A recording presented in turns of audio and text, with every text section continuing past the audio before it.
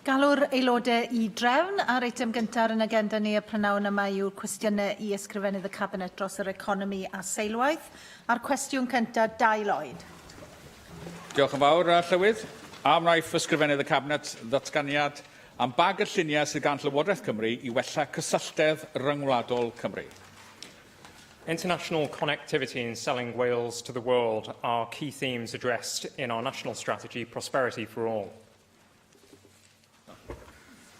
Diolch yn fawr am yr ateb cynhwysfawr hwnna. Nawr, yn naturiol, mae maes awyr Caerdydd, wrth gwrs, yn hynod bwysig yn ein hymdrechion I gysylltu Cymru efo gweddill y byd. Nawr, tra fydd Qatar Airways yn dechrau gwasanaeth uniongyrchol newydd I Doha y flwyddyn nesaf, mae yna brinder gwasanaethau leoliadau a llweddol eraill o bwys ar draws y byd, Gogledd America, enghraifft.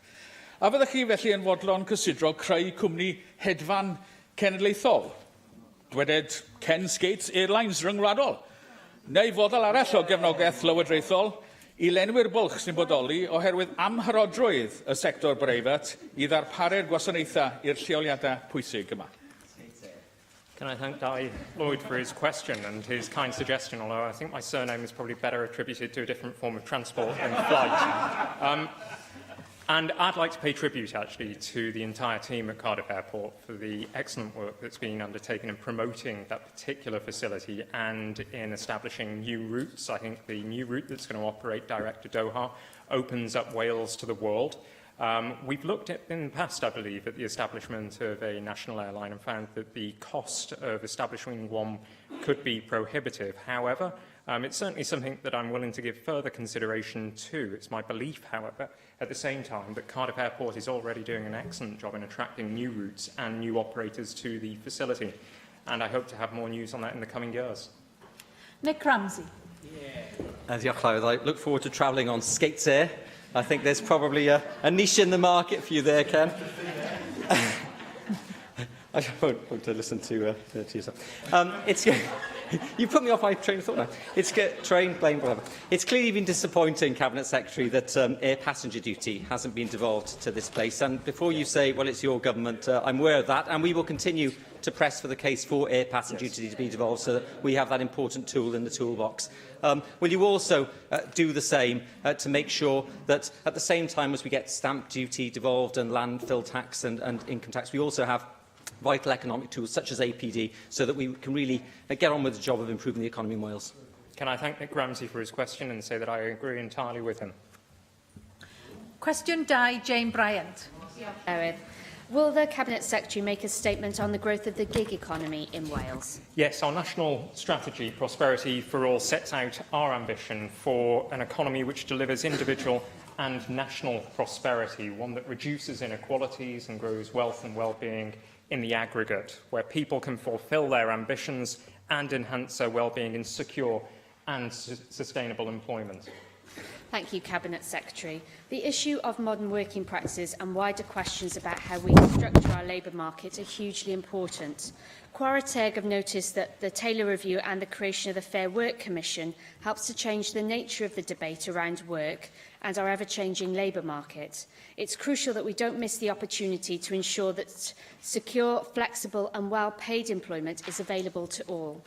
Does the Cabinet Secretary agree that we need to collate and have access to more data on the gig economy in Wales in order to maximise the benefits and minimise the disadvantages to the people of Wales? Well, can I thank the member for her question and say that I do welcome the work of the Taylor Review, although, of course, the recommendations appear to stop short of the strengthened enforcement of legislation needed to prevent exploitation of low-paid workers. With regard to the what could be beneficial, the enhancement of data on the gig economy to help us understand the nature and impact of this on the Welsh economy, I think that it's important that we go on working with the ONS and other parts of the UK to consider how best that data can be captured. I can inform the member that officials are part of a group that was set up to look at scoping out analytical needs and methods of measuring the gig economy, which is an issue right across the UK, but of particular significance for us here in Wales. And clearly, given the number of the gig economy, given the nature of the gig economy, the insight and new sources of data available through the data science campus could well play a very important role. Mohamed Ashkan. Presiding Officer, Cabinet Secretary, the growth of the gig economy and the rise in non-standard working practices has created problems for significant numbers of workers and has tested the limits of existing labour markets protections. It is also a problem for employers who struggle with this regulatory and tax system designed for formal and reliable employment. The UK government set up the Taylor Review, headed by Matthew Taylor, a former senior advisor to Tony Blair, to look into the employment practices in modern economy, and its recommendations are subject to consultation. What study has the Cabinet Secretary made of the Taylor Review, and will he take into account when forming employment rights and responsibility in Wales? Thank you. Well, I think I answered much of the member's question when I responded to Jane Bryant by saying that I do welcome the Taylor Review. However, I do think that the UK government now needs to move at speed in responding to the recommendations. And as I also said to the member, I do feel that the recommendations appear to have stopped short of where they should have gone to. The recent decision, though, by the Supreme Court that tribunal fees introduced by the UK government in 2013 are unlawful, I think is a positive step to improve access to justice for those who have been subject to unlawful employment practices. I should say that work within Wales in terms of procurement within the public sector and in terms of the work that the First Minister has led on fair work, I think is important. It takes us ahead of much of the UK in ensuring that we have fair working practices across the economy. Michelle Brown. Thank you, Presiding Officer. Working in the gig economy suits some workers. They always has suited some workers, probably always will. But I'd suggest that the majority are not in the gig economy out of choice. What they're actually getting in reality is no job security, no ability to budget. I'm sure you agree with me on all those things. The UK government's identified the problem as being the reduction in the tax take. And Philip Hammond recently came out with a statement that he was going to readjust the tax regime to find more effective ways of taxing these workers. Personally, I think they're completely ignoring the real problem. So what representations have you made to the Chancellor of the Exchequer with respect to increasing the growth of secure employment rather than focusing on the tax take? I'd agree with the member that for some people the gig economy may offer attractions, but for the majority I think it's probably an insecure, uncertain environment in which to earn a living. And my problem isn't so much with the tax take, that's clearly an issue for UK Treasury. My problem is with the impact that the gig economy is having on the collective well-being and mental health and of the nation and the health of the economy as a whole. We've been very clear within Welsh Government that we need to have a proper living wage, that we need to embrace and enhance the best employment practices that take place, and work is therefore ongoing to explore embedding employment practices within the Sustainable Development Charter across the economy. It's our view, and it's captured within Prosperity for All, that we should ensure that there is wealth, health and well-being for all people in Wales, and that access to employment should be on the basis of sustainable employment and secure employment. Cwestiynau nawr gan lefarwyr y pleidiau, llefarydd UKIP David Rowlands. Diolch, Lewis. I make no apologies for the fact that I have raised the theme of my question in a number of times before in this chamber, because I believe it is fundamentally important if we are to expand the economy of Wales. We have heard recently of the criticism of the levels of grants as opposed to loans which the government has advanced to companies since 2010, together with the allegations that it gave loans to companies which subsequently failed.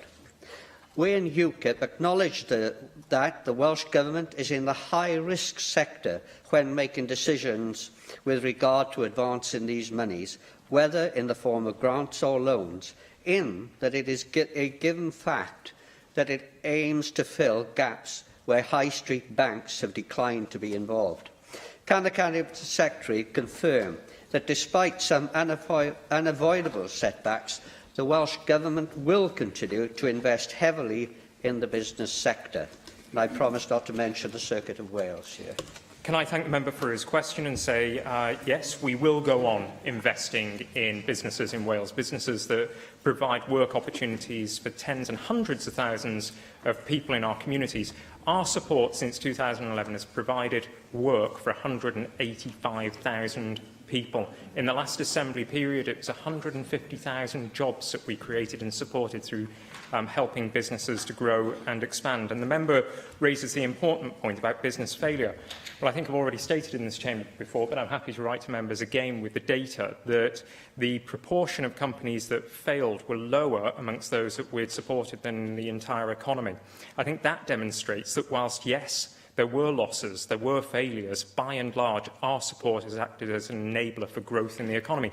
And it's as a consequence of this, we can now, with some confidence, say that we have a sustained low unemployment rate that goes way beneath what we experienced in the 1990s and the early noughties. And that's as a consequence of pursuing every possibility to grow the economy and create jobs.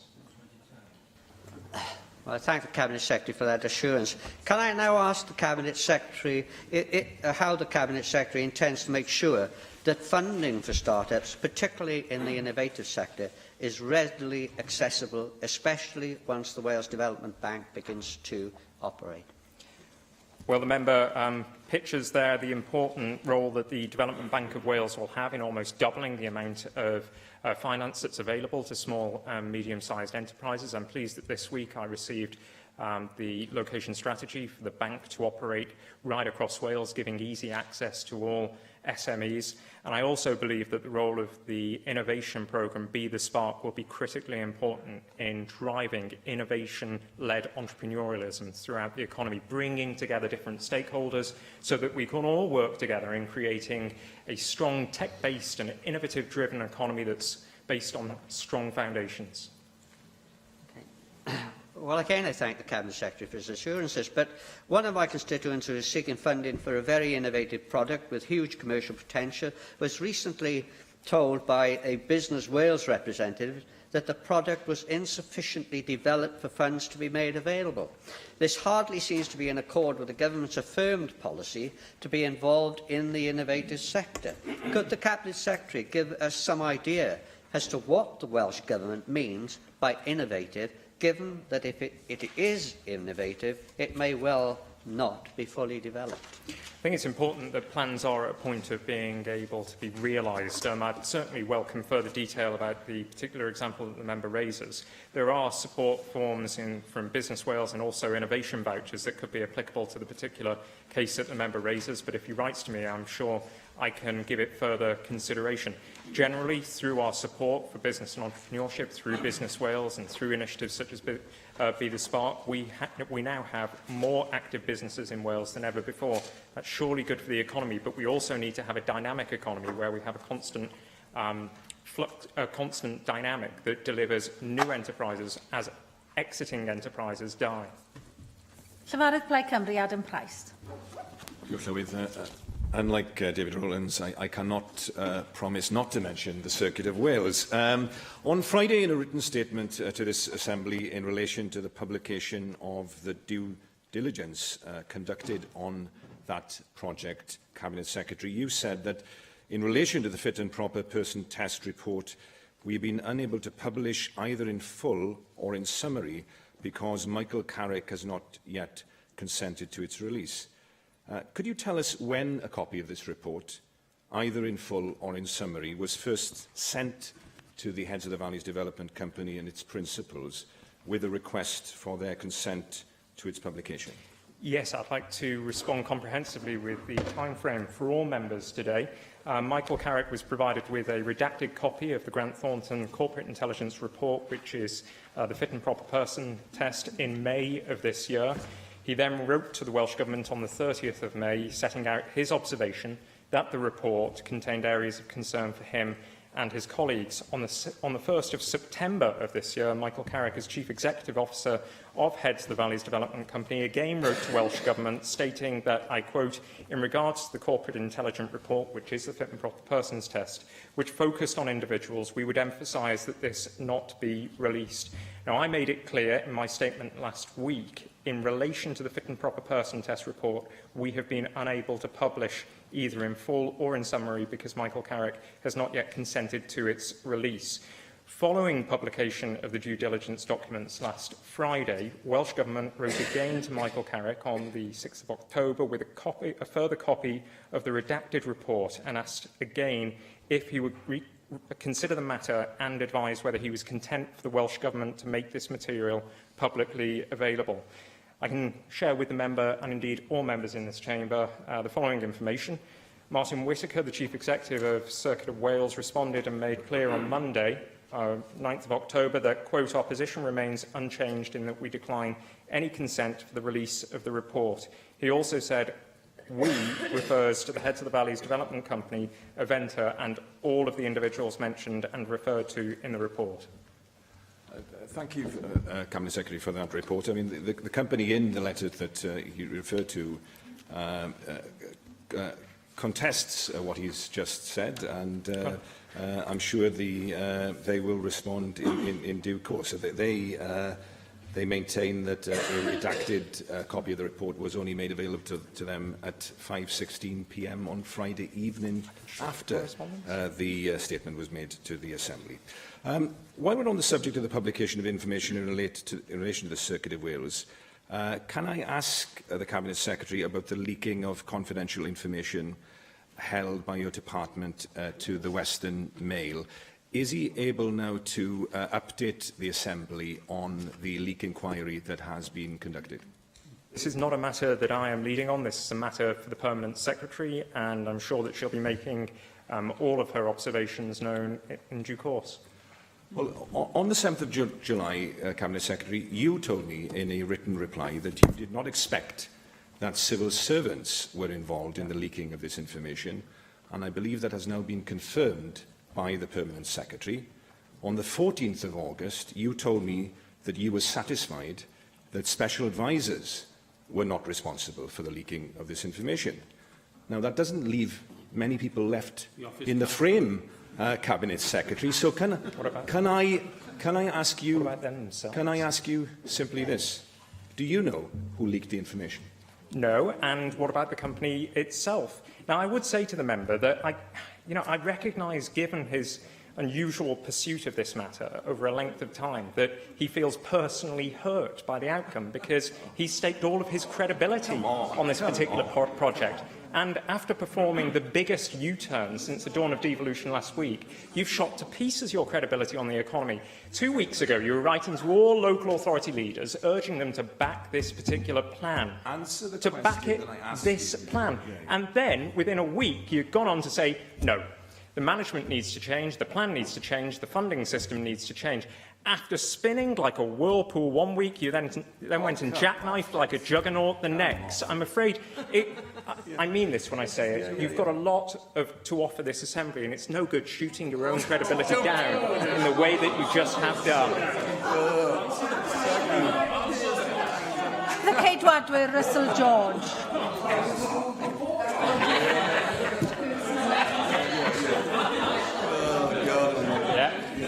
Thank you, Presiding Officer. Cabinet Secretary, if a family of 4 from North Wales or from the northwest of England were thinking of going on holiday to either Colwyn Bay or Morecambe Bay, perhaps hotels and facilities very similar, and one of those was charging a tourism tax, which one do you think that family would choose? Choose the best location, in my view, and that best location is Wales. Well, what I'd say, Cabinet Secretary, is that yesterday we heard the First Minister offering his avid support for a tourism tax here in Wales. The introduction of a tourism tax may well have the desired effect in countries which have low sales taxes. But in Wales, where the full rate of VAT is charged on accommodation, on meals and attractions, an additional tourism tax will in effect mean that the visitor pays twice. Slovakia is the only other country in Europe which charges a tourism tax while not having a reduced rate of VAT. for accommodation businesses. So is it your wish, Cabinet Secretary, that we should follow Slovakia's lead? And also, your colleague Mark Drakeford has said that he wants to encourage behavioural change through the tax system. How do you think a tourism tax would change behaviour? Well, first of all, if we look at the rate of VAT, at the moment here in Wales, it's charged at 20%. In Paris, VAT is charged at 10%. In Berlin, it's charged at 7%. In Barcelona, it's charged at 10%. I would urge the Welsh Conservatives to support this government's campaign, which has run for some time, I acknowledge, but which has fallen on deaf ears at UK Treasury, to reduce the level of VAT. The big difference between a local levy and VAT is that a local levy could be retained within that area to enhance the place that people wish to visit. It's a local levy designed to improve the tourism offer. VAT goes to central finance in London and does not always find its way into those areas of Wales and Britain that need to be enhanced for the visitor economy. Well, I wonder what the tourism industry would make of your answer. What I would ask is, what consultation have you done and conducted with the tourism industry? Or indeed, were you actually consulted on this by your Cabinet colleagues at all as well? I have to say, the British Hospitality Association have said that a tourism tax will, and I quote, undermine business sustainability, investment and employment plans, as well as hand an unfair advantage to our competitors in England. The BHA, the Wales Tourism Alliance and MWT Cymru and many other experts across the industry have said that the prospect of introducing a tourism tax will harm Wales's competitiveness and heap additional pressure on an industry which already pays tourism VAT and is seen increasing in business rates. A day visitor to Wales already spends £17 per head less than in Scotland, £5 less per head than visitors to England. A tourism tax will deter them from visiting and spending here even further. In 2004, an inquiry was undertaken by Sir Michael Lyons, which concluded that there was not a strong evidence base to support the introduction of a tourism tax. The Labour UK government agreed. So will you now take the opportunity to follow the advice from the industry and rule out the introduction of a tourism tax to provide the industry with the certainty that they need? I'd like to thank the member for his question. He's offered comprehensive analysis of the potential impact of the tourism levy. He's not yet provided, though, a comprehensive analysis of the benefits. As part of the consultation and consideration of this particular proposal, we will now undertake a consultation exercise that will encompass all elements of an evidence-based gathering exercise. We need to establish the potential benefits and, of course, the potential consequences of a tourism levy, and I commit to engaging fully with the sector in analysing the potential benefits and the potential costs of that particular initiative. This is one of 4 that are being considered. Each and every one of those proposals will take time to assess, but I do commit to work with the sector. Question 3, Eluned Morgan. Will the Cabinet Secretary provide an update on the Welsh Government's plans to drive forward the Welsh economy? Yes, Prosperity for All frames our actions to grow our economy and spread opportunity. The Economic Action Plan that will support delivery, Prosperity for All, will be published this autumn. That's excellent news. We've all been looking forward to that because the UK government's austerity measures have meant that at local authority level, we've seen a 65% reduction in the money in economic development departments, 45% reduction in planning departments. Because of that massive reduction at local authority level, I just wonder if the Cabinet Secretary could tell us what communication he's had with local government in drawing up those plans, and also his communications with the private sector, who are going to be key to driving this new model forward.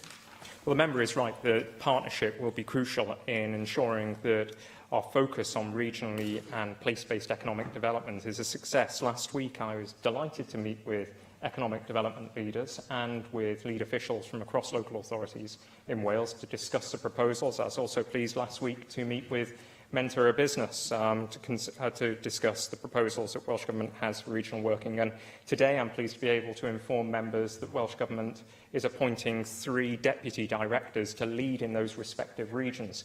It's going to be absolutely imperative that all local authorities work together on a regional basis to enhance the economic development provision within their collective area. We will play a part in that process as well by having deputy directors and regional units operating in tandem and in alliance with local government. I think it's essential that we look at the distinctive strengths of each of the regions, and also that we tackle the regional inequalities that have persisted too long in Wales. I also think that infrastructure, both physical and digital, play a critical role in developing the economy across all communities. And that's why I'm pleased, with regard specifically to the region that the member represents, that we are taking forward a pinch points programme for road infrastructure, that Traws Cymru, the free weekend provision, is proving incredibly popular, and that through reforms to local bus services, through the new franchise for Wales and the Borders, we will be enhancing connectivity across Wales and in the area that the member represents, Mid and West Wales. Susie Davis. Diolch, Llywydd. Well, one benefit for my region, of course, is the Swansea Bay City region deal, which will bring £1.3 billion into the economy. Of course, if it's a success, and I think that's a matter of interest for you as the Economy Secretary, as well as for the Local Government Secretary, of course. Now, like last year, we've spent several months trying to convene a meeting between Assembly members and the acting board, just for an update and to see how we might be able to help as Assembly members. But we heard last week that the governance arrangements for the City deal have still not yet been completed. In advance of our meeting, could you confirm what expectations you and the Local Government Secretary have about when those governance arrangements should be done by? Well, as soon as possible. And I have also written to the Secretary of State for Wales asking whether Assembly members and also members of Parliament can be engaged in the process of influencing and scrutinising the respective work of the City and growth regions. I think it's imperative that elected members in both parliaments and at a local level have a fair say over what projects should be taken part as part of their respective deals. For our part, we are pressing hard for each of the deals to be game-changing and to invest in strategic priorities that transcend parochial and institutional bias and focus on the future economies of the regions rather than individual interests. Cwestiwn 4, Leanne Wood. How does the Welsh Government intend to improve the public transport network of Wales? Well, we are moving forward with our ambitious vision to reshape public transport infrastructure and services across Wales, including local bus services, rail services through the Next Wales and Borders franchise, active travel, investments in our strategic road network, and the South East Wales Metro project, which will act as a catalyst for integrated transport across Wales. The Rhondda Fach in my constituency is an area that has been poorly served in terms of transport links. It's got a bypass that stops halfway up the valley and no rail links. People, particularly living in the most northernmost of those communities, feel cut off and they feel let down, and that's a sentiment that's been exacerbated by a recent bombshell that they could lose the Rhondda Fach Sports Centre as a result of council cuts. Now, following Plaid Cymru's budget negotiations with your Labour government, you now have an opportunity to start to right these wrongs. We insisted that an extension of the South Wales Metro into the Fach would be explored. University College London, in a study called Transport and Poverty, suggested that improved public transport can have a positive impact on GDP levels. Boosting the local economy of the Rhondda, I'm sure you will agree, is something that is very much needed. So will you give us an undertaking to look seriously into this matter with a view to delivering for the people of the Rhondda Fach a transport system that is worthy of the 21st century?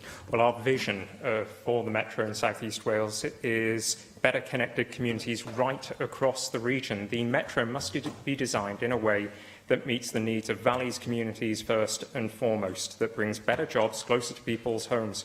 I will commit to look at the particular issue that the member raises. The design of the Metro is such, and the procurement of the franchise is such, that we should be able to allow for extendable services. And I look forward to being able to offer new services, more reliable services to Valley's communities as we roll out not just a franchise but specifically an enhanced metro service. I would also like to offer any support that the member may wish to seek regarding the future of the sports centre that was mentioned. I do in my own constituency have a very good example of a social enterprise that took over a community centre and leisure centre that was at risk from closure, and I'd be happy to share information and contacts with her particular leisure centre. Marcus Sherwood.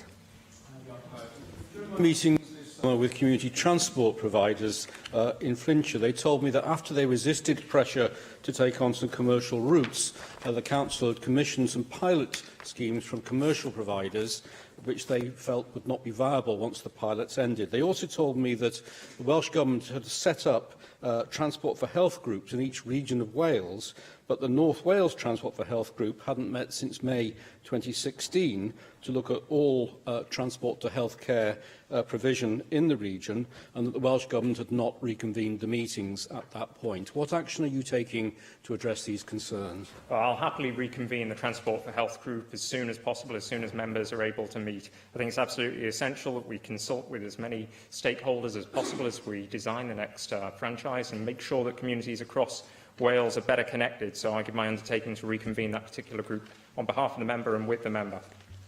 Mike Hedges. Can I talk about integrated public transport systems? Far too many areas, we have buses and we have trains, but the bus comes in at the different times of the train going out.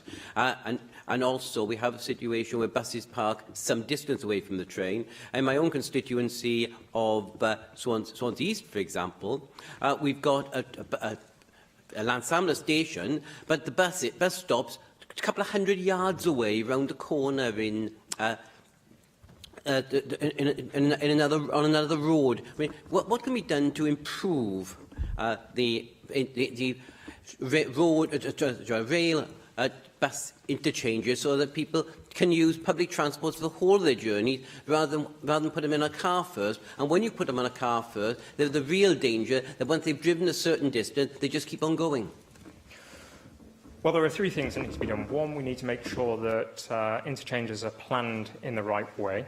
And already we are committing work in certain areas of Wales that will see enhanced interchanges. For example, I announced recently work that is afoot in Llanwern, in Wrexham and in Deeside and right across the Metro Valleys regions. We're looking at where interchanges can offer seamless travel between one mode of transport and another. But the other work that needs to be done, it concerns integrated ticketing and through ticketing. That can be achieved through Transport for Wales leading on the procurement of the next franchise and potentially taking on more functions in the future. The third area of work that needs to be addressed concerns the schedules of bus and rail operators, making sure that you don't have to wait around for too long before you move from one mode of transport to the next. Now, I do think that in the city and county of Swansea, a good degree of work has already been undertaken with regards to integrated transport. We've provided £1.1 million for the Morford Distributor Road, £453,000 for the business case work for infrastructure enhancements along Fabian Way, £115,000, as I know the member has warmly welcomed, to develop the outline concept for the South West Wales Metro. And, of course, £65,000 for the Kingsbridge Link scheme. This is in addition to the considerable funding that we've made available through the Local Transport Network Fund, which aims to ensure that there is better integrated and better quality public transport services in Swansea and in the wider region. Tynwyd cwestiwn 5 yn ôl, cwestiwn 6 Rhina Fiolwedd. Diolch. Pa gynlluniau sydd gan Lywodraeth Cymru i nodi 300 mlwyddiant gen i William Williams Pantycelyn eleni? Delighted that the National Library is holding an event here at the Senedd on October the 18th to celebrate the tercentenary of William Williams, and the First Minister will be taking part. Most of our cultural celebrations are developed in partnership, and I am happy to discuss possible support for events that others may wish to put forward. Mae William Williams Pantycelyn yn un o ffigurau mwyaf blaenllaw y Cymru. Does na ddim amheuaeth am hynny, nid yn unig oherwydd ei gyfraniad i'r diwygiad Methodistaidd, a dros 900 o emynau ysgrifennol o llawer ohonyn nhw'n ymysg y rhai mwyaf poblogaeth heddiw o hyd. Ond mi nath o gyfraniad enfawr tuag at datblygiad diwylliannol ag addysgol Cymru yn moderneiddio yr iaith Gymraeg.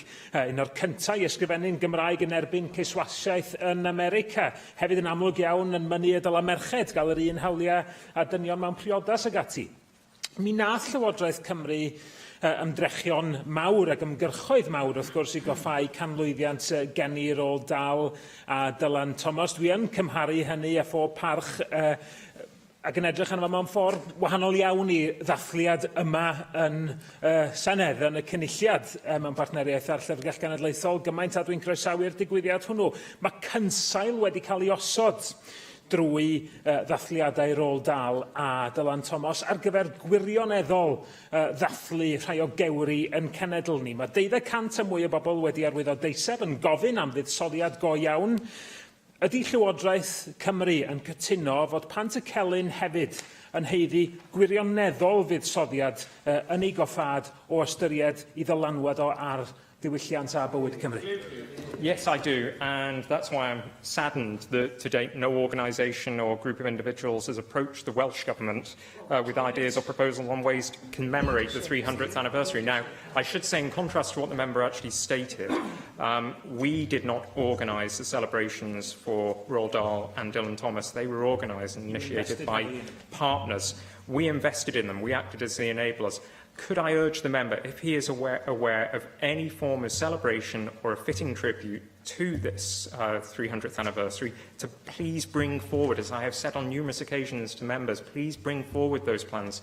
Our thematic years, and this year is a Year of Legends, are designed to celebrate people from Wales, events in Wales, and it would be incredibly helpful if we could bring forward more innovative ideas to celebrate the people and the past of Wales.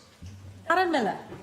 Very pleased to hear, Cabinet Secretary, that we're knocking at an open door in terms of wanting to commemorate this very celebrated Welsh hymn writer. Can I make a suggestion to you that one fitting tribute might be a statue here in Cardiff Bay to celebrate this national hero, and alongside it perhaps a statue of Anne Griffith, who was the famous female Welsh hymn writer, who also is associated with the nonconformist history here in Wales. I think that a statue of this an incredible duo, who are amazingly inspirational, even until this day, would be fitting tributes to them both. And of course, you know, in this 300th year, I can think of no better way to mark this special occasion. Well, I'd agree with the member wholeheartedly.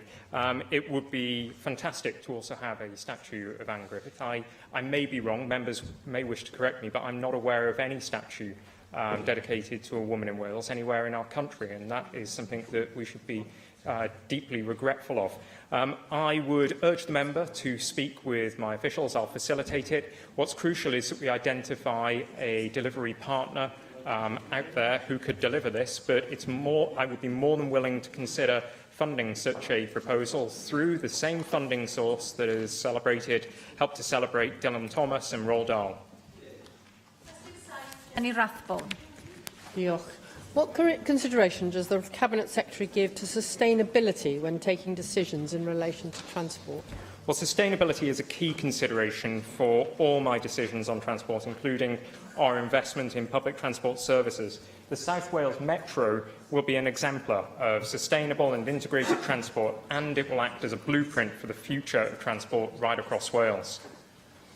I agree that the South Wales Metro would indeed be an exemplar of sustainable development, and unfortunately we have yet to be able to identify the funding for it. You'll be aware of the correspondence with the Future Generations Commissioner about the importance of taking into consideration our very own Future Generations Act when determining what constitutes sustainable development. She emphasises the importance of taking account of all 4 pillars of well-being and the 5 ways of working, and that all decisions have to improve both economic, social, environmental and cultural well-being. In light of the proposal for an M4 relief road, which had been around the track for many, many years, long before the Future Generations Act, how do you think the new Future Generations Act has changed your approach to this proposal? Well, in terms of the Future Generations Act, it's incredibly important that we take full account of the ways of working and the aspirations contained within that legislation. I can give the member a number of examples of the way in which we have shaped policy and shaped delivery in light of the Act. For example, the refreshed Wales Transport Strategy will take full account of the Wellbeing of Future Generations Act. In addition, WellTag 17 is being shaped in the face of the Act and is being welcomed by the Future Generations Commissioner. The member will be aware of the free weekend travel on the Traws Cymru network, which was designed with a view of enhancing and improving the availability of public transport so that we can get a modal shift away from cars. That was about a long-term change in behaviour through a short-term pilot scheme that would deliver great benefits, and so far the results are pretty astonishing. We're also looking at investing, as the member is also aware, £100 million in an automotive technology park in Ebbw Vale, where there will be a particular focus on low-carbon, autonomous and connected and intelligent vehicles, again with an eye on future generations.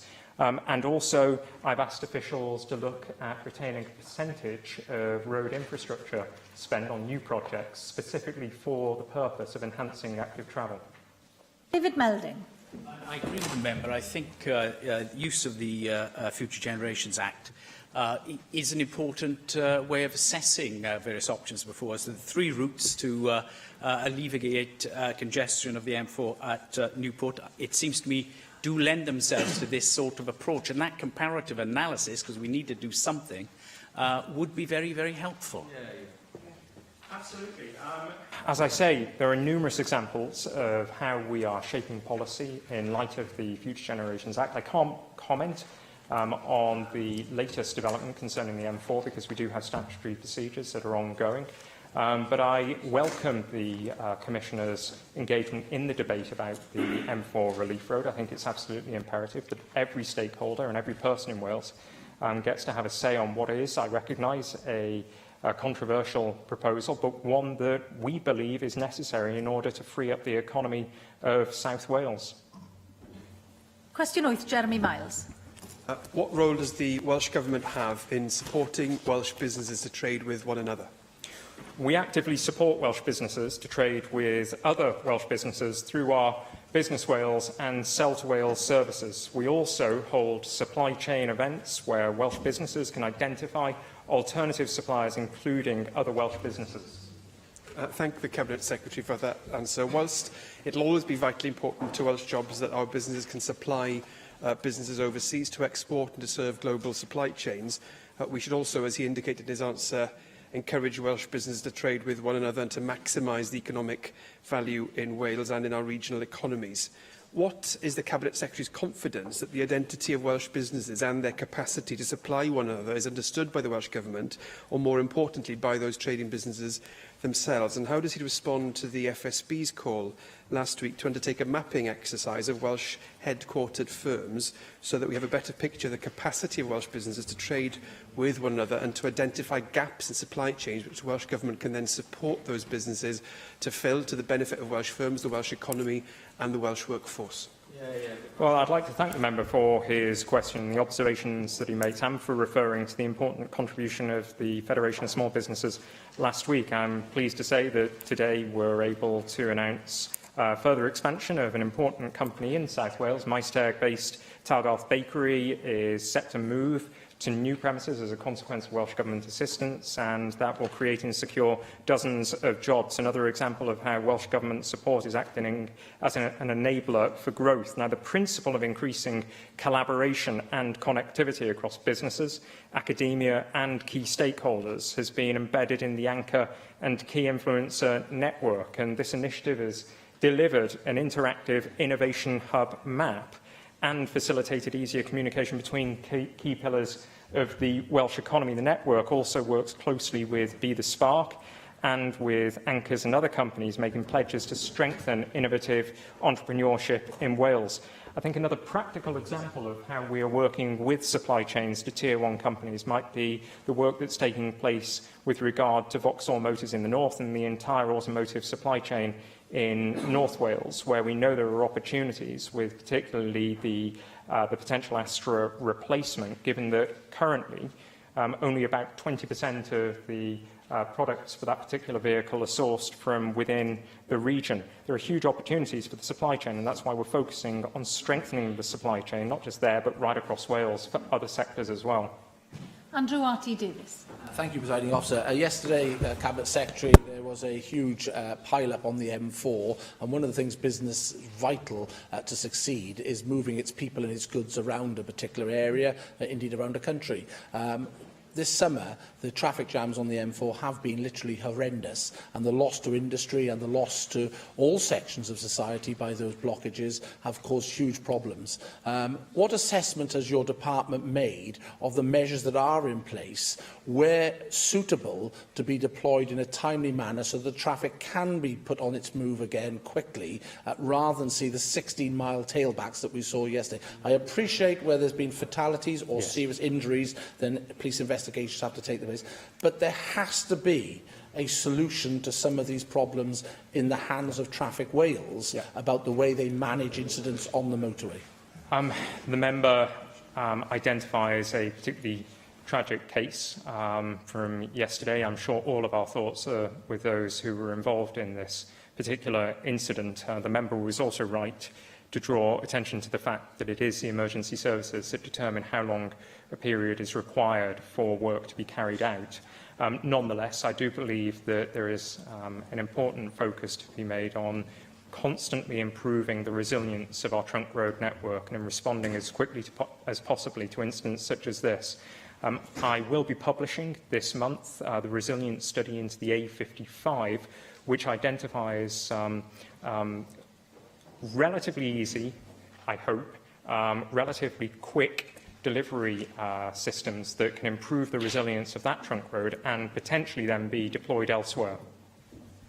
Question now, Mark Reckless.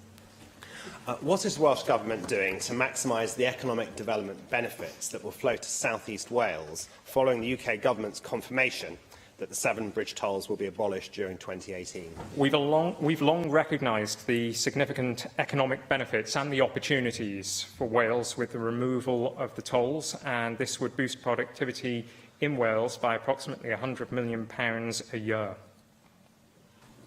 Does the Cabinet Secretary agree we should invest more in rail as well as road to drive that economic development? And since new stations at Llanwern and St Mellons will change the pattern of mainline services, does he agree a new station at Mega could complement this? With campaigners meeting the DfT and Network Rail tomorrow, will he consider matching the £80,000 they and Monmouthshire Council have already raised to complete GRIP 3 assessment and potentially unlock Network Rail investment?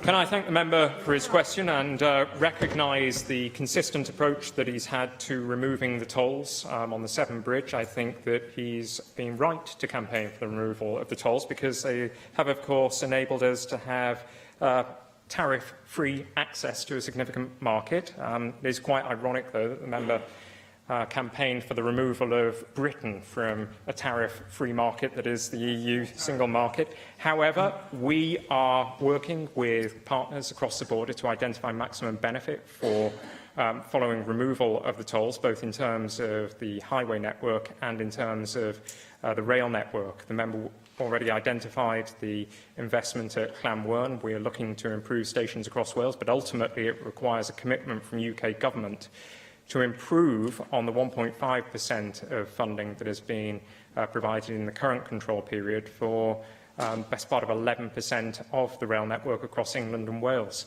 It's absolutely essential that the Department for Transport listens sympathetically to the campaign group from Mega, and I know that there are other campaign groups across Wales that would wish to see service enhancements and enhancements to their infrastructure, and I welcome any opportunity to assist in the development of proposals to enhance stations. Indeed, I've met with the campaign group that the member outlines. I'd be willing to meet with other campaign groups, but ultimately it comes down to one fact. We do not have the devolution of responsibility and funding for rail infrastructure And until such a date as we do, it comes down to UK government to provide the money. Finally, Jenny Rathbone. I think that the member raises an important issue here. I'm quite concerned to read that the Department of Transport expects this lifting of the toll to increase traffic by somewhere between 28 and 45% over the next 10 years. And the savings of £1,400 a year for commuters means that it's more likely that even more people are going to be piling into Cardiff by car when we don't have the alternative public transport solutions available. No £1,400 has been given to encourage more people onto the rail and bus services, and we are talking about something that could actually make our capital city a total nightmare. And for that reason, it's essential that we plan transport holistically and that we do not see transport modes in isolation, but as part of an overall package of responses to what is an increasingly mobile world. I think the figure, if we were to maximise the capacity on the metro, the maximum figure that we could remove from the M4 would be about 4% of existing traffic. I'll correct myself if that's wrong, but the fact is that we need to ensure that the M4 is fit for purpose now that the tolls are going to be removed. The M4 was built at a time when it was a bypass rather than a motorway. It requires urgent work, but I await the outcome of the public local inquiry before making a decision. Diolch i'r ysgrifennydd Cabinet. Yr eitem nesaf felly yw'r cwestiynau i'r Cwnsler Cyffredinol a'r cwestiwn cyntaf, Simon Thomas. Fi'n glaw fan hyn, erbyn hyn. Diolch yn fawr, Llywydd. Pa drafodaethau mae'r Cwnsler Cyffredinol wedi cynnal gyda swyddogion y gyfraith am y pwyntiadau i'r goruchaf lys? It is not my intention to make statements about discussions I've had with law officers or to disclose the content of any such discussions. This is an established convention designed to preserve the confidentiality of those discussions and the relationship between law officers. Diolch am ateb arferol, ond dwi'n gobeithio fel yr aelod dros Bontypridd byddech chi'n gallu estyn gyda fi croeso a llongyfriadau i fachan o Pontypridd, David Lloyd Jones, ar ei apwyntiad i goruchaf lys, a bod e wedi tyngu llw yn Gymraeg yn y goruchaf lys hefyd, ac dwi'n credu bod chi wedi bod yno i weld hynny yn digwydd.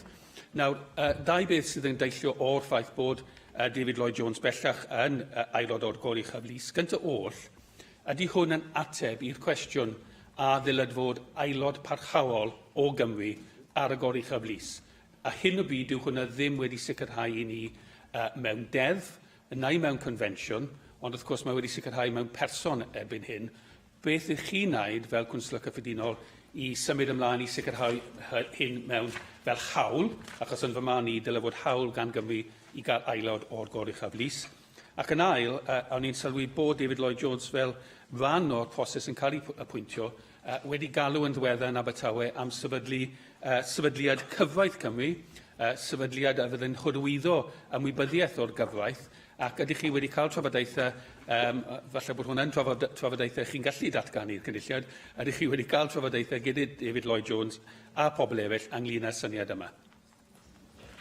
Well, firstly, I thank you very much for the question, and yes, I very much do welcome the appointment of David Lloyd Jones as the first Welsh judge of the Supreme Court and the first Supreme Court judge to take his oath in Welsh and in English. And of course, I'm particularly pleased with the fact that he is a citizen of originally from Pontypridd, and so the development is extremely welcome. He is certainly a judge who has a considerable reputation, a considerable knowledge of Welsh law and matters relating to the Welsh language, and fulfills that function, I think, very, very satisfactorily. And of course, you'll be aware that we have made representations over the years in respect of the need for a permanent judge, a permanent Welsh judge on the Supreme Court. And by Welsh judge, I suppose we have to mean a judge who has a commitment to and an understanding of and a knowledge of the interests of Wales and the judicial process and the laws of Wales. I see this as a first step. My view is that I think we are on the way to the whole issue of legislative change eventually, which will require a permanent position. At the moment, of course, it is complicated, as you know, because of the way the law exists in terms of representation of all parts of the UK, but by reference to jurisdictions, and we are still part of the England and Wales jurisdiction. But as we've discussed on many occasions, there is considerable movement as a result of the devolution process, and our representations still stand in respect of the need for a permanent judge for legislative change to achieve that. But I believe very much that we are halfway there. And yes, it was a great pleasure for myself to be there at the swearing-in, because this was a symbolic occasion, but it is also an extremely important Welsh symbolic occasion and marks an important milestone in the development of the Welsh jurisdiction and Welsh law. Question 2, Eluned Morgan. Council General's assessment of the constitutional implications of the Sewell Convention on the European Union Withdrawal Bill. The Sewell Convention plays a fundamental role in the operation of the UK's devolved constitution. The UK Government has recognised that the European Union Withdrawal Bill will require the consent of the National Assembly in accordance with the Convention. So would the Council General agree with me that if they were to try and undermine that, that need to consult with us and to indeed get our consent to this bill on parts which were relevant to the devolution settlement, that this could indeed provoke some kind of constitutional crisis for the Welsh Assembly? Well, you make a very valid point, and of course the issue of the Sewell Bill, the Sewell Convention, was something that was considered during the Article 50 case by the Supreme Court. And of course much of the UK Constitution is in fact based upon convention, and it is very much based upon agreement. So the first point to make, I suppose, is that it was very sad and disappointing that the bill was introduced without any proper engagement or consultation with the Welsh Government. Certainly, if the intention is to achieve legislation that has the consent of the devolved governments to be part of that legislative process, then certainly advanced consultation and engagement might have avoided some of the serious constitutional issues that I think now arise.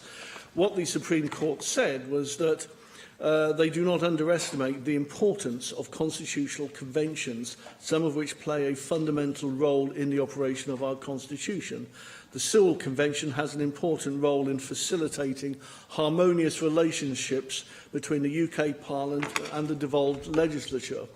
So the Sewell Convention is extremely important, and there are very serious constitutional consequences were the UK Government to seek to override that.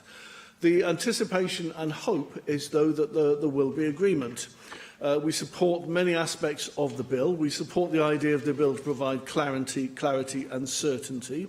We certainly disagree, though, with the approaches whereby powers which are devolved matters are to be assumed by the UK Government and then at some stage in the future possibly handed back, and in what form that actually takes. For me, that is almost like a form of constitutional mugging. Someone who mugs you on the street, steals your wallet, but says, don't worry, I'll give it back to you afterwards. That is not the way to proceed, which is why we have actually laid down, in conjunction with Scotland, a series of amendments which seek to rectify that. And we hope that those amendments will be supported and will achieve the objective, because it is a way in which agreement can be reached and which consent can then be given to the legislation from the devolved governments.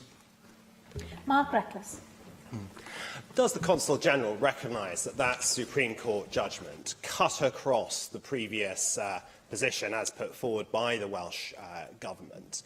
And indeed the First Minister, I recall in this chamber, telling us of the importance to vote for the LCM on the Wales Bill, because it would put Sewell into statute.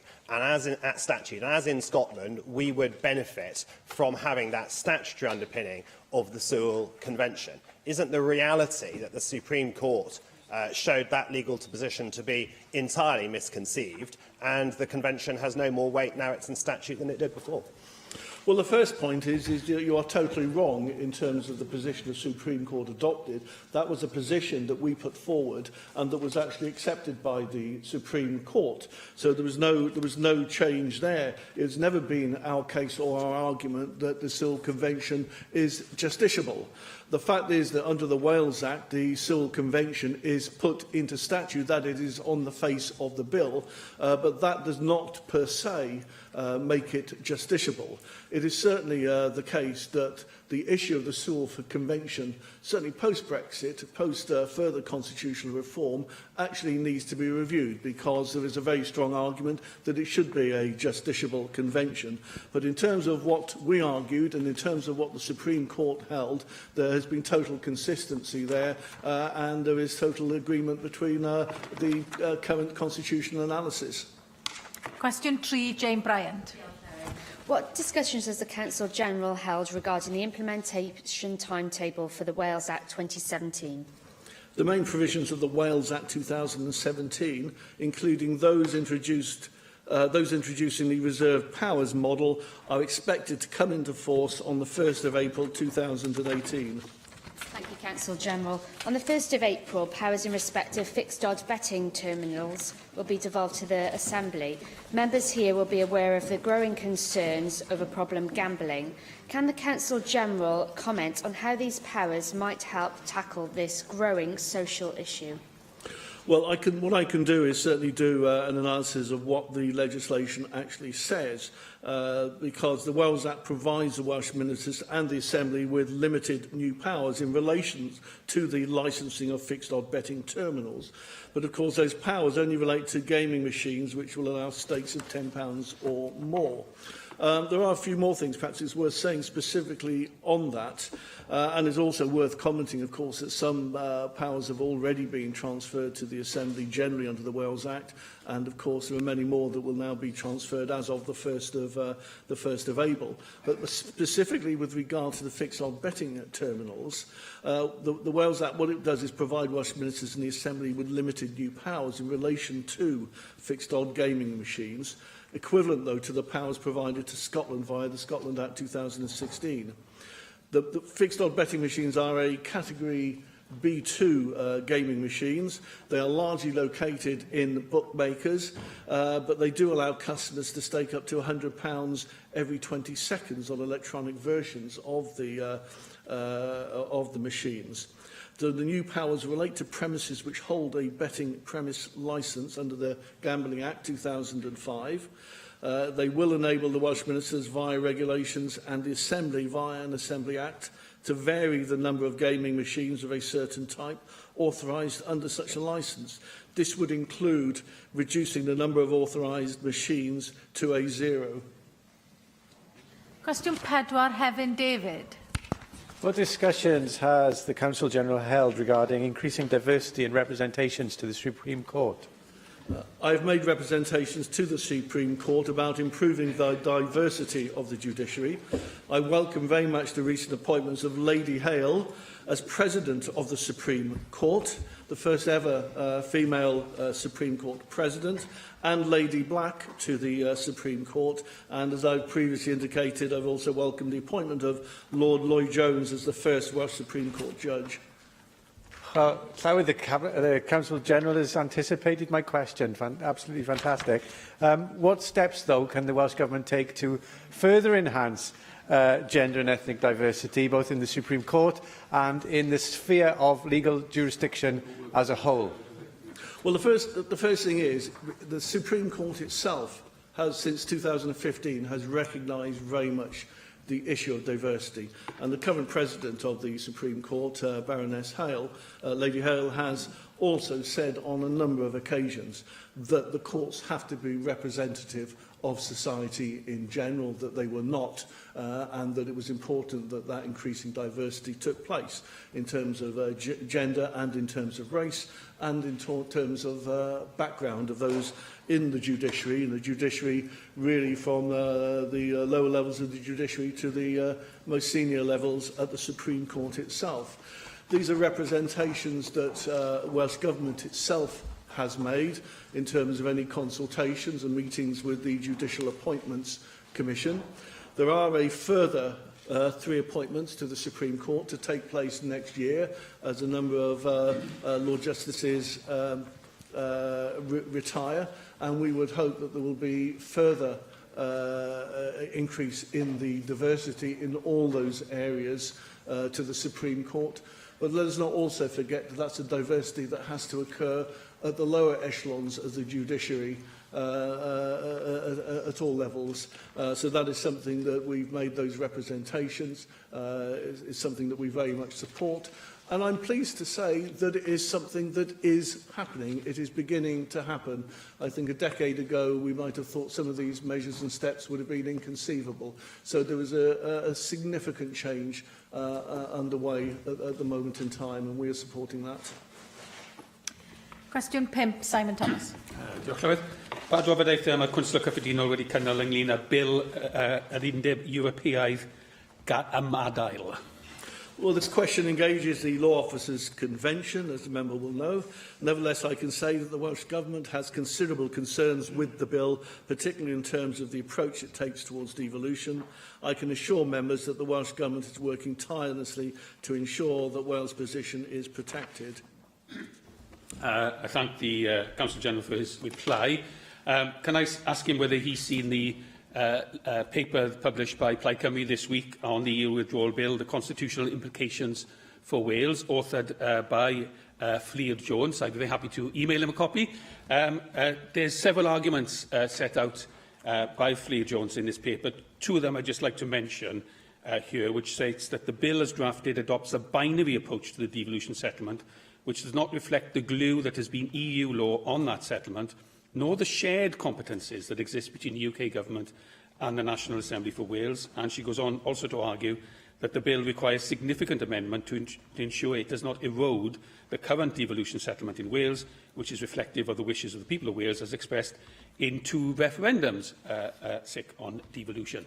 I think you'd have sympathy with those arguments, Counsel General, as would the Welsh Government. So can you say a little more than your original reply on how the Welsh Government can advance these strong legal and constitutional arguments and seek the amendments now that the bill goes to a committee of the whole House next week, I understand? The first thing is to thank the member for his offer of the paper. I have looked at the paper and I agree very much with its content and its analysis, which very much reflects, I think, also the analysis that's been included in the statements of the First Minister to the Chamber. And I think it's an analysis that has considerable common ground across all those within the legal profession and the legal academics, but I think all those who are looking at the constitutional relationship and the issues around this particular bill. It also reflects very much the considerable and detailed analysis that's taken place in the House of Lords Constitution Committee, and in particular a paper that I think that came out 2 weeks ago, which was the House of Lords Brexit EU committee, which has made a number of similar points and also made a number of concerns about the way in which Henry VIII powers might be used. One of the issues, of course, that arises from there is, during any transition period, the issue of the European Court of Justice. I've set out my views in the past on this, that I think this is an argument that the UK government has got totally wrong. Any international agreement, any international convention, any international arrangement will have a disputes forum, which is effectively a judicial process, and it is disappointing to see I think the misrepresentations that have been made of the impact and the role of the European Court of Justice. I note also that one of the points that Baroness Hale herself has made, her first speech, in fact, as President, was the need for clarity about what exactly the UK government is saying about the judicial process and the disputes process, because if the Supreme Court is confused and believes there is a complete lack of clarity, then heaven help the rest of society in understanding exactly what is being proposed. The amendments are the ones that are aimed actually to deal with the power grab, and of course the power grab goes at the core of the paper you refer to and many other papers. It is a power grab that could have been avoided, I believe, by proper engagement and consultation. The position that the Welsh Government has and the Scottish Governments have are very similar, and what have been put forward are a number of what I think are very reasonable and very sensible amendments, which basically just require the consent of Welsh and Scottish Government in respect of those powers that are devolved areas of responsibility. Now, it seems to me there is difficulty to see why that should be objectionable, but unless those matters are addressed, it is really inconceivable that Welsh Government, that this Assembly, would pass a legislative consent motion to the repeal bill. Obviously, the amendment process is underway and there will no doubt be further discussions. First Minister met with the First Secretary, State Damien Green, last month to discuss the Welsh Government's concerns and to offer suggestions to resolve the current impasse. And the Welsh Government remains willing to continue to work towards this. First Minister is meeting again with Damien Green, I believe, today, and the JMC EN meeting is planned for later this month. Will also provide a further opportunity for that engagement, and I hope the willingness of the Welsh Government to work responsibly with the UK Government to resolve this is something that is taken up. Michelle Brown. Thank you, Presiding Officer. Council General, which specific demands are you making of the UK Government, and how much success have you had so far?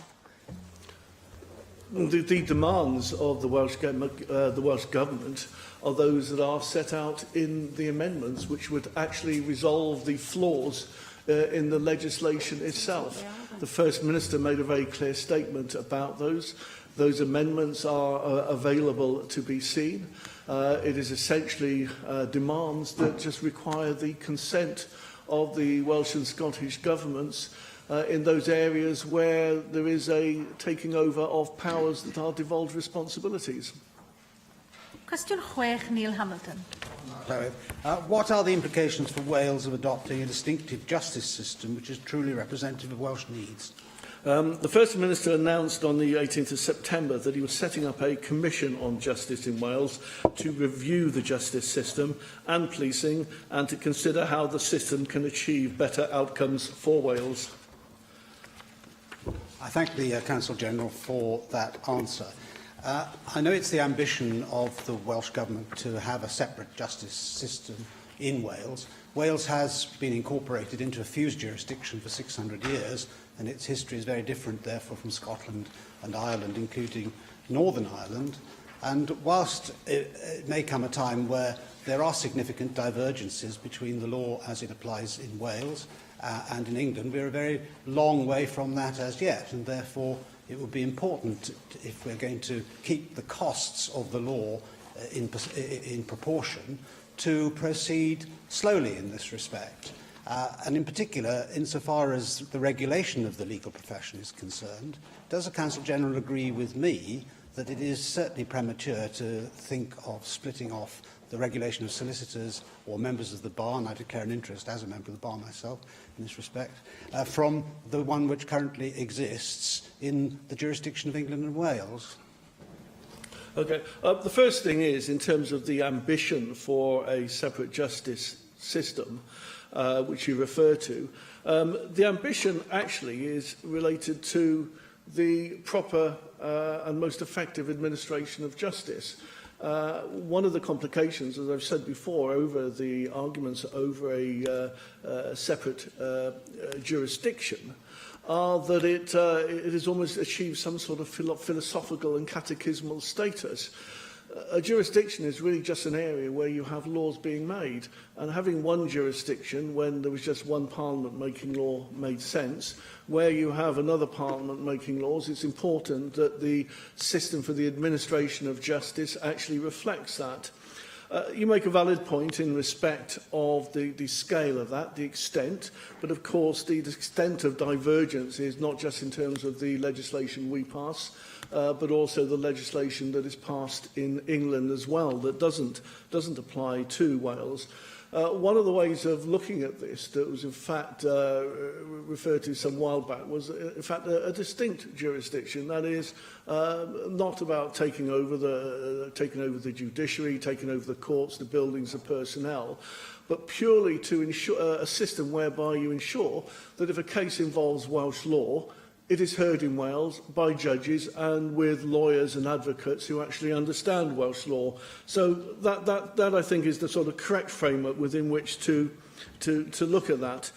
In terms of regulation per se and the regulatory bodies for lawyers, and of course the many non-lawyers who now work within legal services and the broader legal profession, I don't think there's ever been any case of putting up barriers. I think it is one of the perceptions I think it's very important that we avoid allowing to be created, that we do not want to have barriers, that we do not want to see barriers between people, Welsh lawyers being able to practice in England or English lawyers being able to practice within Wales. But it is solely about how you actually ensure that, firstly, lawyers practising in Wales do have the proper qualifications and knowledge of Welsh laws. I think the same actually will apply in respect of practising with England, understanding what those differences are. And of course there was an article, I don't know if it's the one the member is referring to, that appeared I think in the Law Society Gazette that said now is not the time to split off.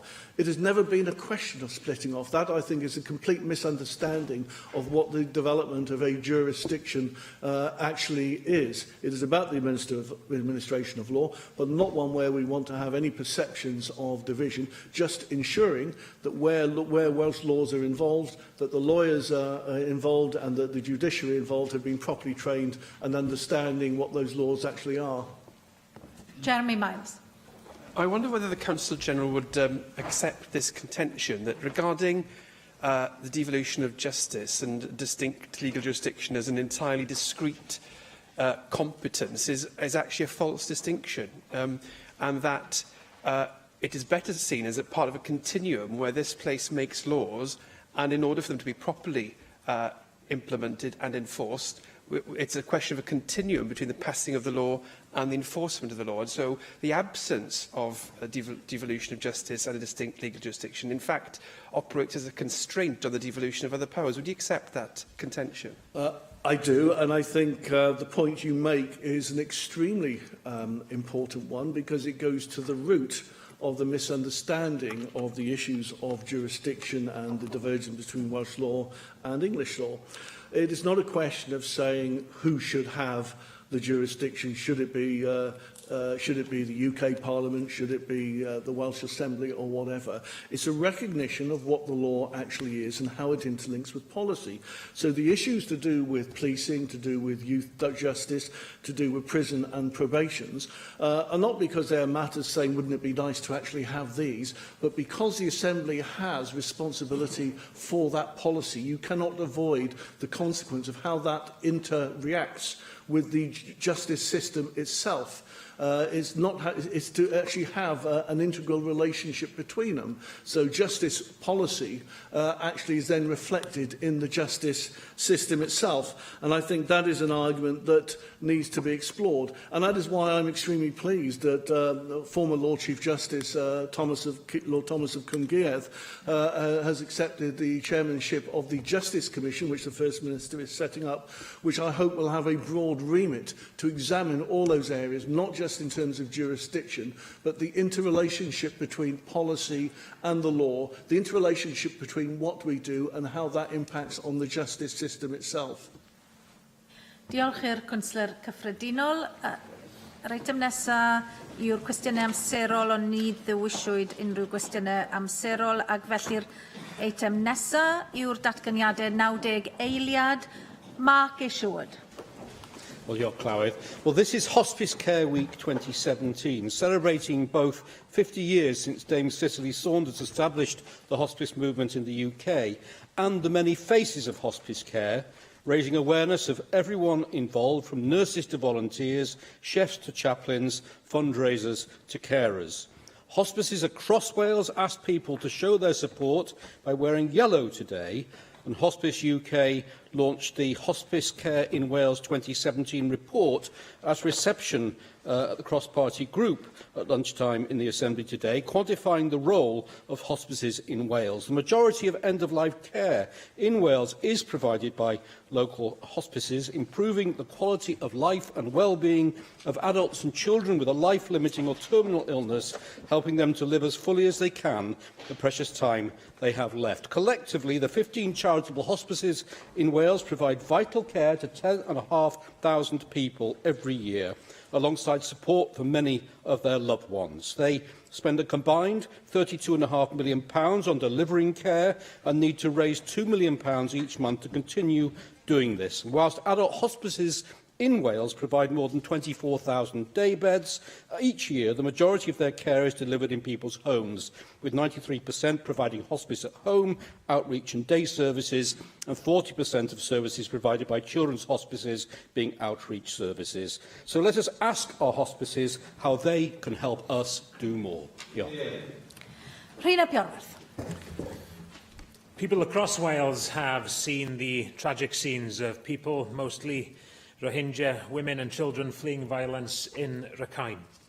This terrible violence has caused over 500,000 people to seek refuge in Bangladesh. More than 500,000 people have crossed the border since the 25th of August and are in need of emergency food assistance. 300,000 people are in need of emergency shelter assistance. More than half of new arrivals are children under 18 years old, and 1 in 10 are pregnant or lactating mothers. In Cox's Bazar region in southern Bangladesh, the local communities are struggling to cope with the displacement of people. Families are living in makeshift shelters on the side of the road or in overcrowded public buildings with no clean drinking water, toilets or washing facilities.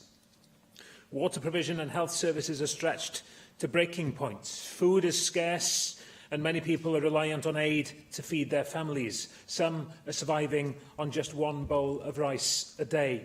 With heavy rain and flooding, the risk of disease and infection is alarmingly high. Aid is needed now to relieve this humanitarian crisis. And Wales, as a global nation, should work with our friends internationally in order to tackle humanitarian suffering where we find it. And in the past, yes, Wales has donated strongly to such appeals, and hopefully the public will do so again this time. So please donate by texting HELPY to 70000 to donate £5, an amount that could provide a family with clean water for a week, or go to dec.org.uk to donate. Yr eitem nesaf yn agenda ni yw'r ddadl ar adroddiad Pwyllgor yr Economi, Seilwaith a Sgiliau a'r dywelu traffig a'r effaith tygfeidd ar wasanaethau bysiau. Galw'r gadeirydd Pwyllgor i wneud y cynnig. Russell George. Thank you, Presiding Officer. I move the motion. When we talk about public transport in Wales, mostly we are talking about buses. Bus travel accounts for over 80% of public transport in Wales, but over the past decade, bus services have declined by nearly half. And if we look at figures between 2005 and 2016, published by the Welsh Government, show us that passenger numbers have declined by around 20%. And interestingly, this compares to an increase of around 1% in English journey times for the same period.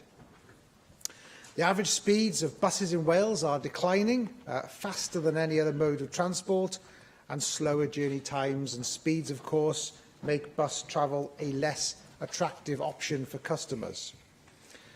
And I put it to you that a reduction in speeds is caused by congestion on the roads of our towns and cities, but also key pinch points in rural areas as well. I certainly don't think that this is just an urban issue.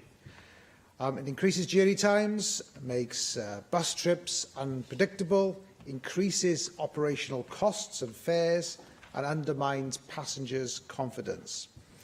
And, of course, it reinforces negative perceptions of the bus. A leading expert on congestion, Professor David Begg, has said that traffic congestion is a disease which, if left unchecked, will destroy the bus sector.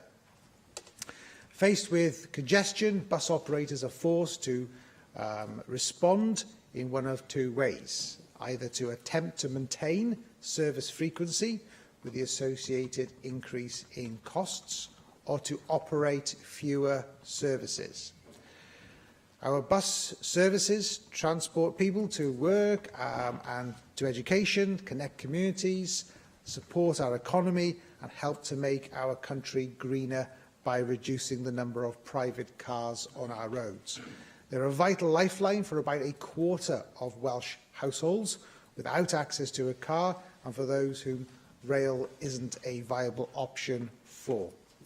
A fit-for-purpose bus service supports economic growth, but it also has a range of positive environmental impacts.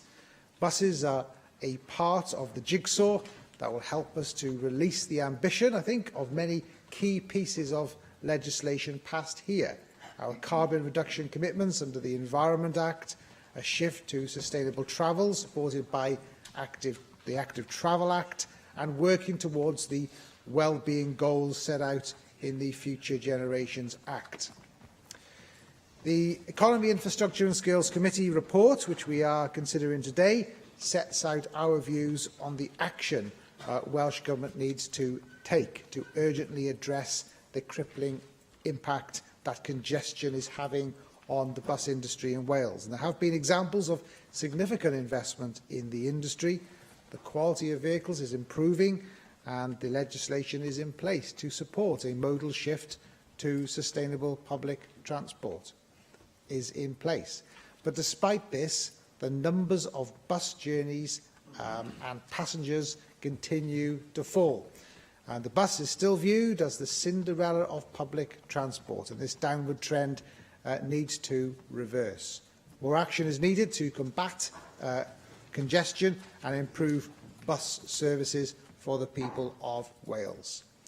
Our report sets out one recommendation, and that is, as a matter of urgency, the Welsh Government should develop and publish an action plan to set out how it will tackle the impacts of traffic congestion on the bus industry in Wales. And whilst we recognise there is a substantial role for bus operators and local authorities to play, it is essential that the Welsh Government provides clear strategic direction on the action needed, and the starting point must be a recognition of the scale and the extent of the impacts of congestion on the industry. We need a firm commitment from government to tackle the issue, and during our inquiry we heard that further work is needed to understand the root causes, and this should be used, of course, to inform the development of sustainable evidence-based solutions. Local authorities are key players in the battle against congestion, of course. They need support from the Welsh Government to work in partnership with bus operators. They need guidance and support to establish effective bus quality partnership schemes, and they need to ensure that they work in partnership across administrative boundaries that are often meaningless to the residents who live there. Local and regional planning provide the ideal mechanisms to ensure that congestion is tackled on a regional basis. And there are many tools currently available to help tackle congestion: park and ride schemes, congestion charging, enhanced parking charges, and workplace parking levies, and bus priority measures, of course, as well, such as bus lanes. These need to be assessed in the Welsh context, and decisions need to be taken about how useful they might be. Different solutions will, of course, be right for different areas, but it is indisputable, though, that if bus is going to become a solution to transport issues, it does need to have priority. Bus services are caught in a catch-22 situation.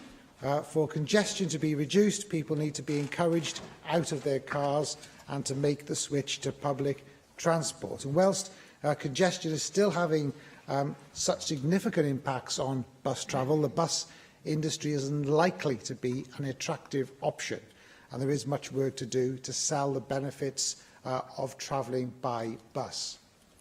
The bus industry needs to market itself more positively, and there is a role for Welsh Government and local authorities in developing and delivering an impactful nationwide campaign to encourage the modal shift to public transport. In response to the Welsh Government has accepted our overall recommendation to produce an action plan. It has also agreed with the committee's suggestion about what the plan should include. And I'm delighted that the Cabinet Secretary shares our committee's vision for an effective and efficient bus service that is committed to improving bus services across Wales. We are encouraged by the Cabinet Secretary's has taken on board our recommendation to better understand the root causes of the issue, and furthermore that following on from the bus summit earlier this year, he will be convening a workshop in the autumn, and these will give local authorities, bus operators and other partners to get together to discuss the particular issues in their area. We hope that the Cabinet Secretary will feed back to the committee as soon as possible after that has taken place. We remain concerned about how local authorities will work together. The Cabinet Secretary has announced funding for them to appoint bus coordinators in North and South Wales, whose remit includes closer working between stakeholders to develop bus quality partnerships. There is a raft of guidance already available for local authorities, encouraging them to work together, and it remains to be seen whether these new posts will actually make a difference on the ground to achieve the ultimate aim of a more efficient and sustainable service for bus users. We welcome the greater transparency that will come from Welsh Government, requiring local authorities to establish the predicted revenue of bus operators for each route for which they have sought a support grant. And in a time of constrained budgets, it is essential that funding is, of course, directed towards those services and routes where it is most needed. We'd also support the proposal that the Cabinet Secretary set out in his response, that the grants could only be allocated in support of bus services which formed part of a quality bus partnership between local authorities and operators. This would be a catalyst, I think, for improvements in partnership working. I very much look forward to the debate this afternoon and hearing contributions from members across the chamber. Adam Price. Dwi'n falch iawn i gefnogi argymhellion y pwyllgor. Ac mae'n gyfle, wrth gwrs, i ni hoio sylw, ydy y gwir, tuag at ran o'n hys adeiledd trafnidiaeth cyhoeddus fel oedd Russell George yn dweud, sydd yn anffodus yn rhy hir ac yn rhy gyson wedi bod yn sector Cinderella o ran buddsoddiad cyhoeddus ac o ran ffocws polisi cyhoeddus. A dwi'n siarad fel rhywun oedd yn gwbl ddibynnol ar wasanaeth y bysys fel person ifanc, a dod ddim car gyda ni fel teulu o gwbl. A felly o'n i yn yr ardal, o'n i'n byw yn ddi a dod ar wahan i ychydig o drenau oedd yn mynd rhyw 2 gwaith y dydd, yn i'w dibynnol yn hollol ar y system bysys. Fel mae lot o bobl ifanc ac wrth gwrs o bobl yn pobl to hun, yn i'w man rieni dal yn hollol ddibynnol ar wasanaeth bysys sydd yn crebachu, a dyd y gwir. Ac wedyn ni yn i roi nhw mewn sefyllfa o gael i ynysu yn fwy oherwydd bod yna yn cyfyngu ar ei gallu nhw i deithio. Felly mae yn hollol allweddol, mi'n credu, bod ni nawr yn hoelio sylw ar y diwydiant yma.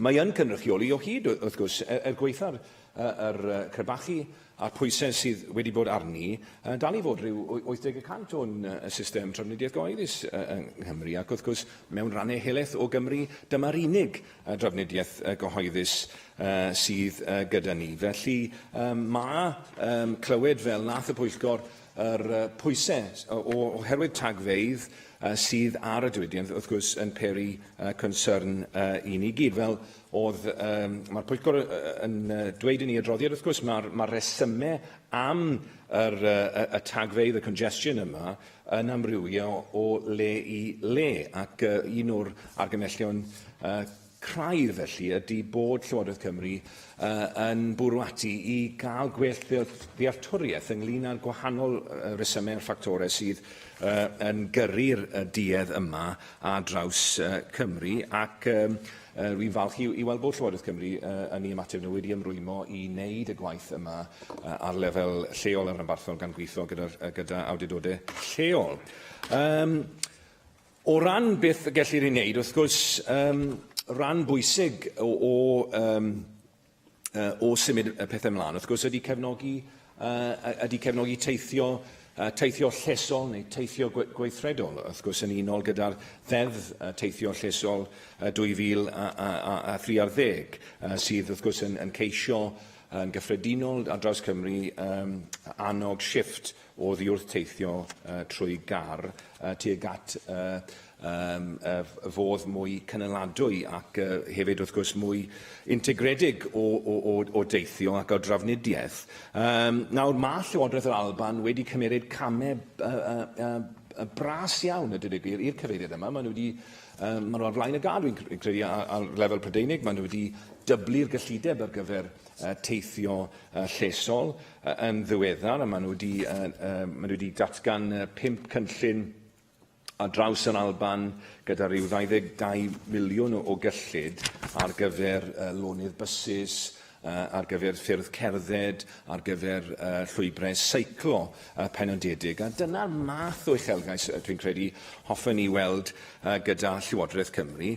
Mae yna bethau gallu wneud nawr, wrth gwrs, i dangos y dyddigyd bod Llywodraeth Cymru yn gweld teithio trwy y fws yn ganolog i'r cynnig o ran teithio, o ran trafnidiaeth integredig, o fewn yn i'w man astudiaeth ddichonoldeb, er enghraifft, ar gyfer ail-agor y reilffordd o Gaerfyrddin i Aberystwyth. Mi'n gefnogol iawn i hynny.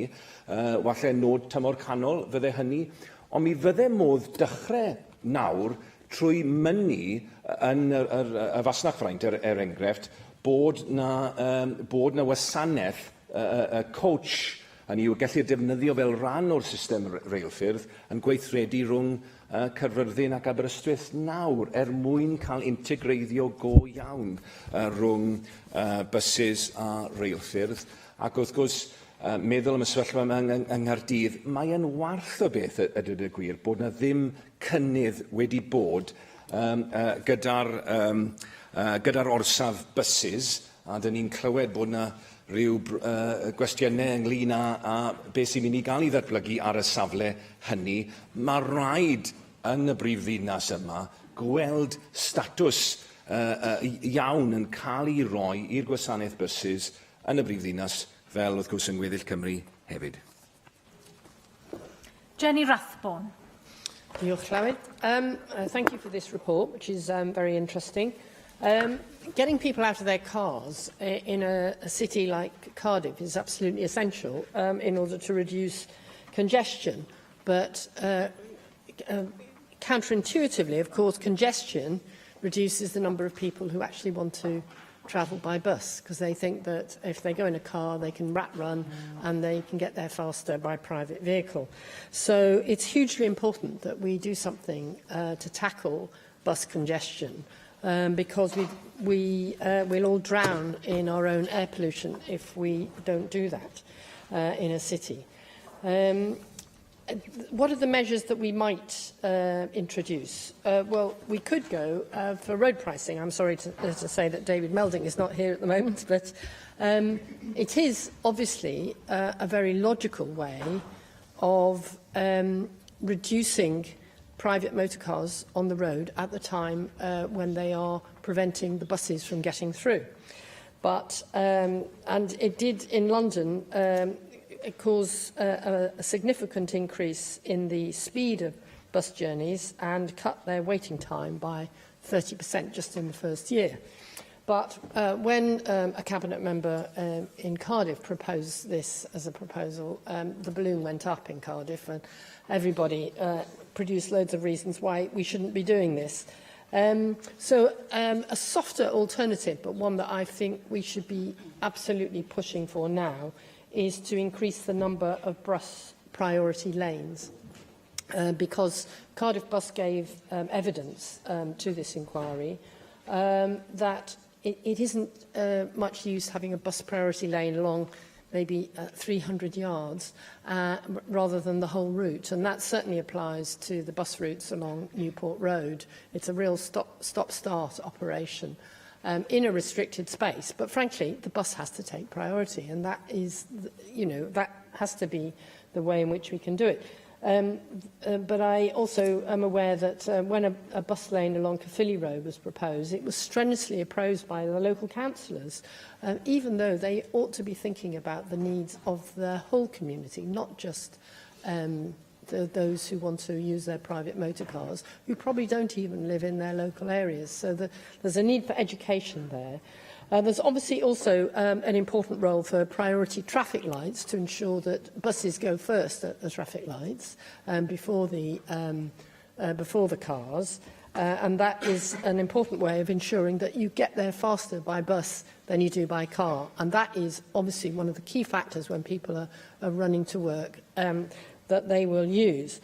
And we can see how when new proposals have been constructed, in key areas like, for example, getting to the Heath Hospital in Cardiff, a new park and ride from Pentwyn at the Llanedin interchange has been hugely popular, not just with car users who, instead of sitting in appalling traffic jams trying to queue to get into a multi-storey car park, are able to get there in 7.5 minutes. And it's also benefited people who don't have cars because they can either get a cab or walk across the road and join in the park and ride. So it's been a fantastically useful way of ensuring that people can get to the hospital in a less stressful way, which is obviously very important when you're talking about people who are either ill themselves or are visiting somebody who is ill. But I think we need to think, in the week that the nudge theory economist Richard Thaler has just won the Nobel Prize for Economics for his work on the human propensity to make irrational choices. We have to think of ways in which we can encourage people to make the right, rational choices. So I think bus priority lanes is certainly one of them. And I think we need to reflect in our policy on free hospital parking, which may be entirely appropriate in an area like Betsy Cadwallader, where I'm fully aware that Glenclwyd Hospital serves a huge diaspora of rural areas where I'm sure the bus services will be infrequent and not necessarily serving those communities, and they shouldn't obviously be penalised for then getting to the hospital. But in an urban area, it seems to me that free hospital parking in the middle of an urban area, where it'll be tempting for commuters to dump their cars at the hospital, is something that we need to reflect on quite carefully, as it may have the opposite impact of what we want. But I think that I thank the Economy and Business Committee for their report, and I hope we can make a much greater push on the role that buses ought to be playing in encouraging people to, particularly to use buses for getting to work and to school, and particularly pending the delivery of the metro system, both in Cardiff and Swansea, where until the alternative of the metro exists, we are going to have to offer bus services as an alternative. Otherwise, Cardiff is simply going to seize up with the congestion. David Rowlands. Diolch, Lewis. I, of course, fully endorse the recommendation of this report and would also like to acknowledge here the contributions made by those organisations and individuals who took the time and effort to address the committee. However, in contributing to this debate, I wish to make a number of personal comments and suggestions which I feel may help to alleviate this very serious problem. And in so doing, I make no apologies for returning to a number of points I made in the Cabinet Secretary's statement on free passes in plenary yesterday, in the true belief that repetition gives emphasis. Whilst it is true that the car is the worst villain in this debate, we must also acknowledge that to some extent buses themselves contribute to the problem. The sight of 4 or more buses lined up in a traffic jam, each carrying a pitiful number of passengers, is as frustrating as that of dozens of cars carrying just one person, the driver. As indicated yesterday, the idea that buses run to a strict timetable, irrespective of demand, is quite ludicrous. I personally see near empty buses pass my home at intervals of just 10 minutes for much of the day. I best point out here that I'm not often home for most of the day. But first, of course, we must blame the bus companies themselves, who should have the data telling them of the usage of each and every bus journey. But an equal amount of blame must be laid at the door of local authorities, who, we are told, are responsible for administering bus contracts and making sure that the taxpayer is having the best value for money from the operators. I honestly believe there must be a root and branch appraisal of the supply of services by bus companies overseen by the Welsh Government. And again, as mentioned yesterday, we must explore the possibility of on-demand public transport systems, using smaller vehicle units, preferably, of course, running on electricity, which can be deployed even to people's doors. These units would also be far more suitable for many of the Welsh towns and streets, which, as we all know, are often narrow and restricted. New housing estates would have to make provision for access for such vehicles, which would, by definition, be easier than for the buses now deployed. If we are to eradicate, or at least fundamentally affect, the scourge that traffic congestion represents on our roads, we must adapt public transport to fit the needs of the people and not the needs of those delivering the service. Vicky Howells. Diolch, Clywyd. As a member of the Economy, Infrastructure and Skills Committee, it was a pleasure to take part in this inquiry and also in the ensuing report. And I too would like to thank all those who took the time to contribute to our inquiry. Clearly, the bus is the most well-used of all our public transport services, but also is the most inclusive form of public transport as well. It's the only form of public transport that can reach into all of our communities, whether urban or rural, and particularly into the northernmost reaches of the South Wales valleys, where even when the metro arrives, the bus service provision will be a key part of that delivery. So it is really important that we can tackle bus congestion and get the offer right. Yesterday, Cabinet Secretary, you updated members on concessionary bus travel, and you told us that a key Welsh Government aim is to increase the number of people of all ages using buses for their daily commute to work, for education, access to health services and for leisure activities. So to do this, it is crucial that we tackle congestion due crucially to its intrinsically cyclical nature. Bus congestion puts people off travelling by bus, leads them back into their car. This then causes more congestion, which in turn makes buses slower, and the problem again worsens. Figures quoted in the committee's reports scope out something of the shape of the challenge ahead. The number of local bus services has declined by nearly half in the 10 years leading up to 2015. The number of passenger journeys has also declined, but despite this, as I said at the start, the bus remains the most crucial and well-used form of public transport. In 2015 to 2016, there were over 100 million bus passenger journeys, and that's around 5 times the comparable number of train journeys. In the 20 years prior to 2015, bus journeys have slowed by an average of 2 miles an hour, a 13% decrease in speed, requiring additional capacity just to maintain the service. This is one clear symptom of the impact of congestion. More generally, congestion has a negative effect on the environment and on the health enjoyed by our communities too. I'm sure that members will have seen the briefing provided by the British Lung Foundation with some stark figures to back that up. 1,300 early deaths per year in Wales can be linked to air pollution. And children in particular exposed to severe air pollution are 5 times more likely to have poor lung development and increased infection susceptibility. It also impacts on our economy, and we cannot ignore the social justice dimension either.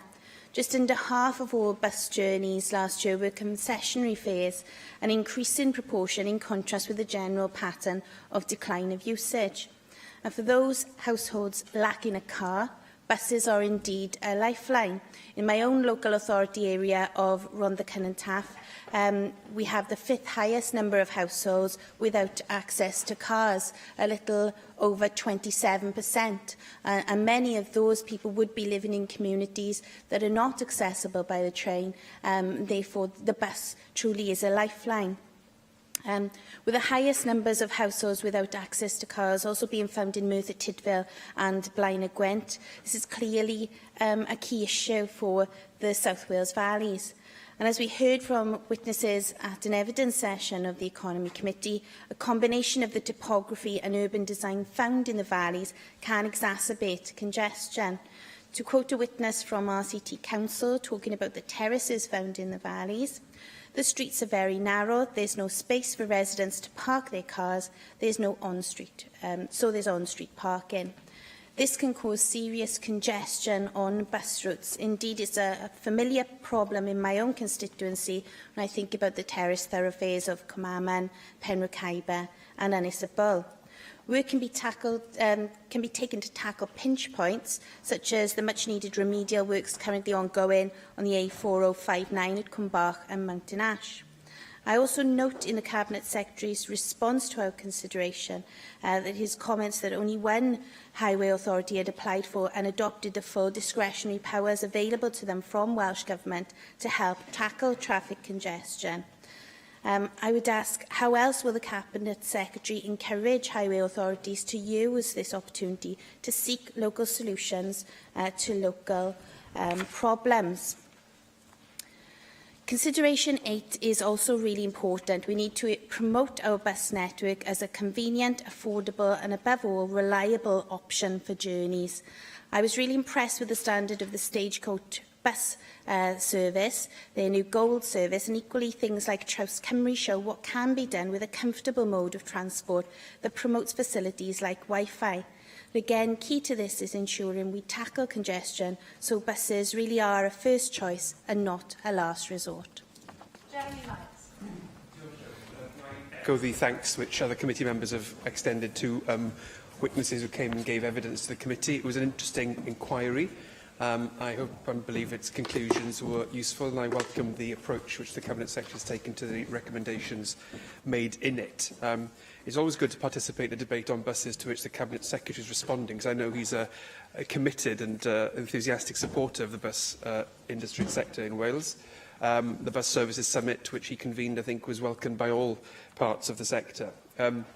You'll recall the discussions we had about the Neath Area Economic Forum report, which I presented to him and Cabinet colleagues earlier in the year. One of the asks in which, if you like, was for a new deal for bus users. And I think the question of the impact of traffic congestion on the bus service is a vital component in offering that new deal. And it's vital that we recognise the adverse effects on our bus service of that level of congestion. As Jenny Rathbone and others have indicated, you can't really expect people to use buses if they're not moving fast enough. There's a vicious circle and cycle which is created by that, and yet our current model requires us to make sure that buses are as full of paying passengers as they can be.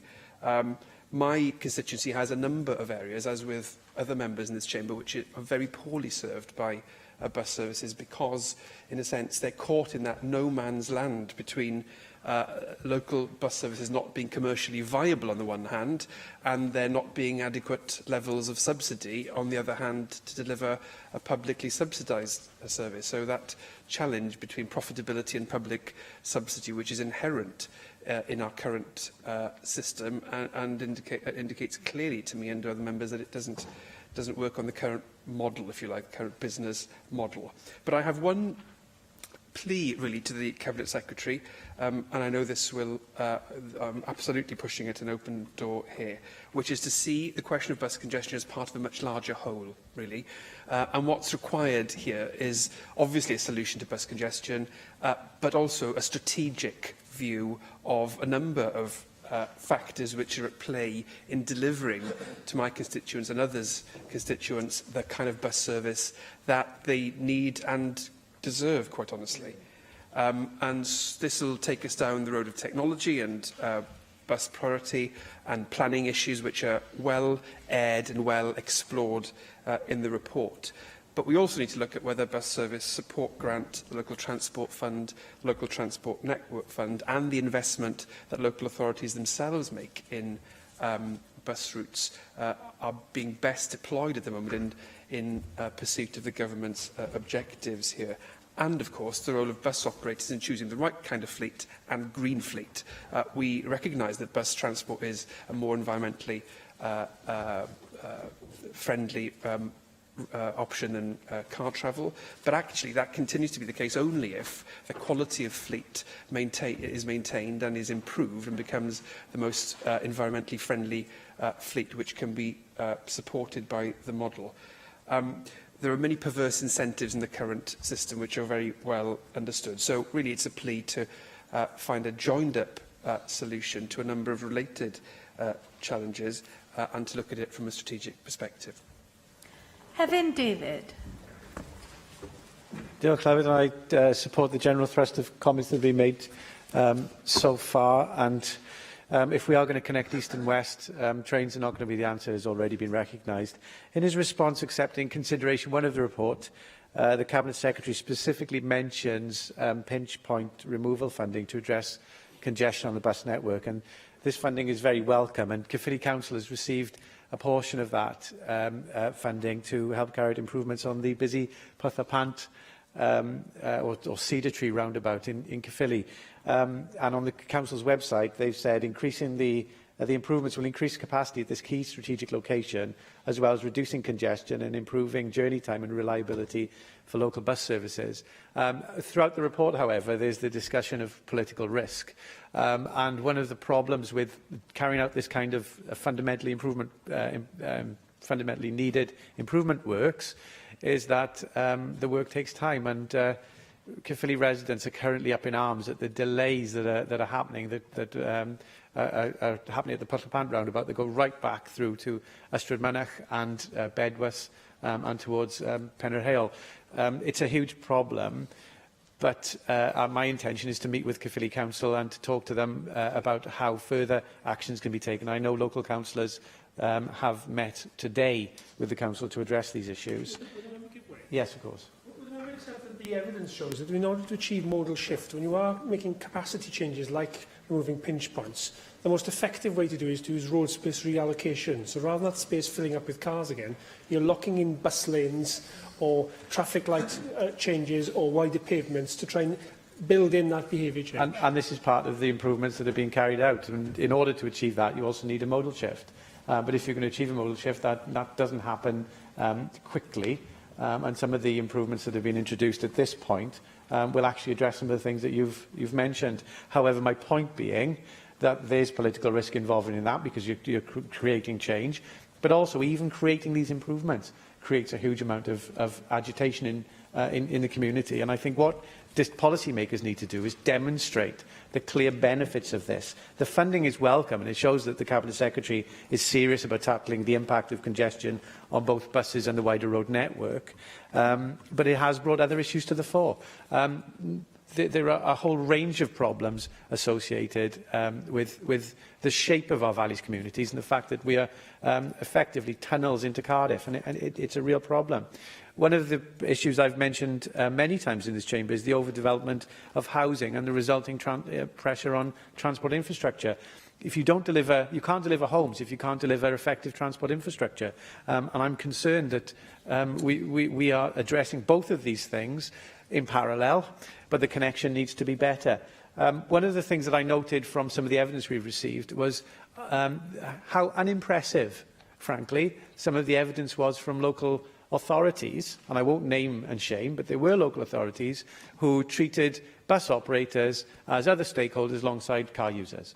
And that, frankly, to answer your question again, it's not good enough. You need to have a proactive engagement with bus operators in your local planning if you're going to achieve the kind of changes we want to see. And local authorities that we saw evidence from were not achieving that. And they must get better at engaging with bus operators. And by the way, I'm not counting Caerphilly County Borough in that one, just to be clear. That's also recognised in the Welsh Government response, more and closer partnership working with bus operators and with neighbouring local authorities. I think we need a cross-border approach to all kinds of planning issues, including the strategic development plans that I've been calling for, which should replace, in my view, the narrowly focused and parochial local development plans, which are not allowing the movement across valleys communities. The City deal in my area and region gives an opportunity for this kind of working to happen. It's a good footprint for regional working, and I'm pleased that the Cabinet Secretary has recognised that with the call for joint working. But I think really we've got to say housing, wider planning issues and transport are the three biggest connected matters that the Welsh Government must have in its mind when addressing these things. If they are simply addressed in parallel, we won't achieve our objectives. And what we're looking to do, particularly with regard to regional growth deals, is get those three areas aligned and coordinated. I've no doubt we can achieve it, but it requires that connected thinking. Galwaf ar ysgrifennydd y Cabinet dros yr economi a'r seilwaith, Ken Skates. Thank you, Presiding Officer. And firstly, I'd like to thank the Chair and members of the Economy, Infrastructure and Skills Committee for their report, for their scrutiny and for their recommendations. I'm pleased to be able to accept all of the recommendations, and I think it would be very difficult to disagree with much of what members have said today. In response to Jeremy Miles, I'm afraid my enthusiasm for this particular subject led me to be mildly reprimanded yesterday for taking more than the allotted time during the bus concessionary fares statement, so I promise today I will be as concise as possible. And I would agree also with Jeremy and other members who spoke about the need to see bus services as part of a much bigger picture. Congestion affects the economy, it affects the environment and health of the people of Wales, and I recognise that demand forecasts indicate that road use will continue to grow. That's why tackling congestion is a priority focus for Welsh Government and why it's integral to the Wales Transport Strategy and indeed to the National Transport Finance Plan, as well as to the recently launched Prosperity for All National Strategy. The National Transport Finance Plan, published in 2015, sets out an ambitious 5-year programme of transport interventions that will take forward across Wales and the measures we are taking to ensure that Wales is connected via a reliable, modern and integrated transport network. Actions to alleviate congestion on the roads of Wales include developing our suite of models so that we can better direct and predict future demands and plan well ahead. We have also made available to local authorities powers to adopt civil enforcement against a range of road contraventions, including parking, bus lane and certain moving traffic offences. And I think it is important that local authorities use these powers to ease congestion. As Hevin David identified, we are working with local partners to identify pinch point areas and to deliver infrastructure improvements to smooth traffic flow. Recently, we announced £24 million for pinch points, which will provide an opportunity for us to do more to tackle the junctions causing congestion and to look at improving overtaking opportunities on key routes from north to south. In addition to this, Another £15 million will be allocated through our local transport network fund, aimed at increasing safety, resilience and movement along strategic bus corridors. This substantial funding forms part of an additional £83 million of Welsh Government capital funding to support road and transport schemes in Wales. Presiding Officer, active travel infrastructure is a core component in modernising our transport network and delivering on an integrated transport system for Wales, helping to reduce vehicular emissions and helping to tackle congestion. Now, in an answer given to Jenny Rathborne a little earlier today, I indicated how I would like to ramp up investment in active travel infrastructure, and I look forward to updating members accordingly. We do fund several behavioural change interventions, for example, through our support for travel plan coordinators and pedestrian and cycling training, such as the Cymru Travel Challenge and the Active Journeys programme. And we're also investing in systems that support active travel management, such as the monitoring of network through our national traffic control centres. We've already provided substantial support by commissioning an All Wales walking and cycling infrastructure survey, and have developed an active travel data mapping system that all local authorities are using for their maps. We believe that improving our public transport system is critical to raising the quality of life for the people of Wales. We will continue to support rail and bus services and modernise the public transport offer in Wales, including the development of integrated public transport networks such as the Metro. The proposed South Wales Metro will comprise a multimodal, integrated, rapid transit network, including improved bus and rail services. It will provide faster, more frequent and joined-up bus and rail services. Enhancing connectivity is needed to support population growth and to tackle increasing road congestion, and the Metro project will be a blueprint for integrated transport across the whole of Wales, transforming the country's economic and social prospects. I'll give way. Mr Givenway, fully support you, Cabinet Secretary, on the Metro. I wonder if any more thought or discussions have been had over the potential of a Metro hub at the Celtic Manor. I've raised this with you many times before and think it would be a good development in the Metro network. Yes, the member has raised this on numerous occasions in this chamber and outside of this chamber. I think the idea has great merit, especially as we see the development of the convention centre at the Celtic Manor, and the Metro is being designed in such a way as to be extendable so that additional services and additional hubs can be created as necessary. So it's certainly something that is being considered within Transport for Wales, and it's something that I'm particularly keen to see considered as part of the potential extension of the Metro network. I do think that there's no doubt that traffic congestion impacts negatively on the reliability and the punctuality of bus services, and that this in turn makes travel by bus less attractive. We fund and action a number of interventions for congestion as outlined previously, and I remain committed to an integrated transport network that I believe will tackle the challenges such as traffic congestion and environmental pollution. Presiding Officer, we also need to encourage motorists to use buses more often by making buses more attractive in terms of the price of travel through competitive and straightforward fares, through multi-operator ticketing regimes, underpinned by transparent and fair revenue-sharing arrangements, and, of course, by publicising how good our bus network is already. Building on the bus summit that was held in January, a number of workshops are to take place this autumn to undertake further work to consider how best we can improve the passenger experience at bus stops by providing improved facilities consistent with passenger and information provision, to develop funding solutions that offer greater stability to the bus industry in Wales, and deliver an integrated transport system that provides improved accessibility and ticketing solutions that are fit for the 21st century. Presiding Officer, I am also considering the responses from the consultation on local bus services in Wales, part of a national dialogue and call for evidence following the success of the bus summit on the longer-term direction for local bus services and proposals, I believe, which could make a significant improvement to services in Wales. Galwaf ar Russell George I ymateb i'r ddarn. Thank you, Presiding Officer. Can I first of all thank the Cabinet Secretary for his words at the beginning of his contribution.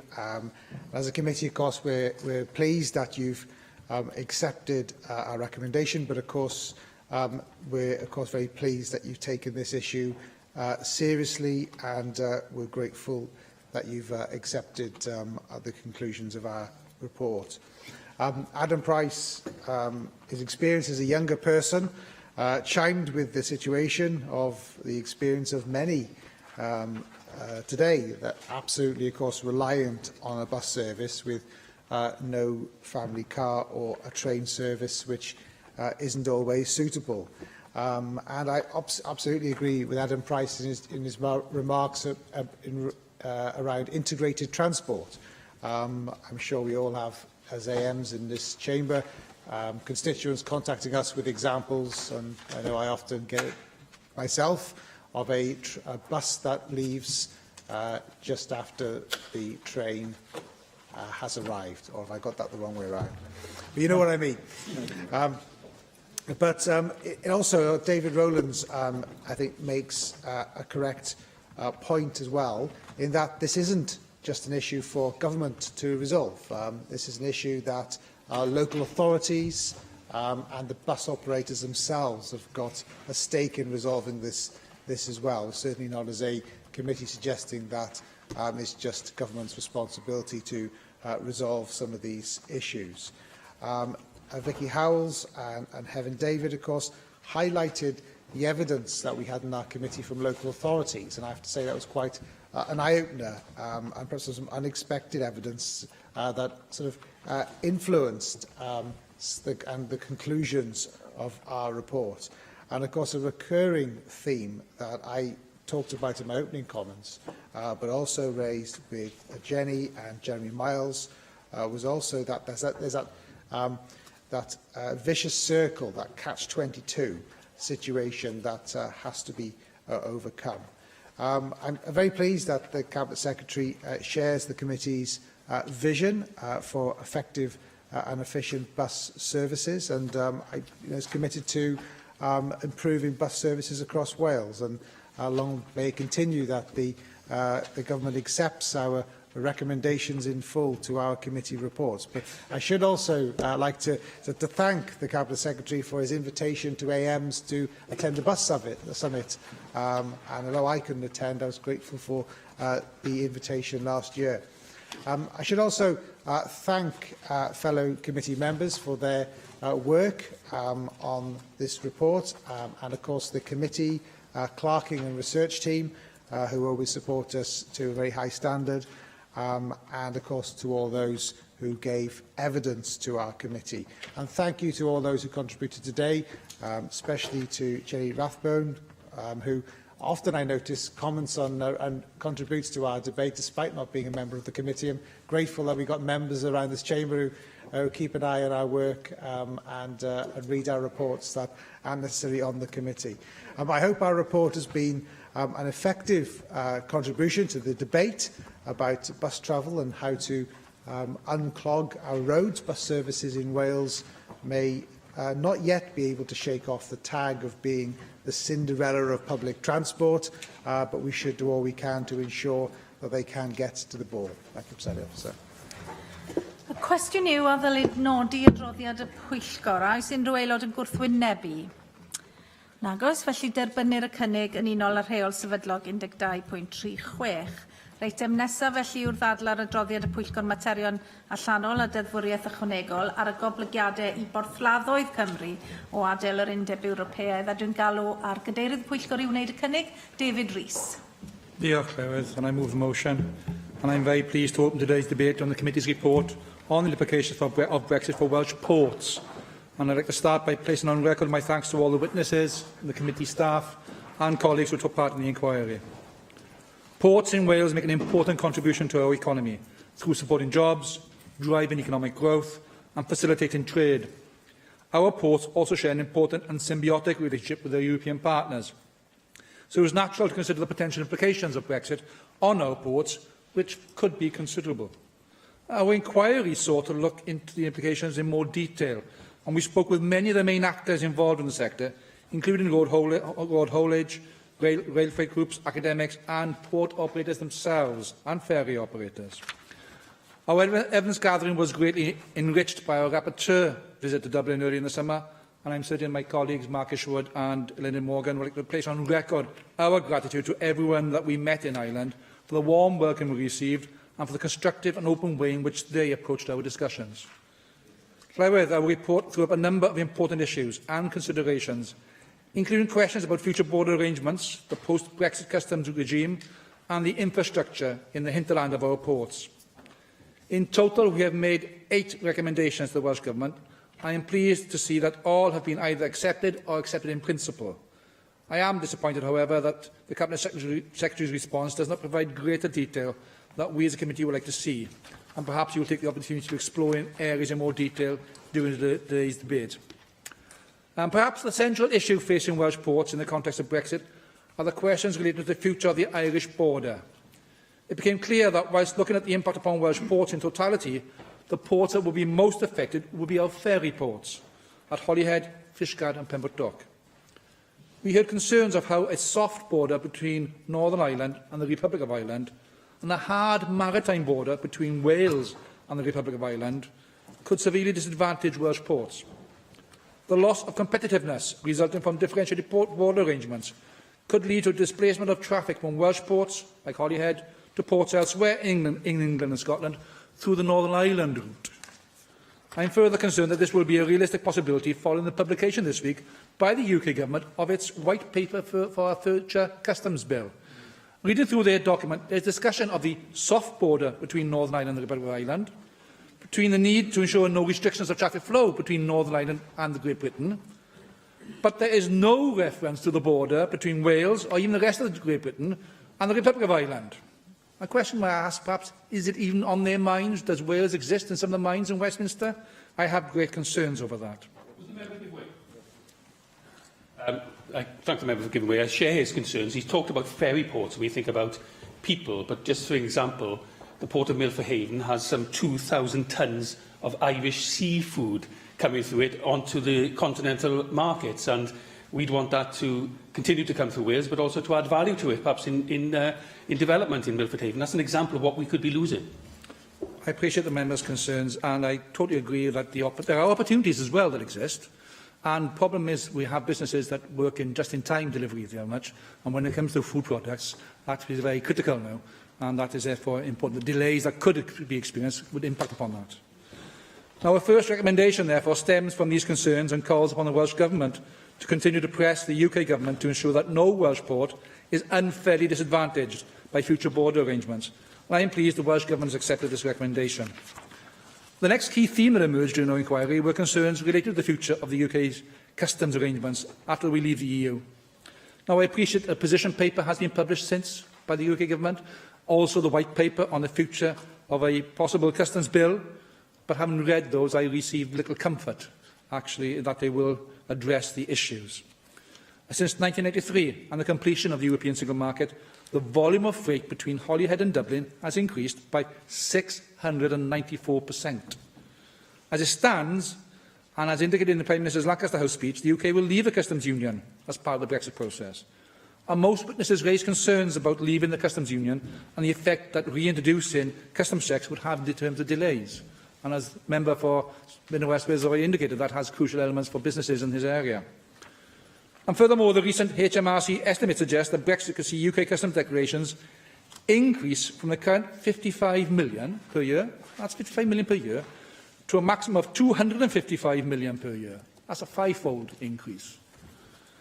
At the same time, we hear the use of new technology could be help to ameliorate some of the worst risks of delay. Technology comes to our rescue. Even the white paper continually refers to technological solutions to help establish a frictionless border between the UK and the EU. But in order to do these, we need the IT solutions to be up and running by 2019. And everyone we spoke to, and our past history tells us, it's unlikely to happen.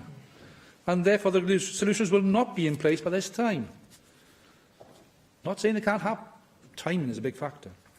Our second and third recommendations reflect these concerns and request the Welsh Government keeps us updated on these progress of IT solutions and perhaps the UK's future customs arrangements and discussions it will have. Because the white paper again talks about involvement with devolved institutions and devolved governments, and I'd like to know exactly what involvement is had already with the publication of the white paper on the customs bill. However, simply waiting for the UK government to bring about solutions, particularly in the new context of new powers of reports that will be devolved to Wales early next year, isn't good enough. We need the government to mitigate possible risks to Welsh businesses by ensuring that businesses have everything they need to make the most of opportunities provided by things such as the authorised economic operator and the trusted trader schemes. And these again being focused on in the white paper, where we need to make sure our businesses are up and running as quickly as possible with those. Another key concern centres on the physical capacity constraints faced by the ports themselves. We hear that the lack of space to accommodate new border and customs checks after Brexit could lead to lengthy delays at our ports. Not just applicable to Wales, because Dover has the same problem. It's been highlighted very often. And whilst we talk about Dover, please remember, Holyhead is the second busiest roll-on, roll-off port in the UK, behind Dover. So our fifth recommendation calls on the Welsh Government to undertake urgent work in this area. And urgent work, by the way, does not meet some of the solutions we heard at the evidence session where someone said, well, we're out of the EU, the Habitats Directive won't be operational anymore, we can expand even easier. That's not the intention that we seek. Although we welcome the fact the Cabinet Secretary has agreed to this recommendation in principle, the lack of detail perhaps in his response is a little bit disappointing and perhaps fails to address sufficiently the concerns we have highlighted. But he may wish to expand upon that in his response.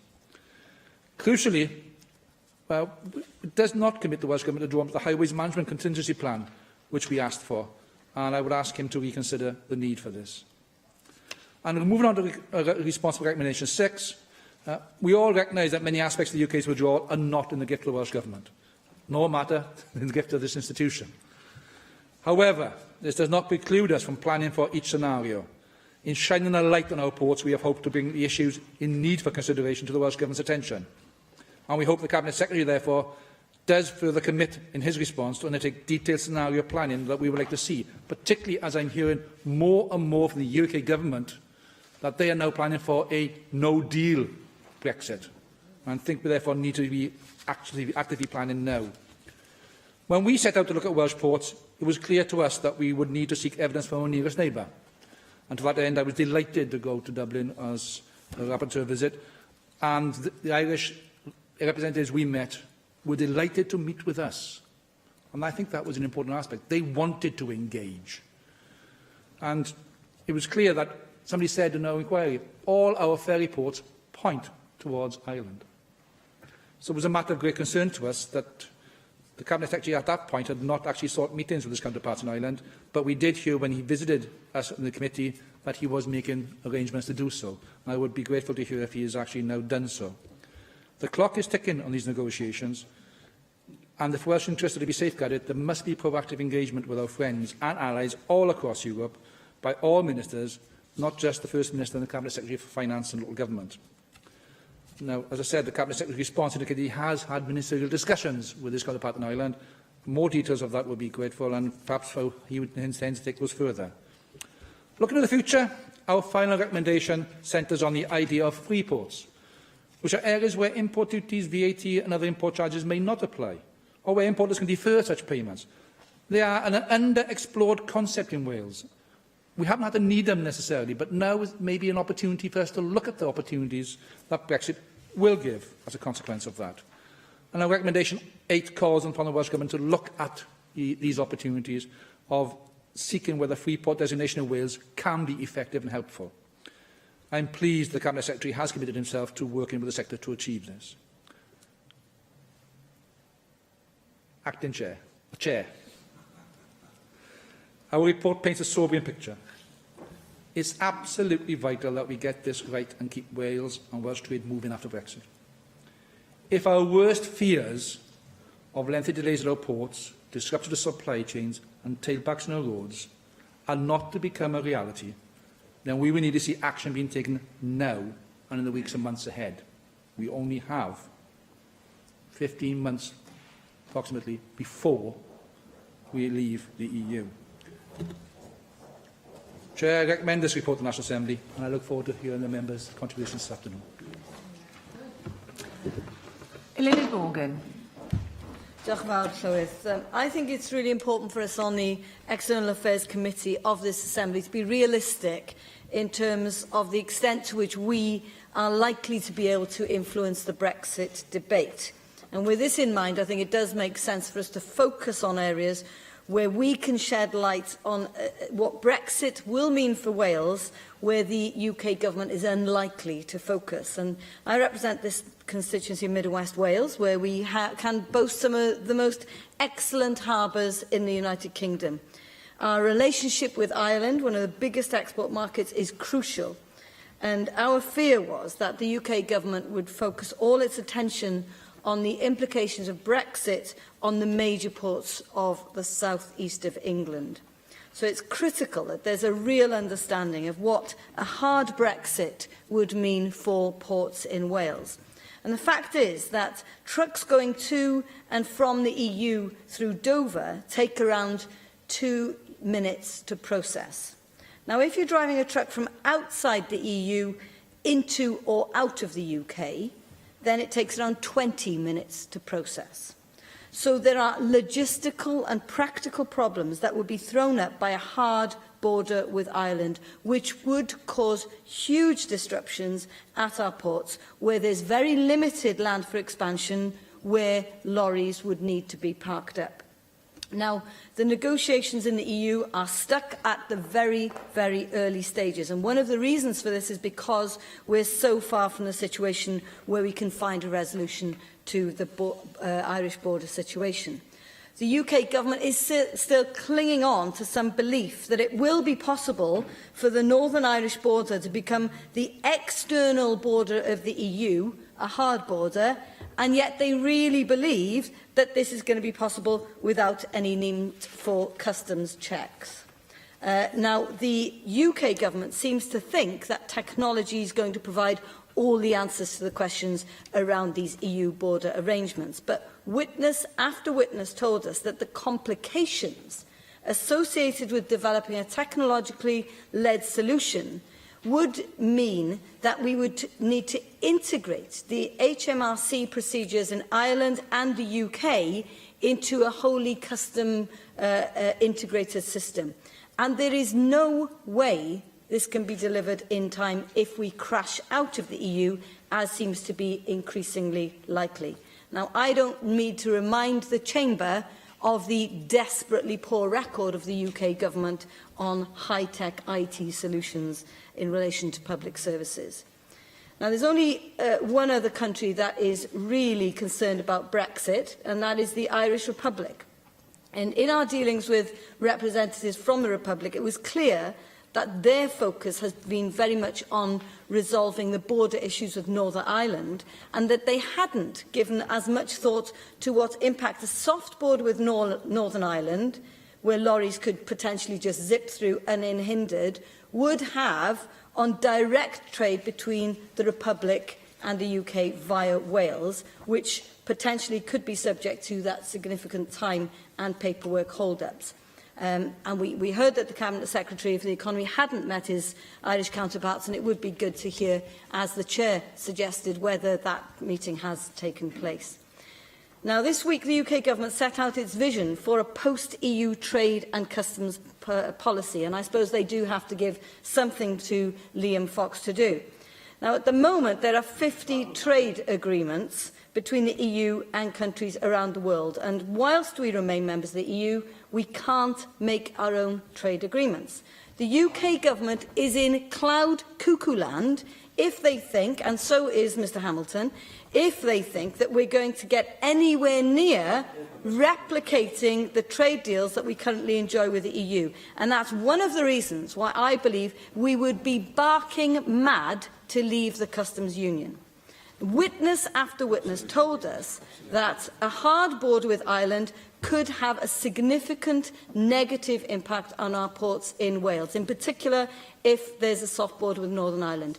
And I want to make sure that if this happens, that the blame for any negative impact falls exactly where it should be, on those politicians and those political parties who push and vote for the UK to leave the customs union. And I'd like to make it clear that I and the Labour Party locally will be watching, in particular, Stephen Crabb and Simon Hart MP in Pembrokeshire and the way that they vote in Parliament on this issue, and we will hold them personally responsible for any job losses, hold-ups or negative impacts on ports in Milford Haven or Fishguard as a result to leave the customs union.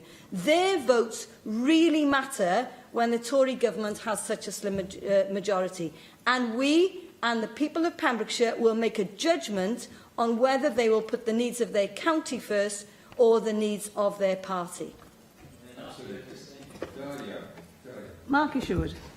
I'll try and stick to the report, which states concerns over implications of Brexit for Welsh ports centre on three areas: that a soft border between Northern Ireland and Republic of Ireland will displace traffic from Welsh ports to those in England and Scotland via Northern Ireland, that any new customs arrangements will create technological and logistical challenges for our ports, and that many Welsh ports lack capacity to accommodate any new border controls and customs checks.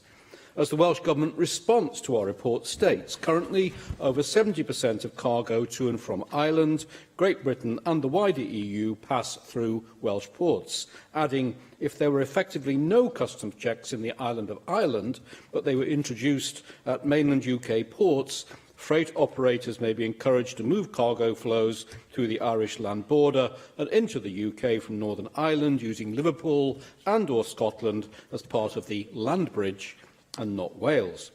It is therefore concerning that the Welsh Government only accepts in principle our recommendation that it seeks clarification from the UK Government on the anticipated timescales for the development and implementation of proposed new IT-led customs arrangements and sets out how it expects the costs of these new arrangements to be borne.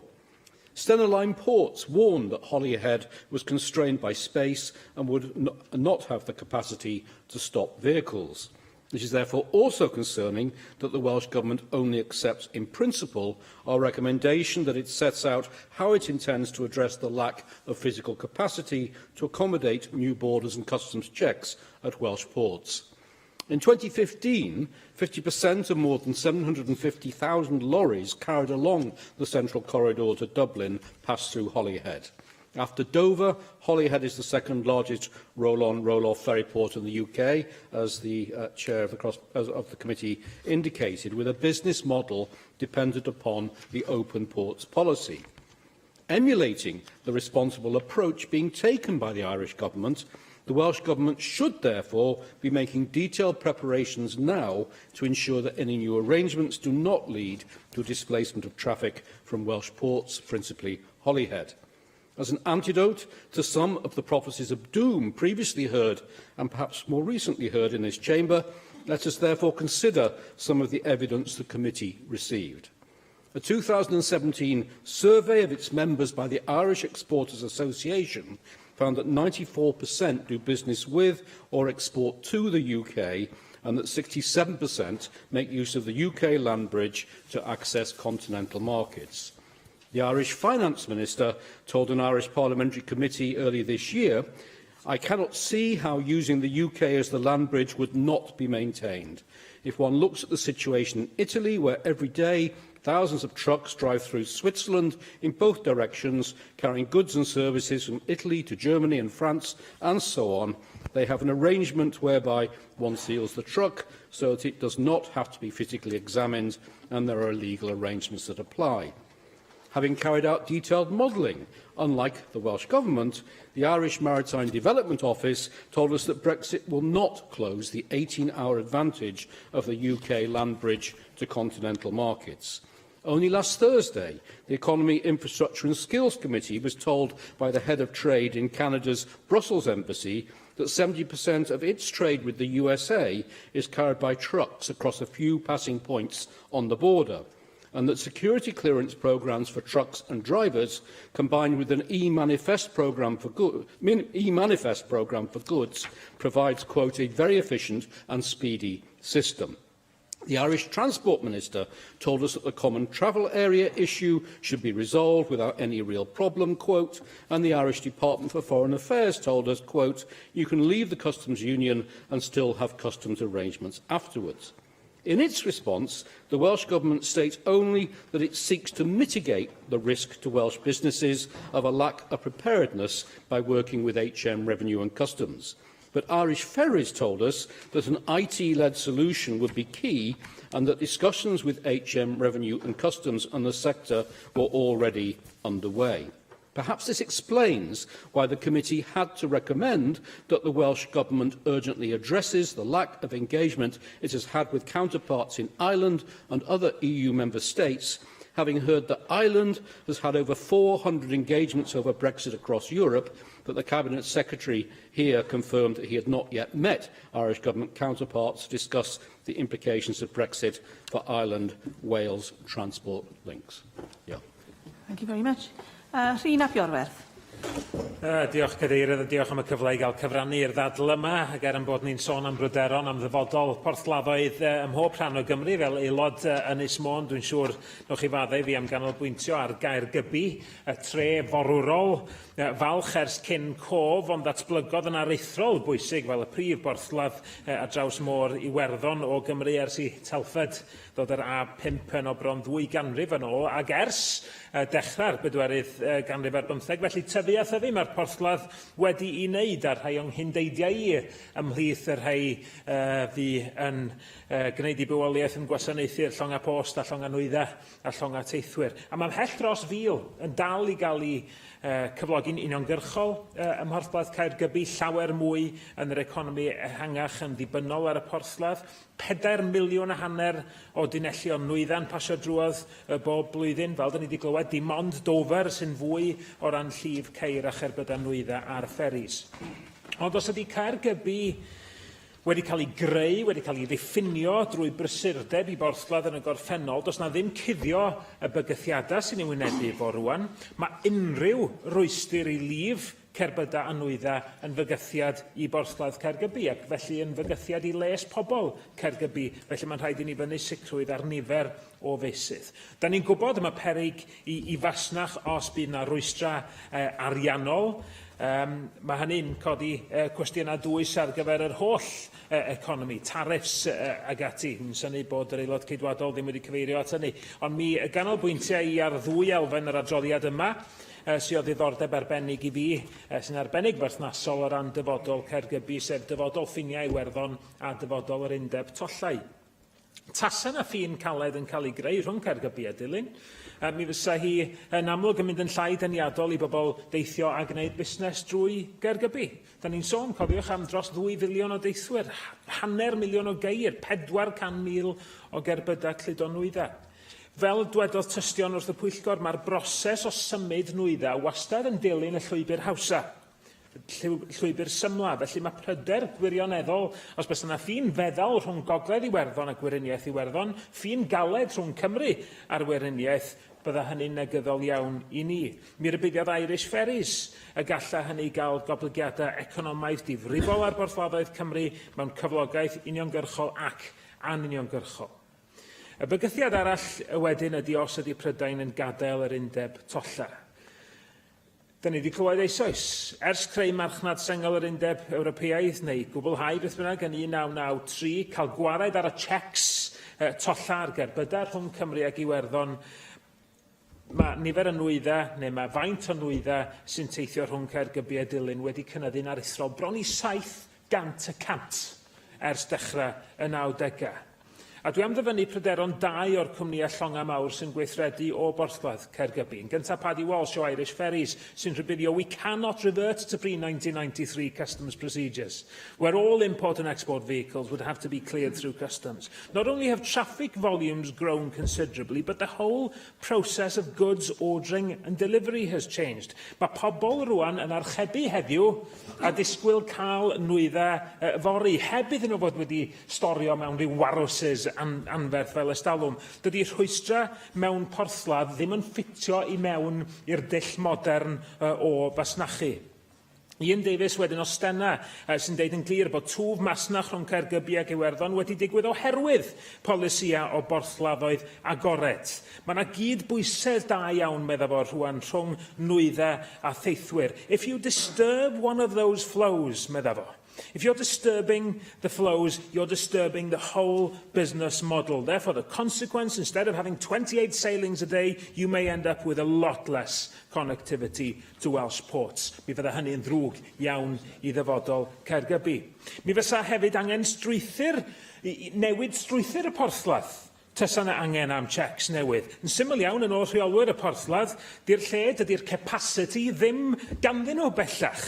A mi oedd hyn yn un o gasgliadau'r pwyllgor hefyd o'n i'n falch iawn o I weld. Hyn dweud wrtha I, government has to realise that we cannot magic up additional space in the port if it transpires that full customs border checks are required. A ni dystiolaeth o'r pwyllgor hefyd. Ian Davies o Stena yn deud, we have some of the largest ferries in Europe coming in. The whole port would come to a grinding halt. It's physically not possible to do it at the ports presently. Dwi'n dod I ben, dwi'n falch bod y Llywodraeth yn derbyn mae'n egwyddor argymhelliad y pwyllgor I amlinellu sut maen nhw yn bwriadu mynd i'r afal ar diffyg capacity yma ym mhorthladdoedd Cymru, ond dwi'n gobeithio yn fawr gawn ni fwy o gig ar yr asgwrn gan yr ysgrifennydd Cabinet mwyn I fi allu adrodd yn ôl I reolwyr y staff a'r porthladd. Da ni'n wynebu cyfres o heriau yn fan hyn. Nid hanes balch, ond dyfodol, hyderus a ffyniannus dwi eisiau weld I borthladd Caergybi. Gareth Bennett. Diolch, Gadeirydd, and thanks to the Additional Legislation Committee for bringing today's debate. It is on an important issue. There are economic complications which will inevitably arise from Brexit, and I don't seek to minimise them. I don't want to see these problems exaggerated for political effect, because my view is that the people of the UK have had their say, and they want Brexit. That is what they voted for, and that is also what Wales voted for. So perhaps our old friend Eluned Morgan needs to just occasionally remember that outcome. OK, that's your view. If you think that the electorate of the entire UK is so credulous as to swallow a lot of lies, then that is certainly a reflection on your view of the electorate, and it's not a very good reflection. If you want to make an intervention, please ask the Speaker. Diolch. No, I'm just starting, Green, and I'm not going to get through it with all this nonsense. So we shouldn't exaggerate difficulties for political effect, but we certainly shouldn't minimise them either. What we have to do is rationally consider all of the economic implications. In the case of the position of trade passing through Welsh ports, if there are any ways in which we can meaningfully move towards trying to resolve these issues, or at least meaningfully address them, then that is what we should be doing now, as far as we can, in the time remaining before we leave the EU. And that is what the committee appear to be doing with this report. So I think this report may be helpful. Now, the report is fairly clear in what it recommends. And to be fair, it hasn't shied away from criticism of the Welsh Government's actions to date, or the lack of them. I quote from the Chair's foreword. We were disappointed to hear that Welsh Government engagement with our friends and colleagues in Ireland has been so limited to date, and urge the Cabinet Secretary to address this urgently. End of quote. Now, the First Minister has spent a lot of time since the Brexit referendum talking about Brexit and all of the problems he thinks it is causing. And one issue he tends to mention every single time, without fail, is the issue of the border between the Republic of Ireland and Northern Ireland. So it's rather odd to note that a foreword written by his own Labour colleague, David Rees, notes that he has done so little to address this issue himself. The First Minister seems to want to talk about this issue till the cows come home, so that he can raise people's fears, but he doesn't seem to actually want to do anything about it. So I'm hopeful that the Economy Minister, who is here today, will tell us what actions he is proposing to take, and I hope for all our sakes that he is planning to be more proactive in this regard than the First Minister has been. A further point from the Chair's foreword, which summarises the report.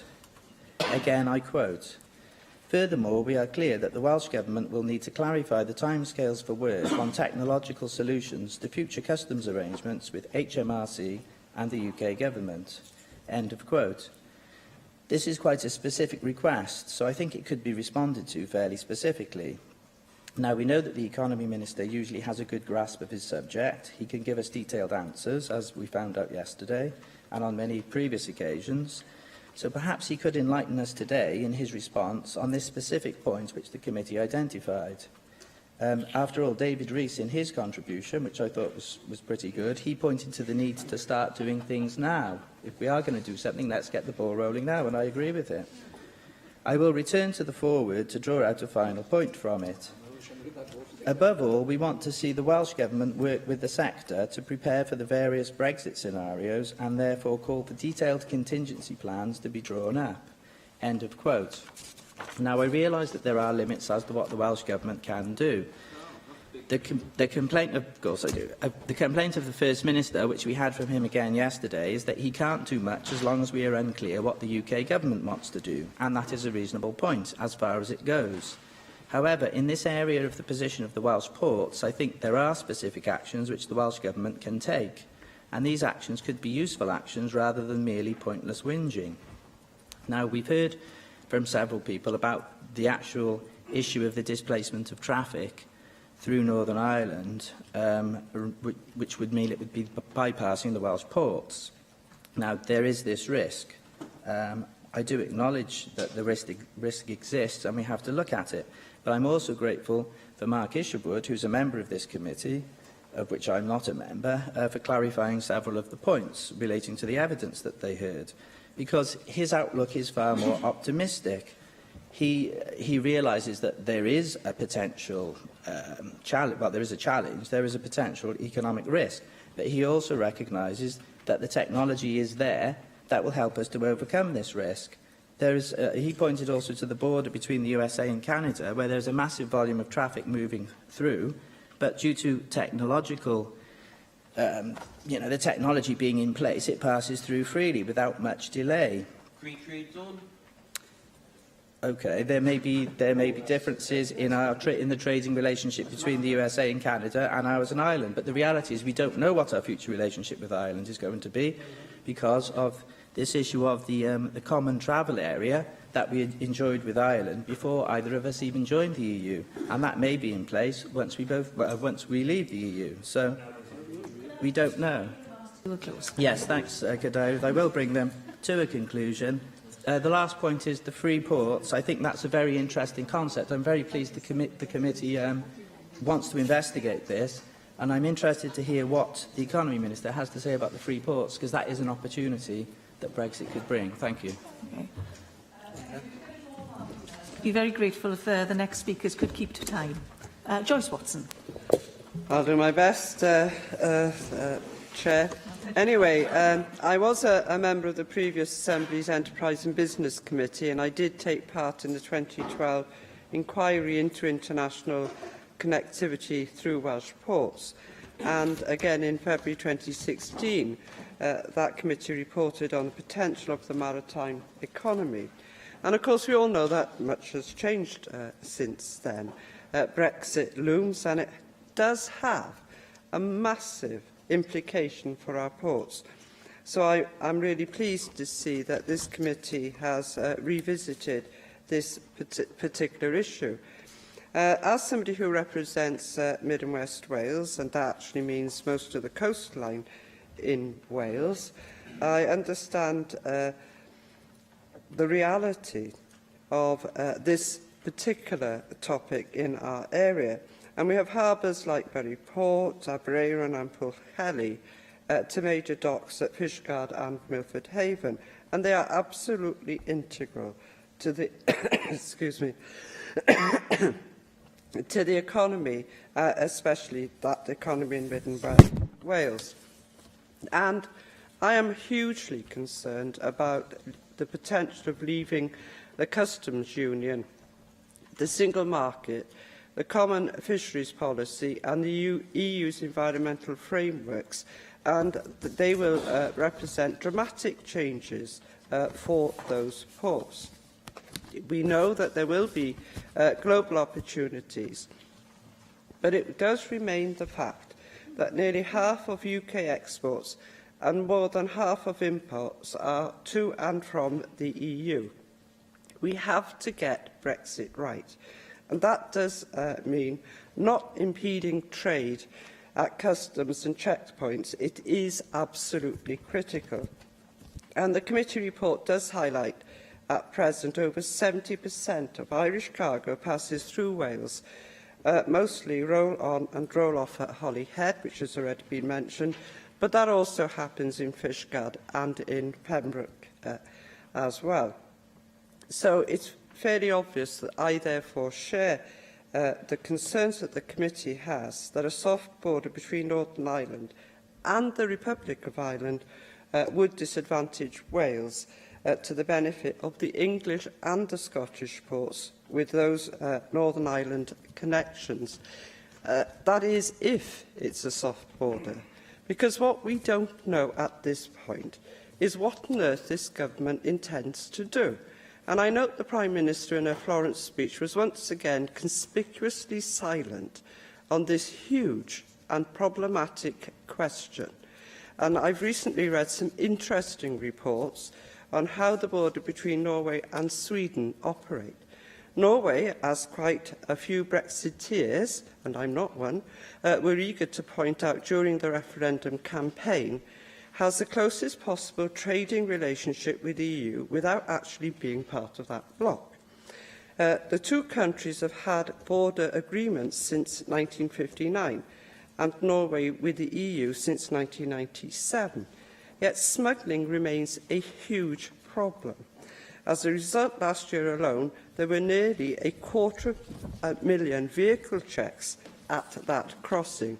In short, the Norway-Sweden experience suggests that even without the island of Ireland's unique circumstance, plans for a frictionless border between Northern Ireland and the Republic of Ireland will be difficult to achieve. Nonetheless, we have to ensure that Welsh ports are best prepared for whatever the post-Brexit arrangement is. And people have mentioned here today, so I won't go into the detail to save some time, the report on the technological solutions to speed up checks. They are not there at the moment. That availability is there, but the infrastructure is clearly not there. And I wouldn't actually set any great store on this government giving Wales any extra money to be prepared for anything whatsoever, because we've already seen they're reneging on promises of infrastructure development in Wales so far. So I really don't think that we can rely on that in any shape or form.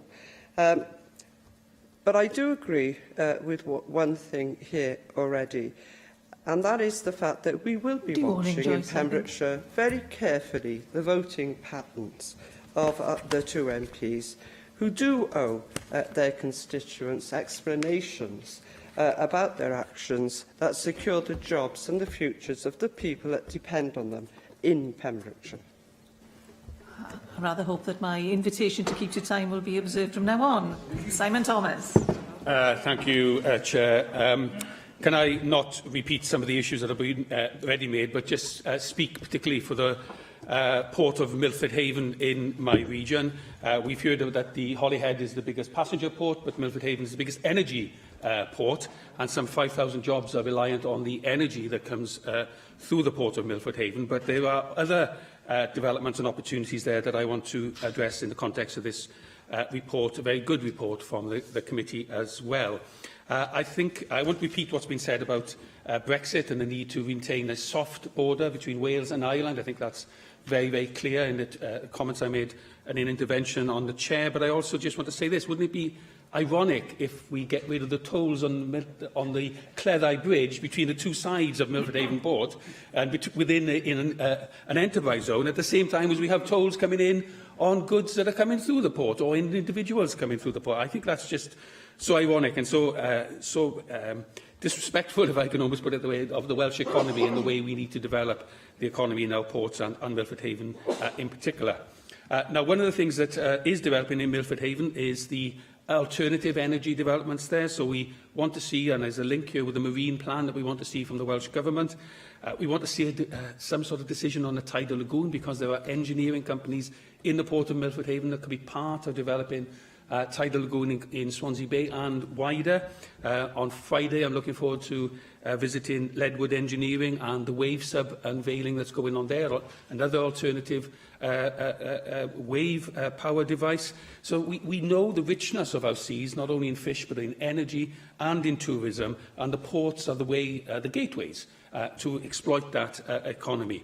And I hope that we'll see next week, I think there's a statement from the UK government on green and clean industrial development of some sort. Let's see if there's a commitment there to the tidal lagoon, which is really what we want to see. I think there are two opportunities as well for Milford Haven that I'd like to see explored further by the Welsh Government. Let's take fishing to start with. Traditionally not seen as a big thing that we may join in Wales, but that's because our fishing quotas have basically been sold to the Belgians for the last 40 years. When we do have a reconfiguration coming out of the European Union, we need to ask ourselves whether we can do something around a quota that's landed our quota, if you see what I mean, whether we can have a way that the Scottish Government has been suggesting that a certain amount of the Welsh quota has to be landed at Welsh ports. So once again, we can stamp things landed in Wales or landed at the port of Milford Haven and have grow our own then more fish processing and other ideas around that. The Chesapeake Bay that David Melding speaks of isn't far from Milford Haven. A lot of the shellfish could be landed there, processed there, as well as those links with the Irish shellfish industry and fishing industry, including fish farming, which is developing in Ireland and needs markets coming through Wales. So there's an opportunity to develop our fishing industry and to review the 10-metre rule around boats as well, because that's been something that's been just enshrined in European legislation in our ports, and we can review that. The second idea was, has already been mentioned, I think, which is the free ports idea. Now, usually within a customs union, you wouldn't really want free ports, not when you've got a big trading bloc, but there is the opportunity to look at tightly defined areas at which excise duty or duties are not exercised, are not raised, in order to allow transit of goods through them. This may be a workable solution in terms of the border between Ireland and Wales. This may be a solution, and one of the areas that could be applied to is Milford Haven. I'm sure that if there were to be development of the Freeport idea by the Welsh Government, then Holyhead and also Cardiff Wales Airport, they'd all be very interested in seeing how that could be developed. But it's a possible practical solution in order to unlock some of the difficulties around coming out of the customs union, though I would put on record my own belief that we should remain in the customs union as the most appropriate and practical way of dealing with the issue of ports and Brexit. So I hope whatever happens, we will pay attention to our Welsh ports as real economic drivers and as areas in which employ a great deal of people in my region, and ones that I want to see taken seriously by the Welsh Government. And to that, I very much welcome the report, as it has at least put this on the political map. Well done, Simon. You won. Neil Hamilton. Diolch, Cadeirydd. I'm delighted to follow Simon Thomas, whose speeches are always informative and interesting, and today's has been no exception. I warmly endorse what he said about the opportunity for free ports, which leaving the customs union will give us. I'm grateful to Eluned Morgan, not just for the extra publicity by mentioning my name in her speech, but also for bringing the position of the Irish Republic to the forefront of this debate. This is an excellent report from the committee, I think, because it's very fair and balanced, but it draws attention to some potentially serious transitional problems arising out of Britain's decision to leave the EU. And I commend David Rees, as the chairman of the committee, for being a model of partisan impartiality, if I can put it that way, and having made a real contribution to this debate more widely. Because if there is no deal with the EU, this is a very serious matter for the Irish Republic as well as for Wales, much more serious perhaps for the Irish Republic than it is for us, because 50% of Irish exports come to Britain, 90% of Ireland's oil and gas comes from Britain, through Milford Haven very largely. £15 billion worth of goods are exported to the UK. Half of the Irish Republic's beef exports come to Britain, 42% of all its food and drink exports. 50% of Irish hauliers serve European continental countries through the land bridge with the United Kingdom, and 30% of that traffic is refrigerated. So given the time delays, which would inevitably be the consequence of trying to reroute from the existing ports that are being used, then there are very serious downside risks for the Irish Republic, which makes it perhaps all the more surprising that the European Commission has been quite so intransigent in these negotiations. Are the Irish going to fare any better than the Greeks in the minds of the European Commission, Monsieur Barnier and Monsieur Juncker and their colleagues? I've never actually been under any illusion about these negotiations, because the EU, having been from its inception a political project, not an economic one, despite the fact it was originally called the European Economic Community, what is obviously uppermost in the minds of the negotiators for the EU is the ultimate destination which they see of a federal states of Europe, which certainly nobody in Britain ever signed up to, and nobody was ever asked anywhere than any other part of Europe. And for them, small countries are a small price to pay for the achievement of their grand continental political objectives. So I think that the government is to be deprecated, actually, for not going into these negotiations expecting to fail, and therefore having wasted the last 9 months or a year or so, when it could have been making preparations to deal with the very severe practical problems which have been referred to in this debate, and which do certainly need now to be accelerated. Or the solutions, if there is no deal, need to be accelerated over the course of the next few months. I do think that the technological advances which were referred to by Mark Isherwood in his speech offer a partial solution to the problem, and certainly mitigate the difficulties which will arise.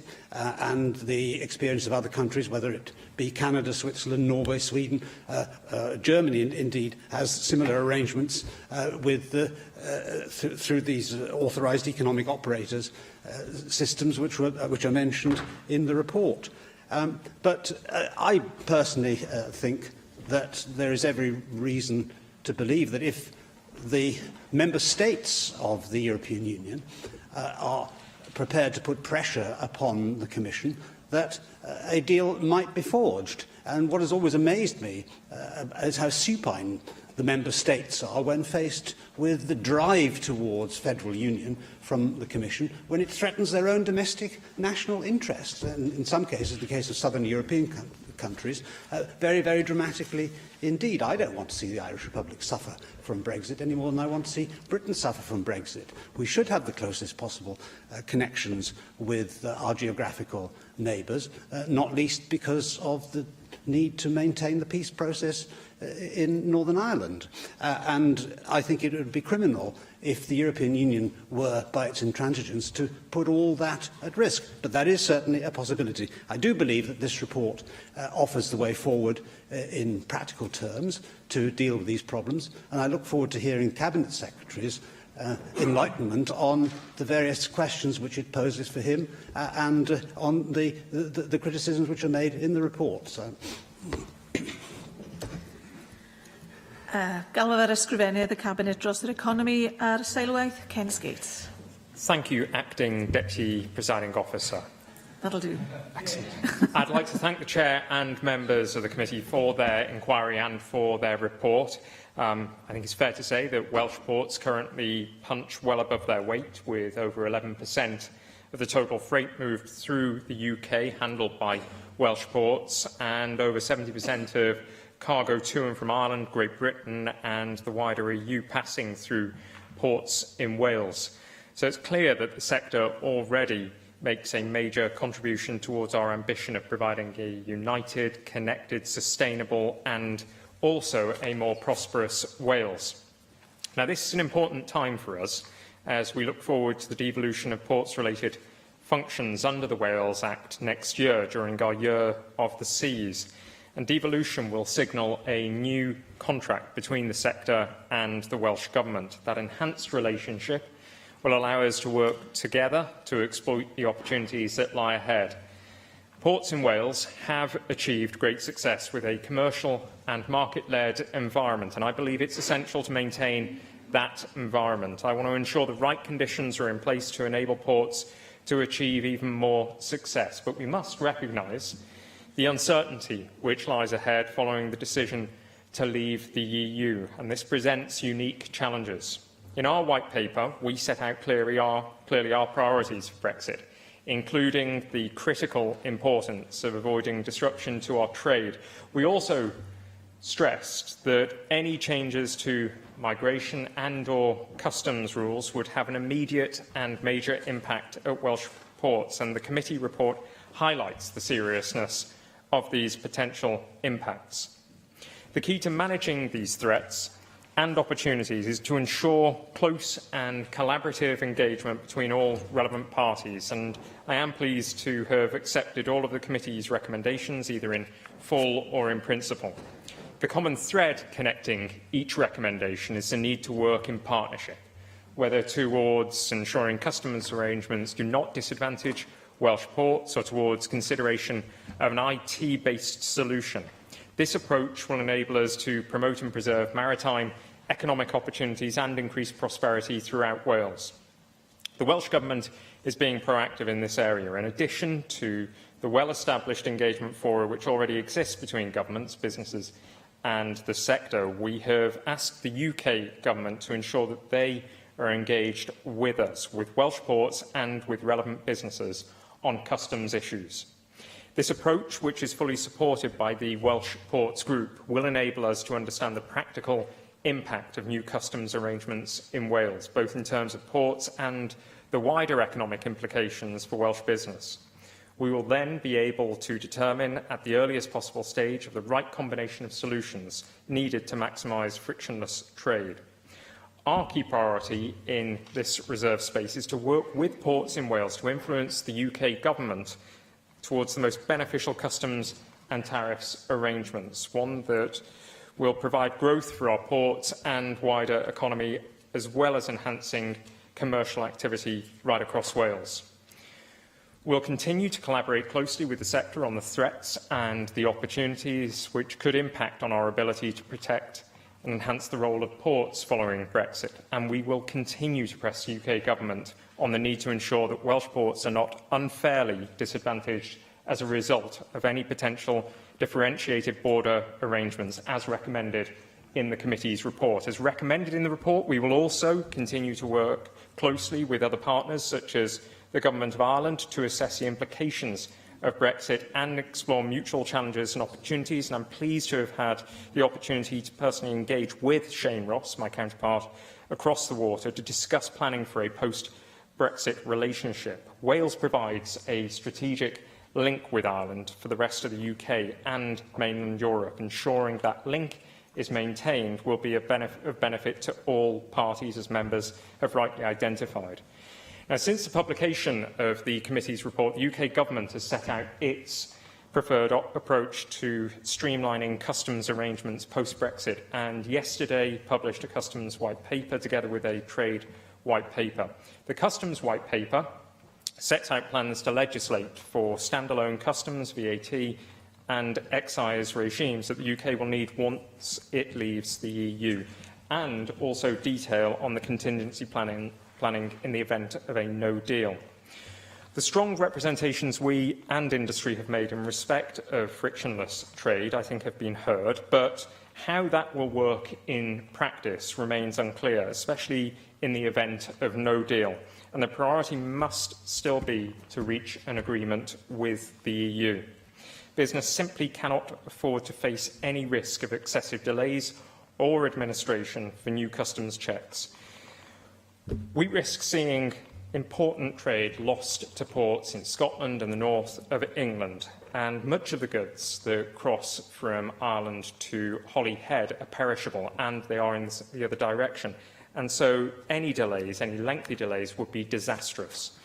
I recognise that the paper appears to address the soft and hard border question and the potential detriment to Welsh ports by stressing that the answer to avoiding a hard border between Northern Ireland and Ireland cannot be to impose a new customs border between Northern Ireland and Great Britain. But again, how that will work in practice remains unclear, and I am concerned the Customs Bill White Paper essentially proposes to introduce detailed arrangements via secondary legislation.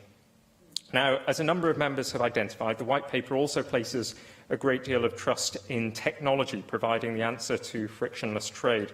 It might well do that, but I think there is a high-risk approach here, leaving no room for mistakes or delay in an area where the UK government's track record is not good. And furthermore, details of the proposed IT solution have not been fully disclosed, and therefore it makes accurately assessing the cost at this stage impossible.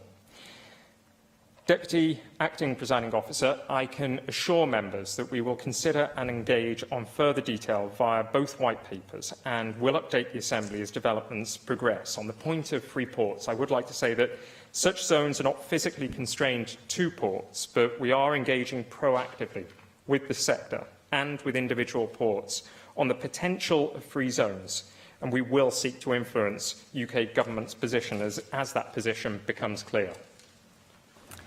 Diolch yn fawr, a galwaf ar David Rees I ymateb i'r ddadl. Diolch, Cadeirydd.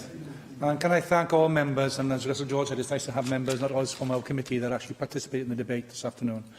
And can I thank the Cabinet Secretary for Economy and Infrastructure and his response, particularly to some of the comments we've highlighted today. Just go through a few things. Linda Morgan highlighted the current implications of our customs rules today, and it's very important, but she also highlighted something perhaps people didn't realise, that when we went to Ireland, we actually brought to their attention the possible implications for Irish ports. Because if they did decide to go through the Northern Ireland route, because businesses will take the route of least resistance, of course there would be an implication for the ports of Dublin and Rosslare as well. So that is they hadn't even thought of that at that point. So I think it's well worth having these discussions, and the work we did also hopefully helped the Irish government look at that aspect. And it is devastating to leave the customs union, but it seems that's the way we're going. But we've had everybody's been talking about, I'll pick one topic, IT solutions. Everyone's talked about it. Just to let you know, I used to lecture in software engineering and software development. I know my colleague Mike Hedges also been in the IT world. I can tell you that it's not easy to do a solution for this. And if people think they can do it quickly, and if they've got solutions somewhere else because it works somewhere else, I'm sorry, the complications, the complexities, the different requirements, different facilities, it doesn't transfer automatically. This is a very difficult, complex solution. It is long-term and cannot be done in 12 months, which time we're talking about. Yes, it will be perhaps a longer-term solution, and eventually we will get there, but not if we don't get this right by March 2019. And yes, the land bridge was highlighted, that the UK will still be a land bridge. Probably because they did talk about the options of going via Cherbourg. A timescale on the ferries crossing was a challenge to them, but they didn't actually rule out the options of actually increasing the going via north of Ireland, and therefore that's what our concerns were, is that that option will be available to us and to them because of the different arrangements that might be in place. And Rian, you're naturally focused upon the impact upon Holyhead and its communities in your own area. It would have a devastating impact if we're not careful to Holyhead and to the communities around Holyhead and the businesses and people working there. And we don't want to see Holyhead become basically the whole town become a parking bay for lorries, which is what could happen. Because let's remember one thing. When there are problems in Calais, what happens in Kent? The M20 is shut and becomes a big parking bay for lorries. We do not want solutions like that anywhere. We need to address these issues now to make sure it doesn't happen. Simon, yes, again, actually our report focuses very much on the roll-on, roll-off ferry bridge, but you're quite right. Ports do cover other areas. There are bulk ports, many bulk ports in Wales, and fishing and the implications of fishing as well have to be considered, because Milford Haven does have opportunities to look at how the fishing quotas can be changed and how the fishing industry in Milford Haven can actually change as well. It is important. And Joyce reflected the different maritime industries across the whole of the region, everywhere in that region. And yeah, you're right. Get Brexit right. That's the message we must send. But I don't think the government's doing it at the moment. I'm talking about the UK government here, not the Welsh government. Can I go to perhaps my colleagues? Yes, Mark. On the IT, you will recall that several months ago, Irish Ferries told us that they were, amongst others, in dialogue with HM Revenue and Customs over IT solutions. Would you not, with me, hope that by now the Welsh Government would have engaged with this to establish what IT solutions were being considered by HM Revenue and Customs, the body who will ultimately decide on this? Well, you're quite right. It is important to get the positions of where we are with IT solution arguments between HMRC and other bodies and groups and organisations. It has to be vital. But I do think they did tell us that they even didn't think they'd get it done in time. And that's the biggest problem. So we've got to get something in between now and then. Now, Gareth Bennett, thank you for reporting on my forward. I wish I hadn't written it out sometimes. But can I remind you, as a chair of a committee, I'm not political. And that's the intention of a committee. Committees reflect upon the issues and report to the Assembly. We are not voices of government or any other party. We are voices of the Assembly. And that's the job, and that's what we did. And then you talk about not being political. I've spent a long time then being exactly that. But anyway. Neil, I will mention you, I'll give you have your name mentioned by me as well, and thank you for the fact this is a fair and balanced report. We try to keep that. And you're right, it is a huge impact upon Ireland as well. This can be a huge impact upon Ireland. So it is important that we address this issue, and we work with Ireland to address this issue. But then you lost it and went off on a rant about the EU Commission not doing deals. Well, I'm sorry, you were going so well, but there we go. And so are you, Chairman, running out of time. 2 seconds, well, 10 seconds. Cabinet Secretary, thank you for your answers. There's obviously some areas we need to explore further on this issue. But one question for you. You talked about the UK Government, you've been asked to join in the forum. Can I just ask, have they? Have they actually come forward and said, yes, we want to take part? Because it is important that they start listening to what's happening here in Wales. Thank you, everyone. Y cwestiwn yw, a ddylid nodi adroddiad y Pwyllgor? A oes unrhyw aelod yn gwrthwynebu? Felly, dibynnu'r y cynnig yn unol a rheol sefydlog 12.36. Item nesaf yw dadl UKIP a dreithi busnes a galwaf ar Caroline Jones I wneud y cynnig. Diolch, Cadeirydd. I'm pleased to move the motion before you today. Before I entered politics, I was a small business owner, operating businesses on the High Street in Bridgend and Porthcawl, and I experienced firsthand the challenges facing businesses on our high streets. The motion tabled by my colleagues and I seek to mitigate some of these challenges. We are calling for the Welsh Government to take action on business rates as a longer-term solution and to introduce better rate relief for small businesses in the short term. This will inject much-needed support for small independent retailers who are struggling, particularly those operating on our high streets. As the Federation of Small Businesses state in their 2017 manifesto, small independent retailers make a unique and irreplaceable contribution to the character of our streets in our cities, towns and villages. They are vital to local economies throughout the country. A much higher proportion of revenue is recycled into the local community through small businesses than through their local counterparts. Without small independent retailers, our high streets are at risk of becoming either empty shells or smaller versions of out-of-town retail parks. If we want to retain the character of our high streets from Bridgend to Bangor, from Connors Quay to Cowbridge, then we have to act now. 1 in every 8 retail units are currently empty, and in the Welsh economy lagging behind the other UK nations. The outlook for the high street isn't great. High street retailers are struggling with increasing rents and business rates at the same time as facing increasing competition from online and out-of-town retailers who have much lower costs. We have to create a level playing field, and the majority of small businesses and small independent retailers want to see action taken on business rates. Business rates, as currently constituted, are inherently inequitable, as they bear no relation to the profitability of a business. They are a charge based upon the rent of the property, and as many small high street retailers have found to their detriment, do not reflect the turnover or profits of the business. Retailers who wish to remain on the high street have no choice but to absorb the additional costs. They can simply move on, as some ministers have suggested in the past. It is therefore vital to the very survival of our high streets that we replace the current business rate system with a more equitable tax based upon the ability to pay. This is supported by both the FSB and the Welsh Retail Consortium. The FSB state the non-domestic rate system as it stands is an unfair and regressive tax that takes no account of a firm's ability to pay. A business must pay £1 in business rates before it earns £1 in turnover, let alone £1 in profit. The system is no longer fit for purpose and is unable to take account of the changing nature of doing business. A property-based tax, by its nature, unfairly targets businesses in prime locations such as high streets.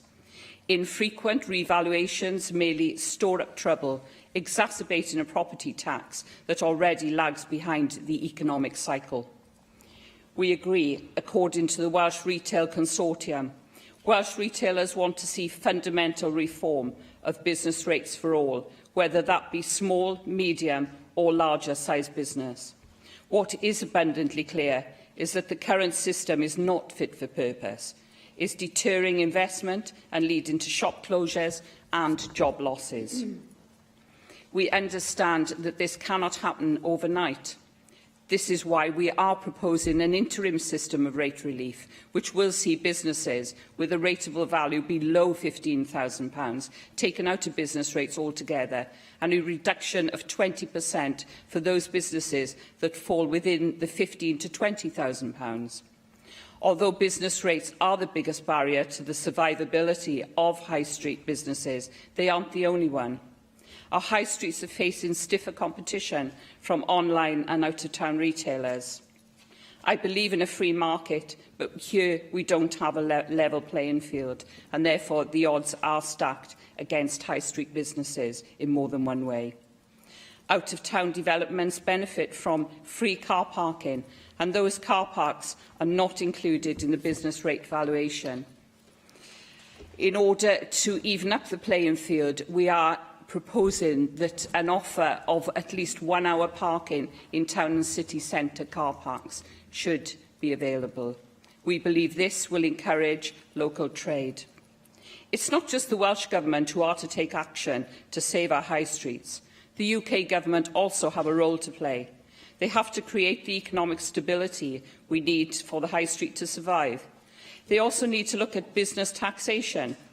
I would like the UK Government to review VAT when Brexit does materialise.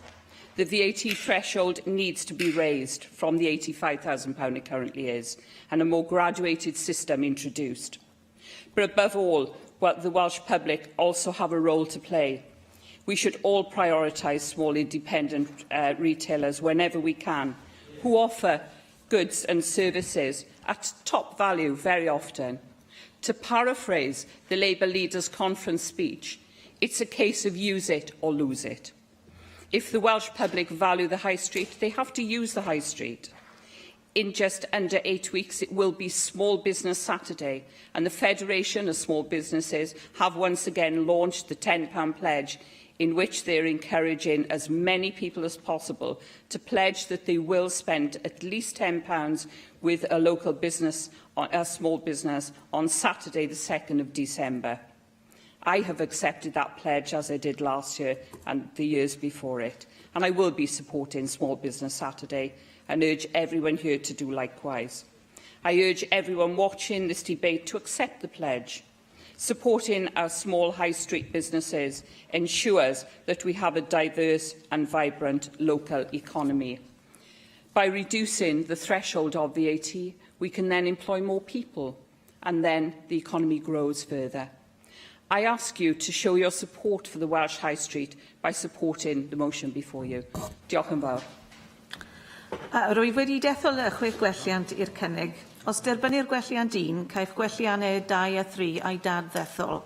Os derbynu'r gwelliant 2, caiff gwelliant 3 a'i dad ddethol. Galwaf ar arweinydd y tŷ I gynnig yn ffurfiol welliant 1 a gyflwynwyd yn ei henw. Formally. Diolch yn fawr. Galwaf nesaf ar Nick Ramsey I gynnig gwelliannau 2, 4, 5 a 6 a gyflwynwyd yn enw Paul Davies. Diolch, Acting Deputy Chair, I think it's That'll easy. I'm pleased to move the amendments today in the name of Paul Davies. And can I firstly welcome the UK Government's willingness to devolve business rates to the Welsh Government. We certainly in the Welsh Conservatives believe that that was a step in the right direction. And yes, we did have a certain amount of control over business rates prior to that, but the full devolution of business rates, we believe, brings a real opportunity for the Welsh Government to act in this area. Another tool in the economic toolbox, as the First Minister and as the Cabinet Secretary for Finance's predecessor were keen to call it. But having the tool is one thing, using it to improve the business rate regime is another. And this is where we feel that the Government amendment is not acceptable to us. A number of elements of the Government amendment we wouldn't disagree with. Certainly the importance of small businesses, that stands to reason. I don't think anyone would stand up in this chamber and say that small businesses aren't of vital importance to the Welsh economy, indeed, as Caroline Jones has just made clear. The vital importance of cross-government working is a key part of the Government amendment as well, and that's to be welcomed. And in the previous debate, we heard about the importance of governments working together. So we need a joined-up framework between governments and the Welsh Government and the UK Government, particularly in the run-up to Brexit, during the Brexit negotiations, which I know many members, including myself, are concerned about. However, there we part company. You won't be surprised to know. We don't believe that the Labour amendment stresses the urgency of addressing this situation and giving businesses across Wales the support that they are crying out for and have been crying out for some time. So, as our amendment, Amendment 5, makes clear, we need to see more businesses taken out of business rates altogether, and small businesses with a rateable value up to £15,000 specifically removed from that. We agree with a large part of the UKIP motion in this area. Actually, we've got differences in some detail, but you also broadly recognise the importance of businesses being taken out of that burden. And we would also, as the amendment makes clear, remove the multiplier. That's now within our grasp with the full devolution of the business rates. And of course, all of this is designed to increase competitiveness and improve the economy. That's what this is all about. It's very easy to stand in this chamber and talk about statistics as though we're in some sort of vacuum, and I can throw statistics across the chamber and the Minister will throw them back. But I often feel that we don't really get to the core of the arguments by doing that.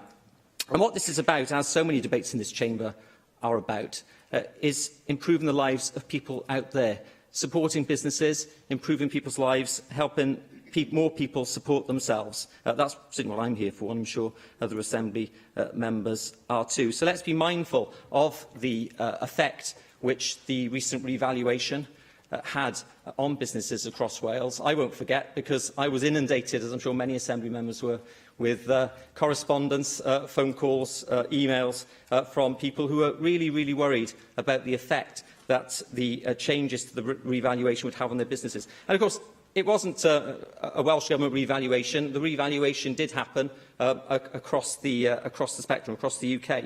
So we recognise that the Welsh Government were not to blame for the need to have revaluation. Of course, that's a necessary part of the business cycle, and that had to be addressed. But the way that the revaluation was handled and the way that it was communicated to people across Wales did concern us. As I say, I received many representations, and in fact, sadly, and I checked on this recently, sadly, a couple of the businesses whose owners contacted me have already gone. They're empty. There are boards in the windows, and I think that brought it home to me very clearly why I was involved in a petition at that time and why I wanted to help those business owners. So it wasn't just scaremongering, as some of us are often accused of doing. It wasn't making a lot of noise for no reason. The actual results of that revaluation and the lack of proper support for businesses has already had an effect. As for our last amendment, there should be more support for free parking pilot schemes. I think the government should be able to, well, I would assume you should be able to support this, because I know that you have already given some support for extending parking pilot schemes across Wales, and we're simply saying that we think that's a good thing and it should be enhanced. So we will be voting against the motion in order to get our amendments on the paper. But there's a lot of good stuff in this motion. I'm pleased that UKIP have brought it to the Chamber today, and I hope that there will be support for our amendments. Galwaf ar Adam Price I gynnig gwelliant 3 a gyflwynwyd yn enw Rhina Biorwerth. Diolch. It's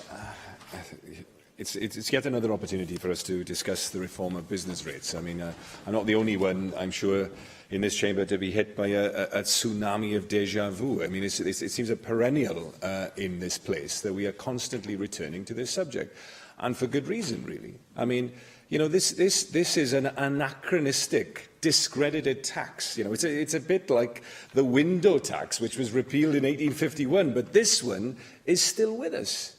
And for all the reasons that Caroline Jones referred to and Nick Ramsey agreed with, you know, it's high time that we not just had some reform at the edges, but looked at a completely different way of approaching business taxation. Because as we move to a situation where physical businesses, otherwise known as shops, and in the retail sector in particular, are facing huge challenges as we shift to online, then we are loading additional cost onto this sector, which is unsustainable, and the consequences that Nick Ramsey referred to are there, you know, to be seen in all of our town centres. Our amendment set out the policy that we fought the election on. I mean, it goes in a similar direction. I mean, we suggested abolishing business rates for all businesses with a rateable value less than £10,000 a year, and then tapered relief up to £20,000. We disagree on some of the details, but I think the principle is clear. We also proposed exempting businesses in the first year of operation in order to encourage business startups, introducing a split multiplier for small and large businesses, as is the case in Scotland and in England. But this is the real one. This is the real prize, which is exploring abolishing business rates altogether and replacing them with alternative forms of taxation which do not discourage employment, town centre regeneration and investment in plant and machinery. Now, the government has issued its consultation document. I think there are 2 days left, I think, for people who are keen to put their oar in, but you know, it's a very, very desultory, disappointing document, to be honest with you. I mean, the first things it says is that the new scheme will be designed within the existing £110 million annual funding envelope. So, you know, well, where's the scope for reform there? They also set out some proposals in terms of increasing the threshold for relief, but you know, they're incredibly modest. I mean, the only viable options, the consultation document says, are increasing the threshold of relief, 100% relief, from 6,000 to 8,000.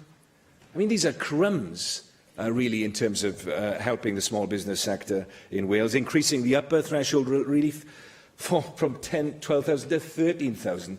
Well, that's going to create a kind of a transformative effect in our business sector in Wales. And wait for it, potentially, you know, it's full of qualified language, increasing the lower threshold to 8,000 and the upper threshold to 13,000. Well, you know, that's the problem, isn't it? That's the lack of ambition in terms of business rate reform and in terms of economic policy in general from this government. There's no mention at all in the Welsh Labour government's own consultation document of switching from RPI to CPI indexation. That was actually in their manifesto for the general election at the UK level. No mention of exempting new investment in plant and machinery. I remember John McDonnell hailing that as a radical policy that was going to make a difference to businesses right across the land. England, of course. Yet again, a case of doing and saying one thing when it suits them politically over the border, and with one part of the United Kingdom that they're actually in government not following through on their own policy. We're not surprised, are we? But certainly I think we have a right to be deeply disappointed at the lack of leadership in the government. We need radical thinking. It certainly isn't contained within the ambit of the pathetically low ambition statement they got from the government in terms of their consultation. We should be looking at leading the rest of the UK in abolishing this outdated tax and creating the platform upon which our businesses can thrive. Michelle Brown. Thank you, Deputy Acting Presiding Officer. The majority of employees are employed in small and medium-sized businesses. The business owners are usually from or living near the community they trade with. Their interest in seeing a sustainable town centre is personal as well as professional, and profits, unlike those of Amazon, Tesco, Asda and the others, are far more likely to stay in the local community rather than be sent to some remote parent company in another country. Since the profits stay in the country, those businesses will be paying their fair share of UK tax, unlike some multinationals. The current system taxes business people on the basis of the nominal value of their property. This is illogical and focuses on buildings as opposed to the business that operates from them. It seems to forget that behind any small business is a person or people trying to make a living. It's a regressive tax, and its change to a more progressive model is well overdue, as the empty properties on many high streets in Wales and the comparatively fewer SMEs in Wales illustrate. Devolution of business rates to Wales enables Wales to take the lead on introducing a progressive and fairer system of business rates. I would like to see business rates based on profit or turnover, with incentives built in so that employers share the benefit of reductions in business rates with employees in the form of employing more people. For example, business rates could be restructured in such a way that businesses receive a discount or concessionary rate for employing more people. Conditions could be set on the discounts to encourage businesses to employ people at a wage higher than the national minimum. You know, it just needs a little bit of creative thinking here. And for those who claim that such a system would be complicated to administer, they may be right, but this is about the best way to support businesses and pay for local services. And I really do believe that where there's a will, there's a way. And to stimulate growth of local economies and a fairer local taxation system, the extra administration that may be caused is well worth it. Before a business starts trading and before they have earned a single penny through the business, they're saddled with a big business rates bill. The business rates regime disincentivises business start-ups and makes life for young businesses more difficult at a time when they need some space in which to grow, turn a profit and start employing people. I note the Welsh Government's amendment to our motion, and I'd like to make the following points. Your amendments make much of your support for small businesses, but as long as you continue to stand idly by and allow local authorities to wreck high streets and the local economy by making it harder and more expensive to do business there, your assertions regarding support of small businesses will continue to ring as hollow as they have for the last 20 years. It is all very well to introduce rates relief, but businesses need to be able to plan and budget, which this ad hoc scenario we have at present doesn't allow. Can you take an intervention? No. The Remainers in this place keep talking about the damage of uncertainty when they try to argue against enacting the will of Welsh voters over Brexit, but then they're happy to leave the issue of business rates uncertain and ill-defined. A countrywide set of hard and fast rules is required, despite Labour's occasional whim to let business off business rates on the odd occasion. I note there's no mention in Labour's amendments of restructuring or reviewing business rates to make them more equitable. Looking around the high streets in North Wales, high streets that were bustling, thriving centres of the community within my lifetime, are now full of empty shops, and you can practically see the tumbleweed rolling down the high street. In areas of my region, traders are being prevented from loading at the front and rear of their properties. Perhaps the Welsh Government would get the relevant councils to propose a solution to how traders load their stock into their shops if they can't get near it with a delivery van. Parking in the multi-storey car park down the road is hardly appropriate. Things like this explain why, overall, Wales has the highest national vacancy rate on the high street compared with England and Scotland. 15% of shops and leisure premises were standing empty at the end of the first half of 2015, and I'm guessing the situation isn't any better. I've said this before, and I'll say it again. Some of the decisions made by local authorities, such as pedestrianisation, parking regulations and charges, scrapping loading bays, the increase of business rates, etc., is destroying our high streets and the small businesses that used to trade from there. It also shows that the people making the relevant decisions have never tried to run a small business and have no clue what issues those trying to run small businesses face. It serves no one, not the Welsh Government, not the UK Exchequer, not the local authority, and certainly not the business owner and their employees, to make doing business in Wales more expensive, which is what our current regime of business rates does. I therefore urge the Welsh Government to urgently conduct a review and restructuring of business rates so that Welsh Government and local government stop killing the golden goose of small business. Thank you. Galwaf ar arweinydd y tŷ, Jane Hett. Well, I do welcome the opportunity to respond to this debate, and it is an important time of policy development with regard to non-domestic rates. And I do recognise the experience that we've got here in this chamber, as well as the policy views which have been expressed today. Of course, non-domestic rates contribute more than £1 billion a year to fund vital local services in Wales, and all the rates revenue collected in Wales is redistributed in full to local authorities and police and crime commissioners here in Wales to support these services. And we pay taxes because we all get the collective benefits of doing so. The local services that non-domestic rates support are absolutely the ones that businesses need in order to be successful. And to maintain these services, it's right that everyone who is able to contributes their fair share. Non-domestic rates apply to most forms of non-domestic property, including car parks and out-of-town retail parks, and they don't just apply to businesses. They apply to property occupied by the public sector, of course, and not-for-profit organisations. The rate system was specifically designed to be a tax on property to raise revenue for local services, and it's not a tax on turnover or profit. These are subject, of course, to other forms of taxation levied by the UK Government and used for other purposes. And Nick Ramsey has reminded us the valuation of properties carried out by the Valuation Office Agency. The VOA is independent of the Welsh Government. It determines the methodology for valuing property and applies the same methodology, of course, across the country, taking account of local property market conditions.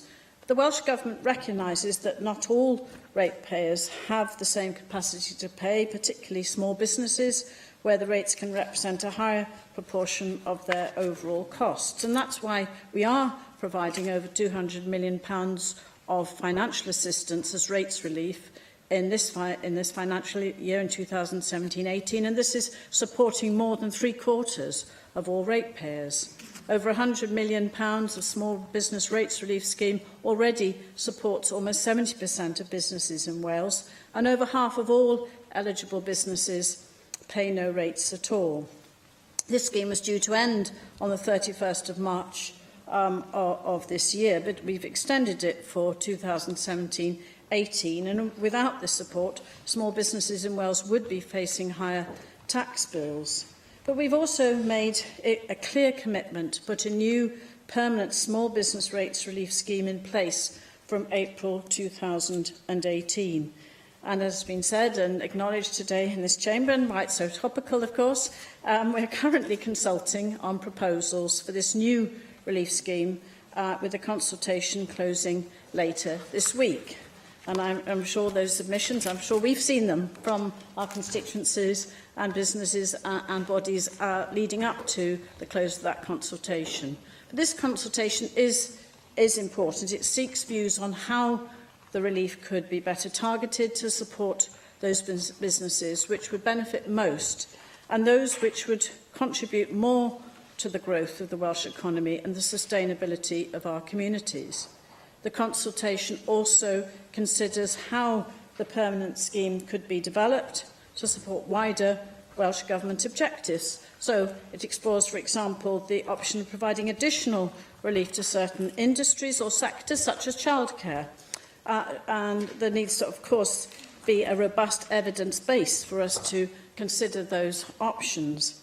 But this permanent relief scheme will provide certainty and security for small businesses, delivering a tax cut and helping them to drive long-term economic growth for Wales. The introduction of a permanent small business rates relief scheme, which is tailored to the specific needs of Wales, clearly demonstrates the importance we place on supporting small businesses by reducing their non-domestic rates liability. And whilst the overall rateable value in Wales has fallen, I recognise that values have risen in some locations and for some types of property. So, in response to the 2017 revaluation, the Welsh Government established a new £10 million transitional relief scheme to assist small businesses whose entitlement to small business rates relief was adversely affected. This relief scheme provides additional support to more than 7,000 ratepayers. And this scheme is fully funded by the Welsh Government. In contrast, transitional relief in England is being funded by ratepayers who saw reductions in their rateable values as a result of the revaluation. And just to be clear, the relief for those whose values have increased is being paid for by those whose bills should have fallen. But we've listened to what small businesses have been telling us, especially high street retailers. And of course, some of us have been representing constituents who have been particularly affected by this. And we appreciate that some towns and communities were affected more by the revaluation. And while there are many high streets across the country where rates have fallen, some retailers need additional support more generally. These points have been made this afternoon because of, for example, competition from the growth of online and out-of-town shopping. And that's why we allocated an extra £10 million for additional support for high street retailers, including shops, cafes and pubs in 2017-18. Again, this is fully funded by the Welsh Government.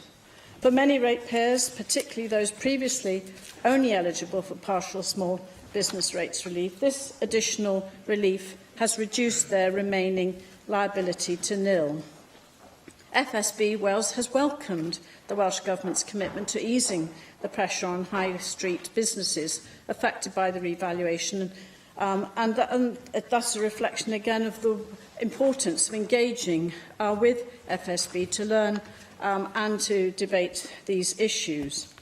I think it's useful to highlight ways in which we are supporting our small and medium-sized businesses across Wales, particularly in terms of the high street and those opportunities. Launched in October 2012, the microbusiness loan provides scope, for example, to support businesses with loans of between £1,000 and £20,000. And to date, the Wales Microbusiness Loan Fund has supported 371 businesses, investing £9 million directly and attracting over £7.8 million of further private sector funds. And the fund has created and safeguarded 1,747 jobs at the end of March 2017. Sometimes statistics are useful, Nick Ramsey, in terms of just highlighting what has been achieved. I think, importantly, in terms of regeneration, we've also funded 20 town centre partnerships across Wales. In addition to this, a £20 million town centre loans fund.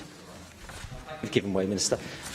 I recognise that there has been a level of support over and above what was promised last year, and we do welcome that. But there are other businesses which have fallen through the net, besides which those you mentioned. So could you look again, your Welsh Government look again at the schemes in place? Well, I think this is why it's so important that this debate today and the response to the consultation is fully taken up. And I think it's also important to remember that I want to comment on the car parking scheme. Well, of course, that was your Amendment 6, but also the fact that, as you said, funding has been allocated to support pilot initiatives to test the feasibility and impact of free car parking, and that's intended to support the regeneration of our towns and cities. So, finally, in the longer term, we'll be exploring whether more fundamental changes to the non-domestic rate system could benefit local services in the Welsh economy. And I'm sure Adam Price will have welcomed the Cabinet Secretary for Finance and Local Government's update on his plans yesterday, where we're looking in more detail at alternative approaches to non-domestic property taxation. We have to look at the best examples of taxation systems from across the world, including different forms of taxation. And of course, in considering those reforms, our priorities have to be greater resilience for local authorities, fairness for citizens and sustainable funding for vital local services. So an important time, development on policy on rates relief for small business. We look forward to seeing the responses to our consultation. I do commend the motion, the Assembly, the Government's amendment to this motion. Diolch. Galwaf Neil Hamilton I ymateb i'r ddadl. Diolch yn fawr iawn, Llywedd. Well, I'm grateful to those who've taken part in this debate today, and UKIP seems to have achieved something which people don't normally associate with us, the ability to bring about consensus and unity, at least on the non-government side of the House. I find myself in a position where I could have voted actually for the Conservative amendment or for the Plaid amendment, but for the fact that that would involve deleting part of our own motion. And I think this has been, well, one of many debates that I've lived through in the course of my political lifetime, but it is a hardy perennial. But nevertheless, the importance of it never goes away, and that has been amply demonstrated by the speeches that were made from Caroline Jones at the start of the debate right up until the Leader of the House speaking. Adam Price's impassioned rhetoric is always an advantage to have on one's side, and he pointed out what is the fundamental flaw in property taxes, that it's anachronistic, and in this particular instance goes back to the Poor Law of 1601. Land is an easy thing to tax because it's fixed and can't be hidden. And it's a convenient tax for tax collectors, but that's not normally the best argument that you can make for having a tax. We've heard from everybody else the damage which this tax does to the most vibrant businesses in the land, and how it has a chilling effect upon the economy. Caroline Jones pointed out in her opening speech that 1 in 8 retail units in Wales lies empty. It's unfair and regressive. We've heard the Cabinet Secretary for Finance in the course of the last few weeks talking about the budget and the new taxes which we're going to get very shortly, and refer to how glad he is to be able to make them progressive. But of course, in the case of business rates, it's the opposite. I can't understand why the desire for progressivity is so great in other taxes that the Welsh Government has control over, but is wholly absent, as Adam Price pointed out, in the case of business rates. Now, I realise that the Government wants to advertise what it's done to relieve the problems caused by the current system, and we acknowledge that, and their proposals are welcome, both the temporary ones and the proposal to have a more permanent form of relief. But that doesn't go to the heart of the problem. And what we should have is a kind of all-party commission to try to form a consensus view on how to get rid of this ancient tax which is doing so much damage. I've lived through many property revaluations in the course of my lifetime, some of them far more dramatic than the one we've just been experiencing here in Wales. And I've lived through disastrous attempts to reform property tax systems, not least the poll tax in the 1980s, which occupied too many of my nights in those days in the House of Commons. It's not an easy problem to solve, I fully accept that, but nevertheless, I think we ought at least to try. And Would you take an intervention? yes, I will, sure. Thank you. Would you agree with me that it's about governments working together so that when we do come out of the EU and the VAT threshold and the rate can be lowered to encourage people to invest in our country, that governments need to work together on this issue of business rates and VAT? Because when Gordon Brown did give 5% off and lowered it from 20% to 15%, the difference that made to small businesses, I can tell you, was astronomical. People did take on new staff with that. So.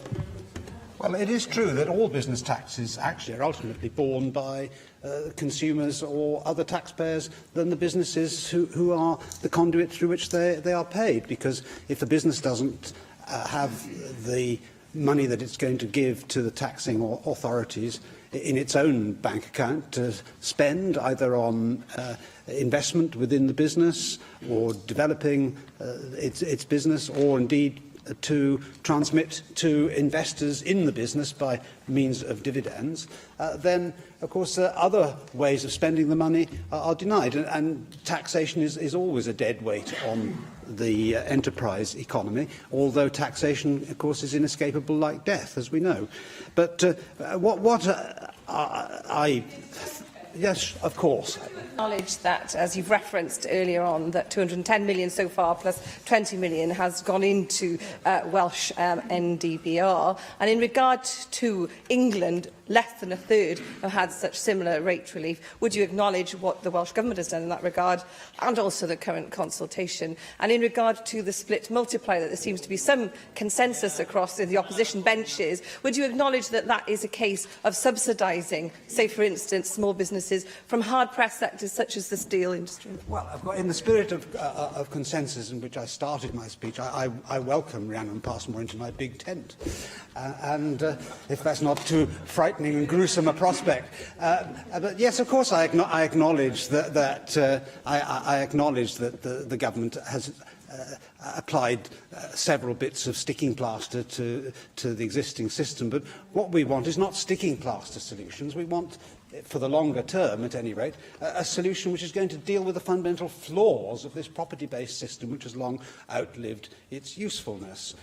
The economy is very different from what it was in the early 17th century, and we have other forms of taxation which are related to ability to pay, and that is the road down which we should go. If we want the Welsh economy to be revived, I keep saying that we're at the bottom of the income scale for the nations and regions of the United Kingdom. If we want to change that, we've got to have more radical solutions here in Wales. I mean, Wales has always been a radical country. And what I find is so depressing and demoralising about this Labour government is its utter lack of radicalism. Adam Price talked about its modesty. I remember that Margot Asquith said of her husband, Herbert Asquith, who was the Liberal Prime Minister 100 years ago, his modesty amounts to deformity. And I think that is true of this Labour government as well. And we need to combine our resources, I think, and try to arrive at a solution to this problem, which isn't going to perhaps please everybody, but everybody is agreed upon the flaws of the present system. I'm sure even Labour members, although I'm disappointed that not a single one of them has participated in this debate this afternoon, but everybody agrees that the system is flawed, and everybody agrees on what the nature of those flaws are. But nevertheless, nobody seems to think that there is a solution. It's all too difficult. Well, governments very often create difficulties. They're not so good at solving them. But I do believe that with a will and goodwill, that we can achieve this. So I'm grateful to everybody who's taken part in this debate today and the spirit in which they've made their speeches. Nick Ramsey, Adam Price and Michelle Brown. And there were even parts of the Leader of the House's speech with which I could agree. But my principal point is that whatever good the government has done, we do need to have a much more radical and long-term approach. And I don't see that coming from this consultation document which is currently ongoing. And so I commend our motion to that. Y cwestiwn yw a ddylid derbyn y cynnig heb ei ddiwygio. A oes unrhyw aelod yn gwrthwynebu? Gohiriaf y bleidlais felly tan y cyfnod pleidleisio, a dyma ni'n cyrraedd y cyfnod pleidleisio, gawn ni bai fod 3 aelod yn dymuno i mi gannu'r gloch. Dwi'n symud yn syth i'r bleidlais. A'r bleidlais hynny ar ddadl UKIP ar ardrethu busnes. Dwi'n galw am bleidlais ar y cynnig a gyflwynwyd yn enw Caroline Jones. Agor y bleidlais.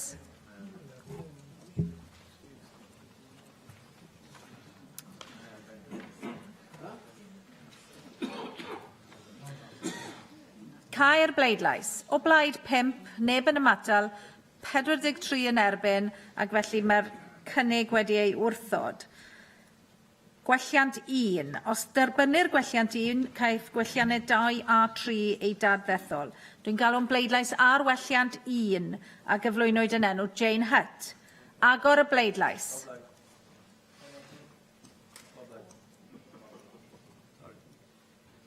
Cau'r bleidlais. O blaid 25, neb yn ymatal, 23 yn erbyn, felly derbyniwyd gwelliant 1. Y bleidlais nesaf felly ar welliant 4 a gyflwynwyd yn enw Paul Davies. Agor y bleidlais.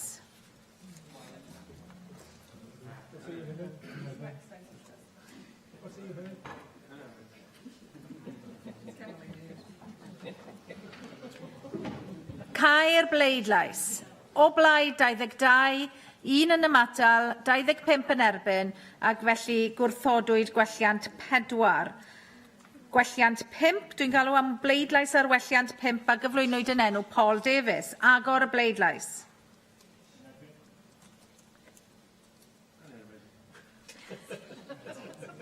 Cau'r bleidlais. O blaid 15, neb yn ymatal, 33 yn erbyn, ac felly mae gwelliant 5 wedi wrthod. Galwaf nawr am bleidlais ar welliant 6 a gyflwynwyd yn enw Paul Davies. Agor y bleidlais.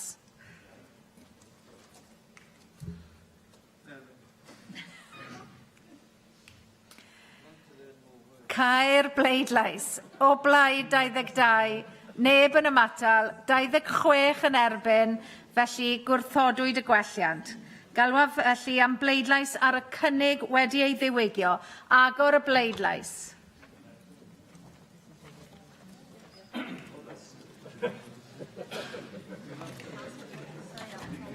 Cau'r bleidlais. O blaid 25, neb yn ymatal, 22 yn erbyn, ac felly derbyniwyd y cynnig wedi ei ddiwygio.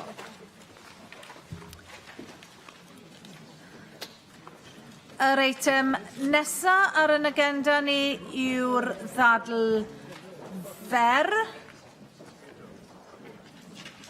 Ac os gwneith aelodau adael y siambr yn gyflym ac yn dawel,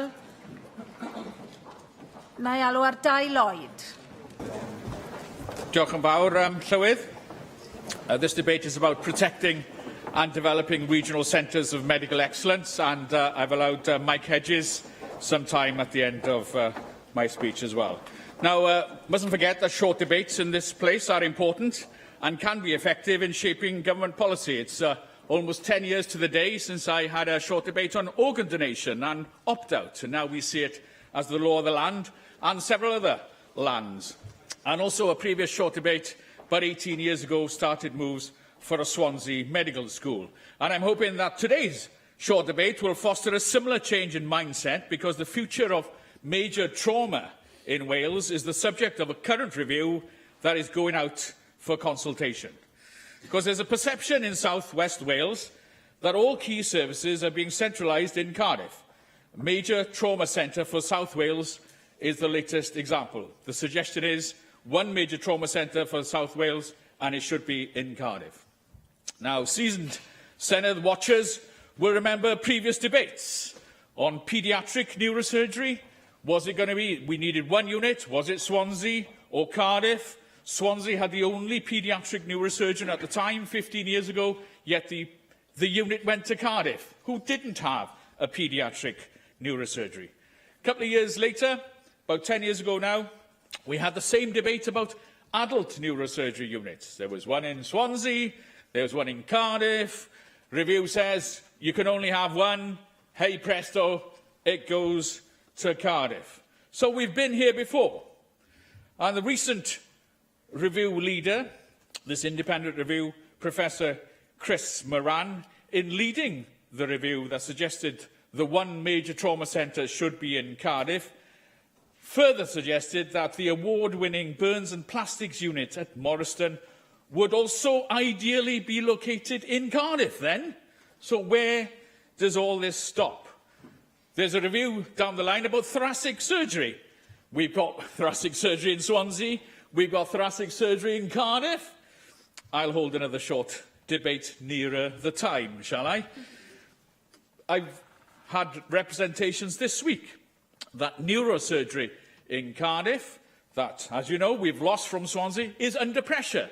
You need neurosurgery for a functioning major trauma centre, yet I've had patients this week telling me that they're on the waiting list for neurosurgery in Cardiff and have been offered neurosurgery in Liverpool, Oxford and elsewhere, because neurosurgery in Cardiff is under pressure.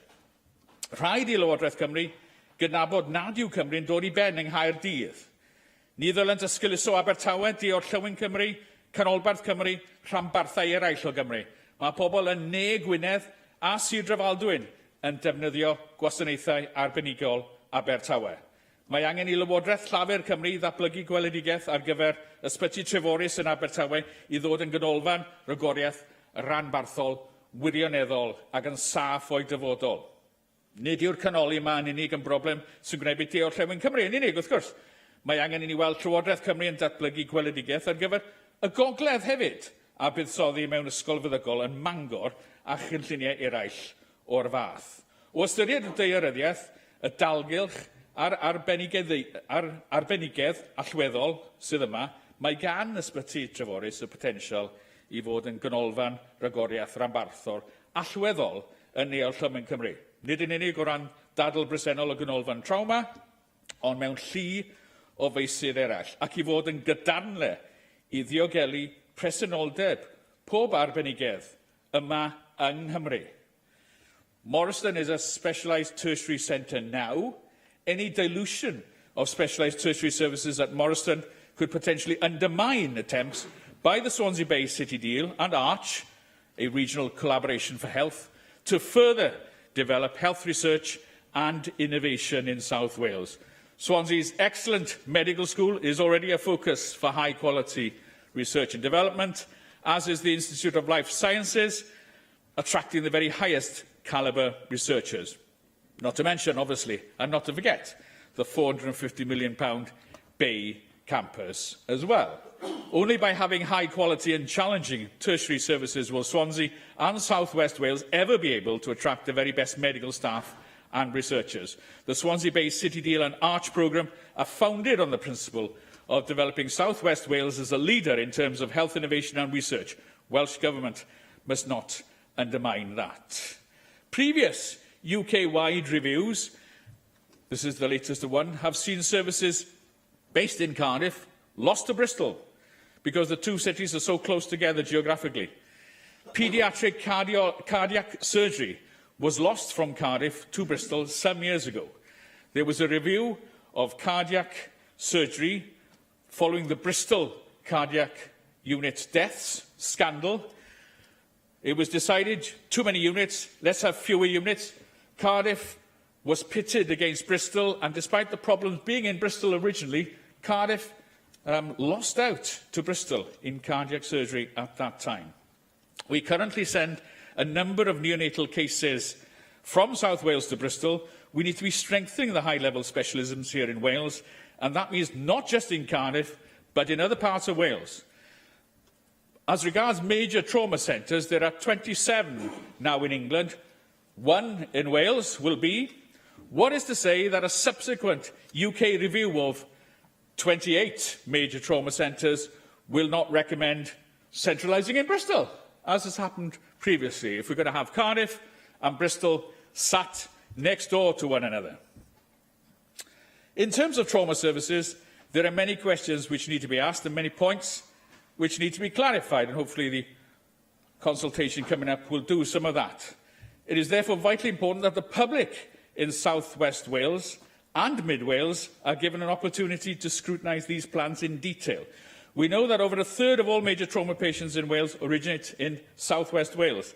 This is as a result of the particularly high rate of road accidents on rural and semi-rural roads, and agriculture and activity-based accidents often linked to tourism in rural West Wales. Other members in this place are also concerned. We'll hear from Mike. I've obviously raised my concerns already with the First Minister, ABM and the Community Health Councils. This matter is hugely important and needs in-depth scrutiny. The concerns of people in South West Wales and other parts of Wales need to be heard. We need an open debate around these issues and the long-term future of hospitals such as Morriston and other regions of Wales, and that means the Welsh Government setting out a long-term vision for these regional centres of excellence. The proposal for the one trauma centre in Wales to be sited in Cardiff, with the implication that burns and plastics may well follow and be lost from Swansea to Cardiff, triggering yet another domino effect. What happens, as I've already implied, to thoracic surgery reviews subsequently?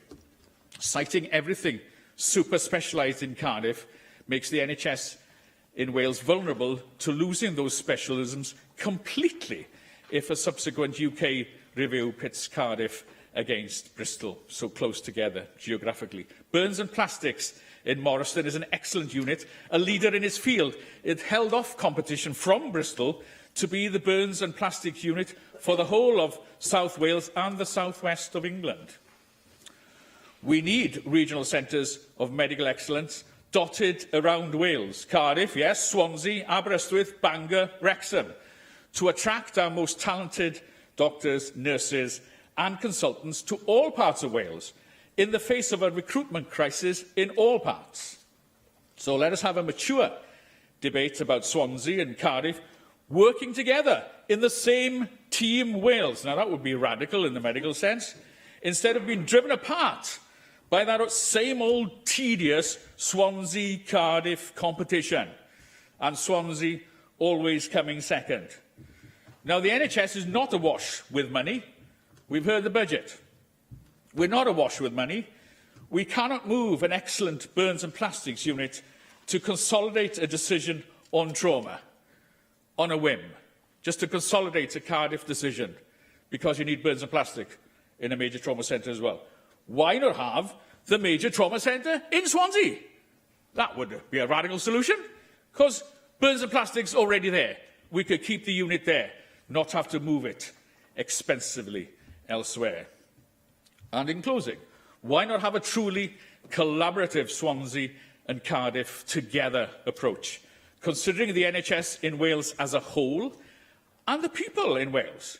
Yes, the people in South Gwynedd, Powys, Pembroke, Ceredigion, Carmarthenshire, they depend on Morriston now for their tertiary care. And let's put a stop to the domino effect of hemorrhaging tertiary services to Cardiff and beyond. Diolch yn fawr. Mike Hedges. Thank you, Llywys, and can I thank Di Lloyd for giving me a minute in this debate.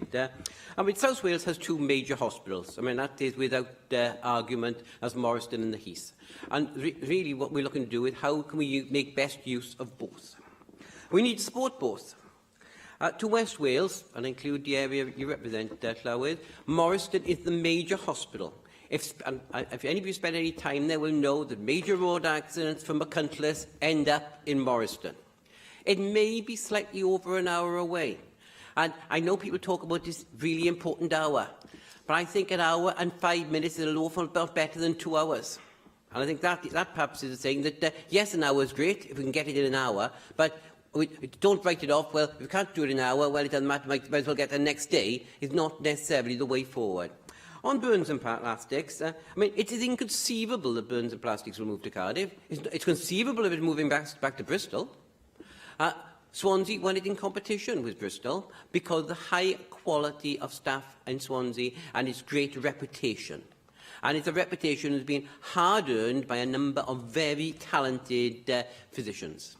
I think it really is important that we look to what is the best for the people of South Wales, and it's not one place suits all. And can I just say, as somebody who used to travel back to the old Welsh office, Bangford Old Welsh office, I used to know halfway from my house in Morriston to the old Welsh office in Cardiff was somewhere along Northern Avenue in terms of time.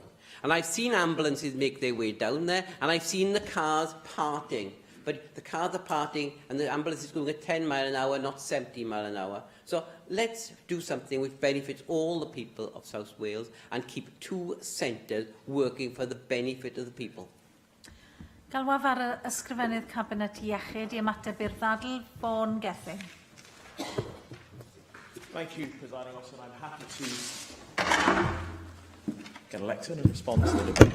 Thank you to both Di Lloyd for bringing the debate today, but also to Mike Hedger for taking part as well. And I recognise the very real concerns that local members in and around South West Wales have about the future direction of not just policy, but the practical reality of what that means in terms of where services are located. I want to start on a more general point about specialist services, because we already accept that people in any modern healthcare system will travel for specialist services. And depending on how specialist they are, will depend on how far they travel. Whether that's a secondary care service or, in this instance, a tertiary service. And there are some instances where, of course, we have people travelling outside of Wales to access highly specialist services. And, of course, with Morrison, people travel into Wales from South West England in particular to access the excellent services provided by the Welsh Centre for Burns and Plastic Surgery. And if I can just say at the outset, I recognise the comments made by the person having led the independent review into major trauma services were particularly unhelpful, floating the suggestion that the Burns and Plastic Unit might move or should move. He then qualified that, but there's something about people getting involved in a highly charged political debate and not understanding the power of the words they use. So I hope it's helpful for me to clarify this government has no intention of moving the Burns and Plastic Unit. Our challenge is how we sustain our services and how we actually recognise and be proud of the excellence that the Burns and Plastics Unit already provides. And it's my understanding that any choice about a major trauma network or a centre does not require the Burns and Plastic Unit to move. On a more general point, so we recognise that as we have new and more complex procedures and technology changes what we're able to do, that means that actually some of our services are becoming new and groundbreaking. We've had a conversation about intervention neuroradiology, for example, a new service being developed in a small number of services. So we recognise that some of our services will develop anew in a limited number of centres, and equally there will be times where we need to concentrate some of those centres, given the robustness and stability that they will need, and make them attractive to staff. We know that in doing that, we are concentrating services so people travel longer or further distance to get to those services. And conversely, of course, technological advances will mean that we can deliver more care closer to home. There's a challenge here, though, about our general message about reform. I'll talk later on about more care closer to home. As we have a conversation about reform in the health service, this isn't new. We have always talked about the health service changing. As the reality of demand changes, the reality of what we can do changes, we need to then talk about how do we keep changing our service to make sure it continues to provide the quality of care that people rightly expect. But in doing that, I think we have to have a conversation with the public based upon evidence. I recognise that in the past, some of the current unhappiness is that people are simply told this is what will now happen, as opposed to there being a conversation within the service, so staff feel part of the conversation, and also a conversation then with the public.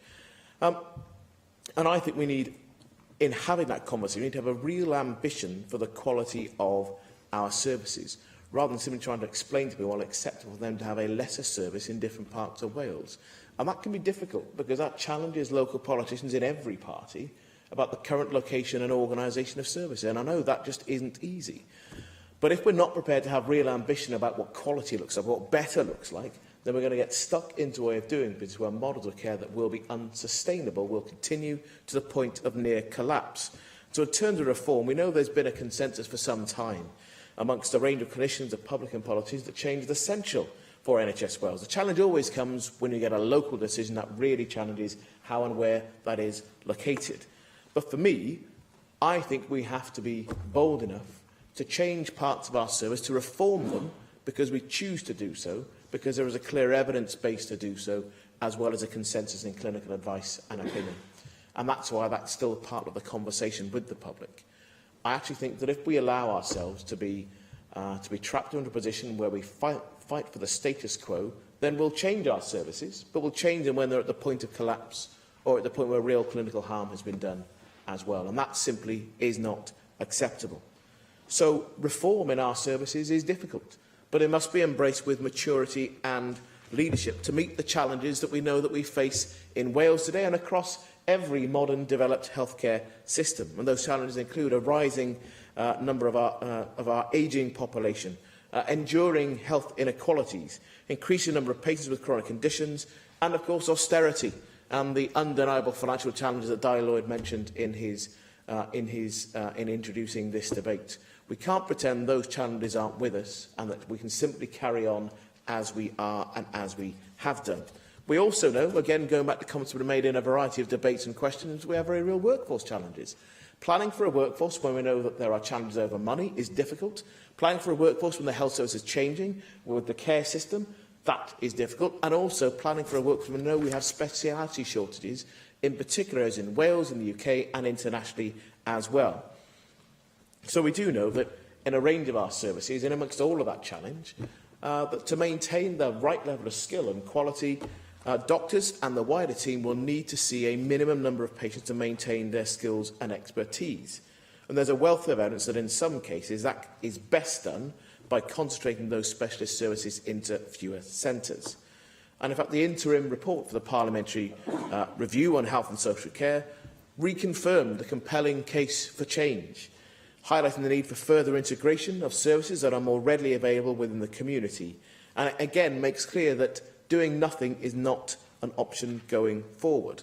And that brings us back to local care. And actually, we spoke yesterday about the fact that telehealth and the new technology is a big enabler to delivering more care closer to home.